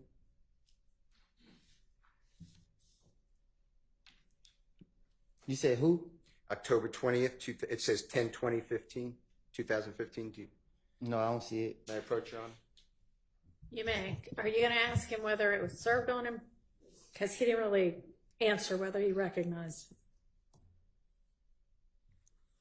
Okay. Mm-hmm. Yes. And at that time, you were in federal custody at the Robert A. Dayton Detention Center. When I say that time, October 20th of 2015, you were awaiting the federal charges that eventually you were sentenced to 51 months in custody, right? No, I was sentenced to 5 years. Okay. Apologize. 60 months in custody. Apologize. While you were held at the Robert A. Dayton Detention Center in Clayton County, do you remember that? Lovejoy. Yes, Lovejoy. Do you remember being served by a United States Marshal these warrants while in Lovejoy? No, my attorney told me. Okay.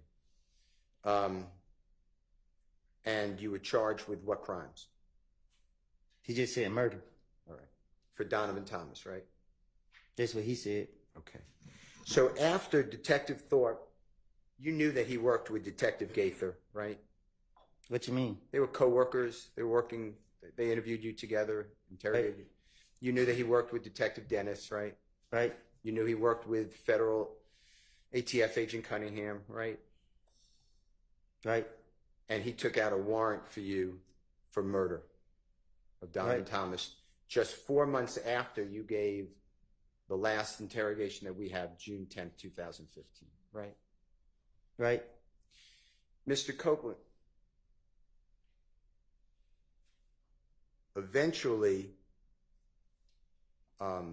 you went to federal custody and you entered a guilty plea for a 922G count, which, forget that, for possession of firearm by a convicted felon. Is that true? Right. You remember going before the Honorable Judge Totenberg? Right.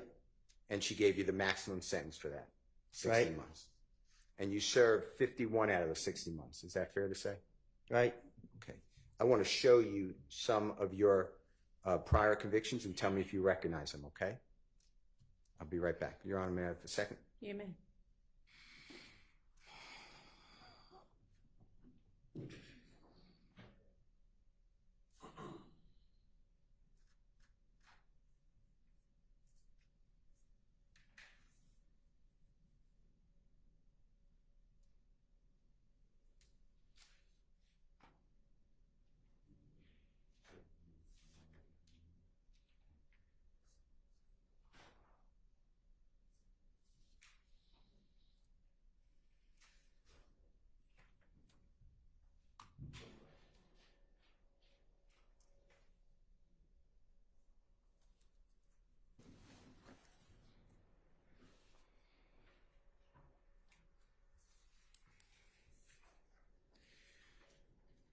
While they're looking for that, Mr. Copeland, Jeffrey Williams wasn't charged with murder of Donovan Thomas, right?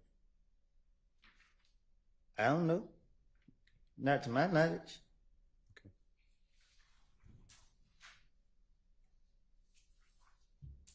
Even in this indictment, Jeffrey Williams not charged with murder of Donovan Thomas. Do you realize that? And if you don't know, just say it. I don't know. Objection, Your Honor. Improper speculation. It's the indictment on trial. Well, it really doesn't matter whether he knows it or not. Ask your next question. I'm just waiting on the certified copies.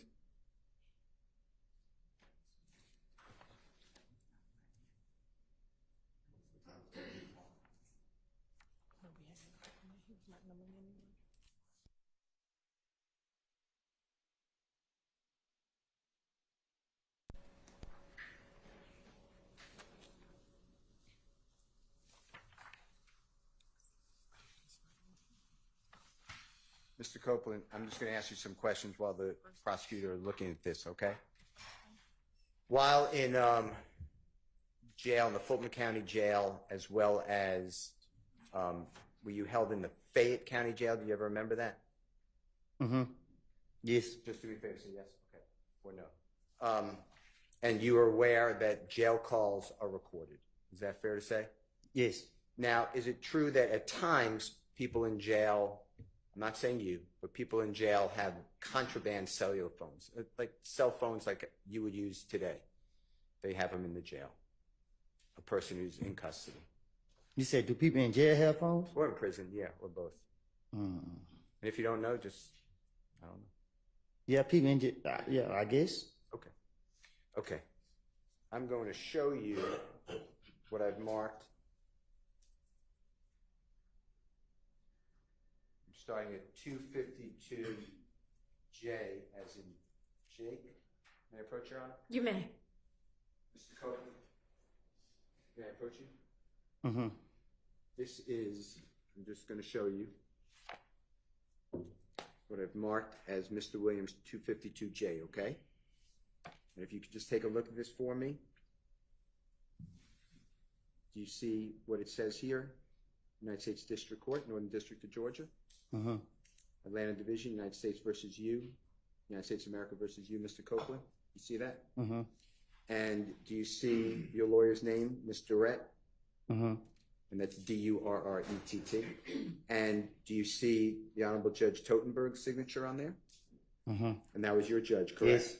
Yes. Yes. And you see the date, October 24th, 2018? Yes. And it has an amendment to the judgment, same case number, your name, right? Yes. And it just has October 22, the same date, but the judge signed October 31, and it just amended your sentence. Is that fair to say? Yes. And this is certified. Certified means the clerk, you feel that, if you want to feel it, feel that seal? Uh-huh. Okay. Yes. And this shows that you pled guilty to the offense of possession of firearm under 18 United States Code 922G1. Do you see that? Yes. And your sentence is going to be on page 2, 60 months. Is that fair to say? And 3 years supervised release.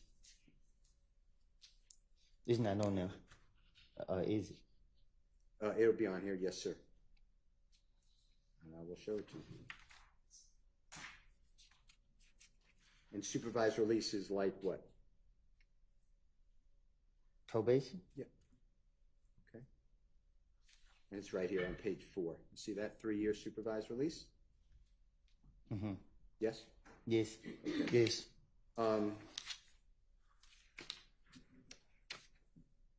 Your Honor, I move for the admission of its certified document 252J. It's a conviction of Mr. Copeland from the Northern District of Georgia.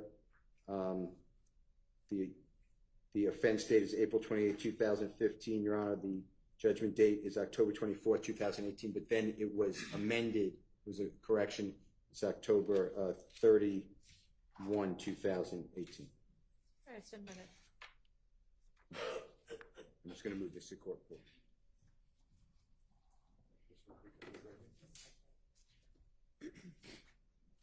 Mr. Copeland, I'm showing you what's been marked as Mr. Williams number 252I as an ice cream, okay? And again, do you feel that seal on it for a certified copy? Did you feel that? Mm-hmm. Is that a yes? Yes. Okay. Yes. And this is in the Superior Court of Fulton County, and that's state of Georgia versus you. You see your name? Yes. And that's indictment number, it actually says criminal action number 20 SC 176912. You see that? Yes. And do you see where it says that you entered a guilty plea under Alford? Do you know what Alford is? Remember? No. Okay. And it says 5 years to serve 3 years, balance of 2 years probated. Do you see that? Yes, I see it. On possession of a controlled substance, Schedule 1 or 2 with intent to distribute. Is that fair? That's what it says. That's what it says. Okay. And I'm going to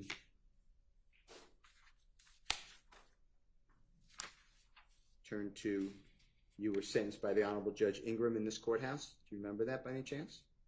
Yes. And I'm going here to your indictment. And Judge Ingram's name used to be Judge Millender. Did you know that? And if you didn't, that's fine. Yes, I knew it. Okay. And this indictment was returned by the grand jury on November 20th, 2020 for the offenses of participation in criminal street gang activity. But you did not plead guilty to that. You pled guilty to possession of a controlled substance, Schedule 1 or 2 with intent to distribute, count 2. Is that fair to say? Yes. Okay. And did you see your signature under where it says Kenneth Copeland weighs a copy of the indictment, lists the witnesses, formal arraignment, pleads guilty to count 2? You see your signature there? Yes. And then the Honorable Jonathan Melnick? Yes. That's your lawyer, right? Former lawyer. And you pled guilty on January 25, 2022. Fair to say? Yes. Okay. Your Honor, this is a certified copy, and I would move for the admission of Mr. Williams, number 252I. Admitted.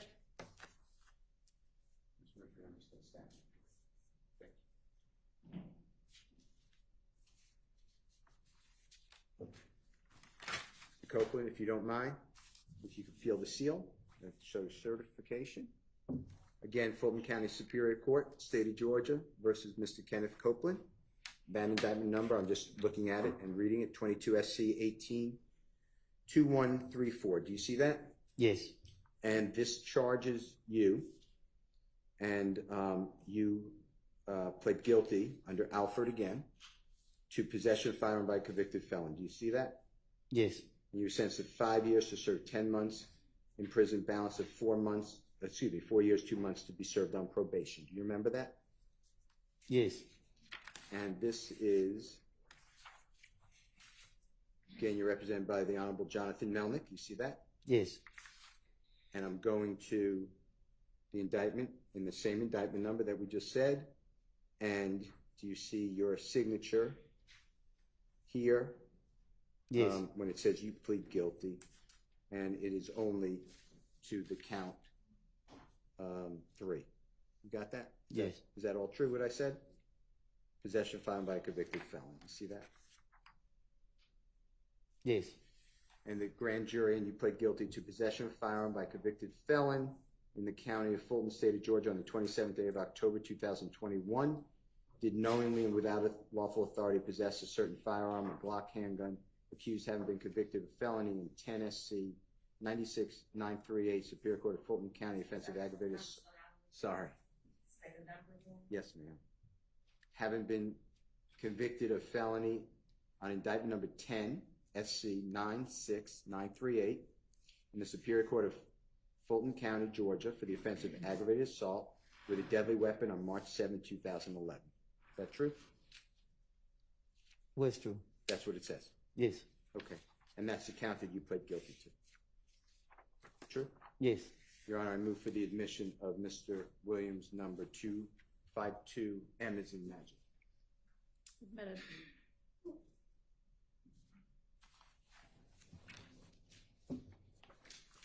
And Mr. Copeland, that date, October 27, 2021, you saw a clip, I believe, of investigator, detective Viverito and you in a room?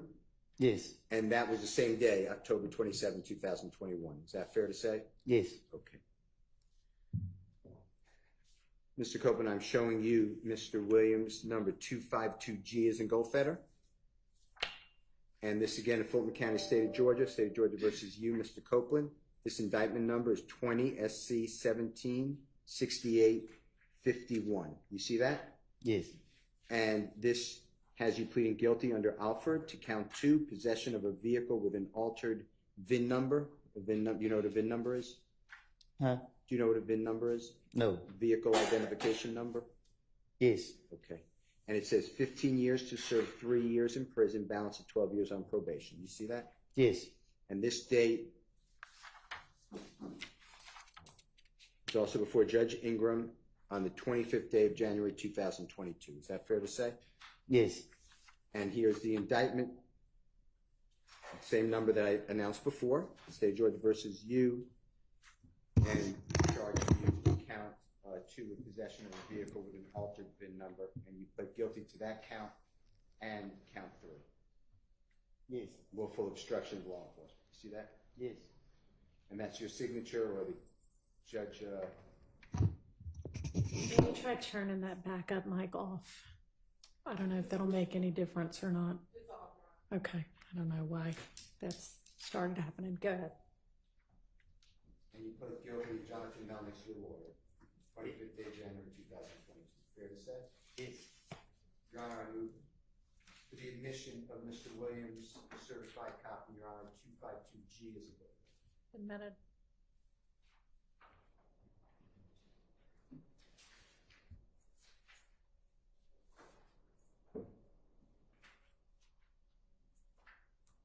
Mr. Copeland, I am showing you what the mark is Mr. Williams 252F is in 5s, okay? Superior Court of Fulton County, State of Georgia versus Mr. Kenneth Copeland. That indictment number is 12 SC 11 3315. You see that? Yes. And this has you pleading guilty to certain counts, including terroristic threats, count 1, terrorist threats, count 2, terrorist threats, count 3, and 3 counts of aggravated assault with a deadly weapon. You see that? Yes. And you were sentenced to serve a total of 10 years to serve 2 years in prison, balanced on probation. Is that fair to say? Yes. And this again, you feel that certification? Yes. And this was for the Honorable Todd Markle. Do you remember him as a judge by any chance? Yes. And this was the 12th day of August 2013. And that's your indictment, correct? Yes. And that's your signature? Yes. And that's what you pled guilty to, those crimes that I announced. Fair to say? Yes. Your Honor, I move for the admission of Mr. Williams 252F as in funds. Admitted.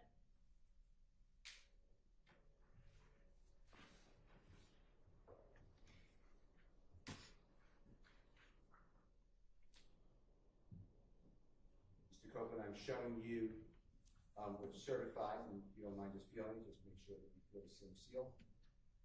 Yes. Superior Court of Fulton County, State of Georgia versus Mr. Copeland.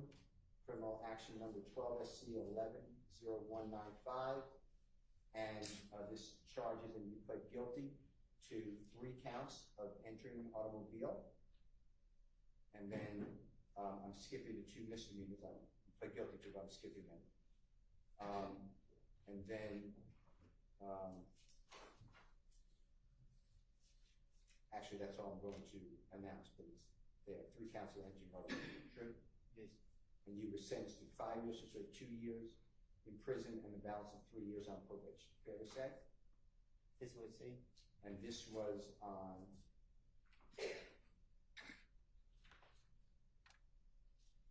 August 12, 2013. Correct?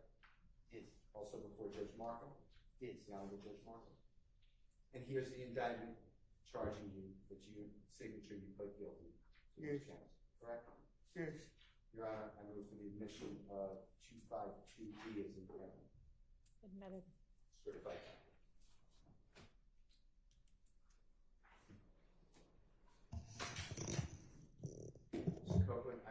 showing you in the Superior Court of Fulton County, State of Georgia versus Mr. Copeland, indictment number 15 SC 136794. You have a certification on that, if you don't mind.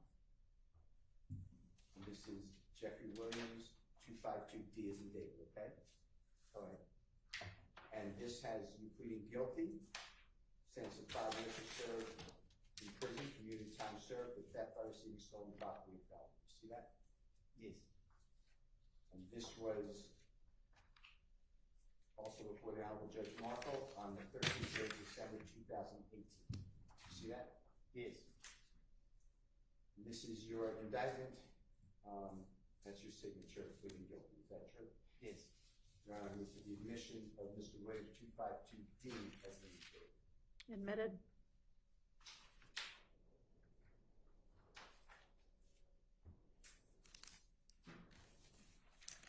Copeland, I'm showing you Mr. Williams number 252C as in collect. And it's in the Superior Court of Fulton County, State of Georgia versus Mr. Copeland. And you entered a guilty plea to count 1, which is aggravated assault with a deadly weapon. This is indictment number 10 SC 96398. Does that all look accurate? Yes. And you were sentenced to 10 years in confinement, but upon the service of 1 year, 9 years would be served on probation. See that? Yes. And tell me that this is your signature. And here you were represented by Suzanne Pomey, P-O-M-E-Y. See that? Yes.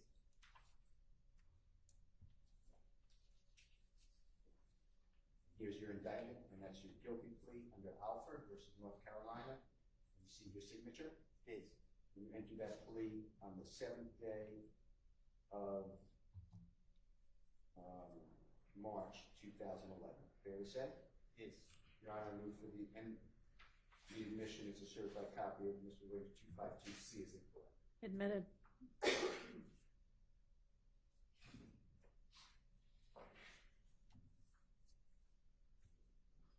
And Mr. Copeland, this is Mr. Williams number 252B as in Barry. And this again is in Superior Court of Fulton County, State of Georgia versus Mr. Copeland. And this is a non-negotiated plea of guilty on Alford versus North Carolina. And pleading guilty to 5 years to serve in prison, on probation. Is that what it says? Yes. And can you make sure that that's a certified copy? Yes. And what you pled guilty to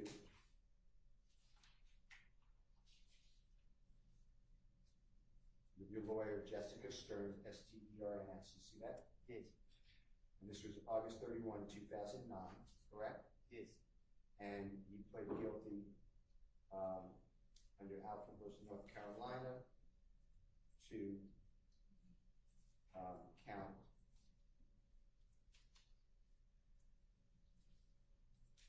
theft by taking an automobile. You see that? Count 1? Yes. And that's your signature. I think I asked you that earlier. Is that true? Yes. And you did that on August 31, 2009, I think I asked you. Yes. Your Honor, I move for the admission of Mr. Williams 252B. Admitted.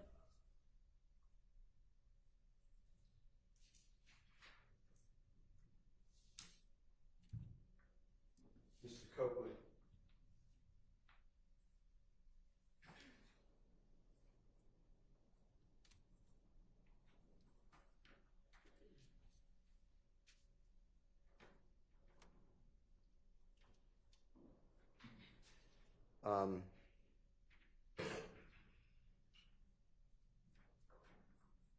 When you were able to be around Jeffrey for that short period of time that you said,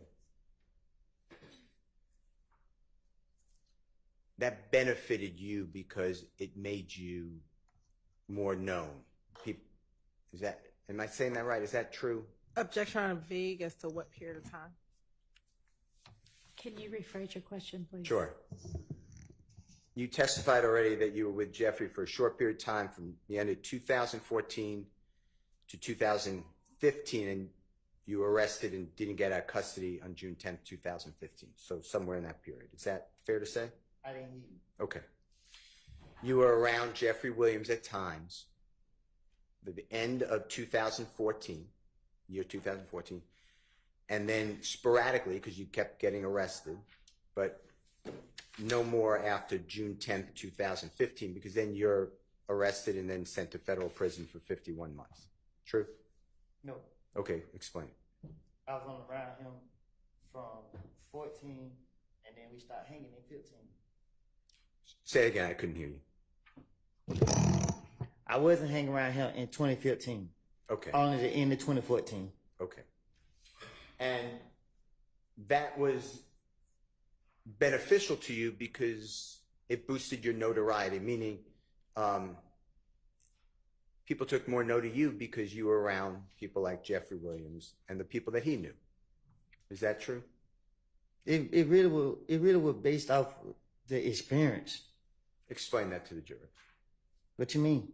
Explain what you mean by it was based off the experience. It wasn't about attention. It was just about flying on planes, going different, like just seeing more than just hanging in the neighborhood.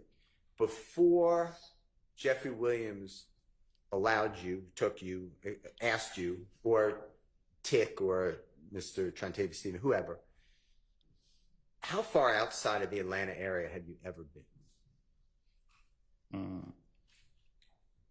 Only once. I've been to, no, I'm lying. Twice I've been out of town, but it was just, I went with, when I got out of jail in 2013, my baby mama, she was going to college in South Carolina. So I traveled down there with her. And then when my friend got killed, I stopped. But before that, I had went with some old friends. He took me deep sea fishing, but that was it. But had you, in those experiences, had you ever been on an airplane? No. Or did you drive? Yeah, we drove. Okay.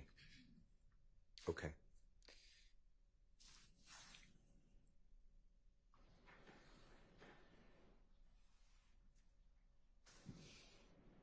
Mr. Steele, is this a good time to stop? Sure. All right, we're going to go ahead and break for the day. I will see y'all back here at 9 in the morning. Just a reminder, wear your juror badges. Don't talk about the case with anybody. Let anybody talk about it with you, including amongst yourselves. Don't use the internet or any other kind of source to try to find out information about the case, anybody involved in it. Don't watch, read, listen to, in any way absorb any kind of media accounts about this case, including social media. And hope y'all have a pleasant evening. See you in the morning. Thank you. All rise for the jury.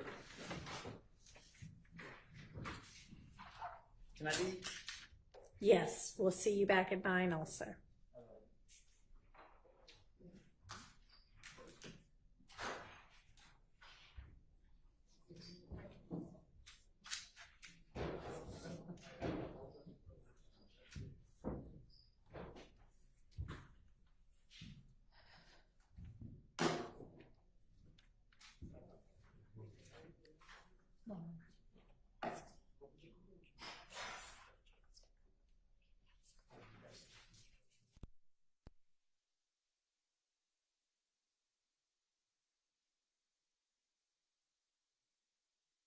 All right. Sorry we're having to break early, but anything y'all need to take up with the court? Anything we can go ahead and take care of?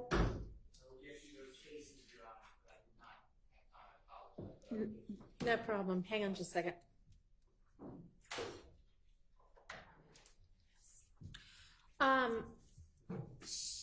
So time-wise tomorrow, what are we anticipating in terms of? I will be done, in my estimation, which is horrible typically, but I will be done. Well, you're a lawyer, so we don't estimate time well. Okay. Well, then my guess is I will be done at or before lunch. When I say at or before, your Honorable Court starts right on time. I should be done by 11 o'clock is my belief. Okay. And do we anticipate cross-examination by any of the other defense attorneys? Yes, Your Honor. Okay. My cross will only be, depending on how much Mr. Steele covers that I intend to cover, but probably around 20 minutes is all I Okay. need.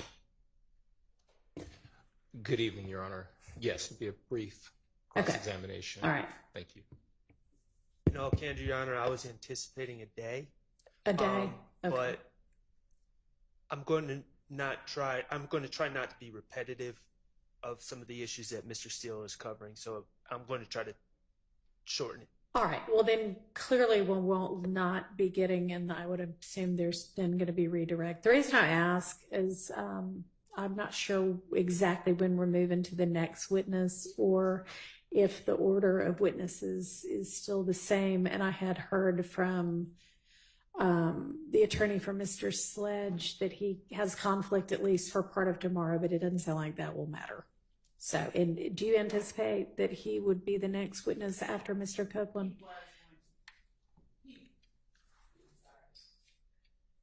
He was, and I've just seen the same notification from Mr. Wright that you did. Okay. So, but I had reached the same conclusion that the court did regarding our likelihood of even reaching him. Okay, but it may be, so given that we're off Thursday, Friday, and Monday, it would probably be Tuesday at the earliest. Yes.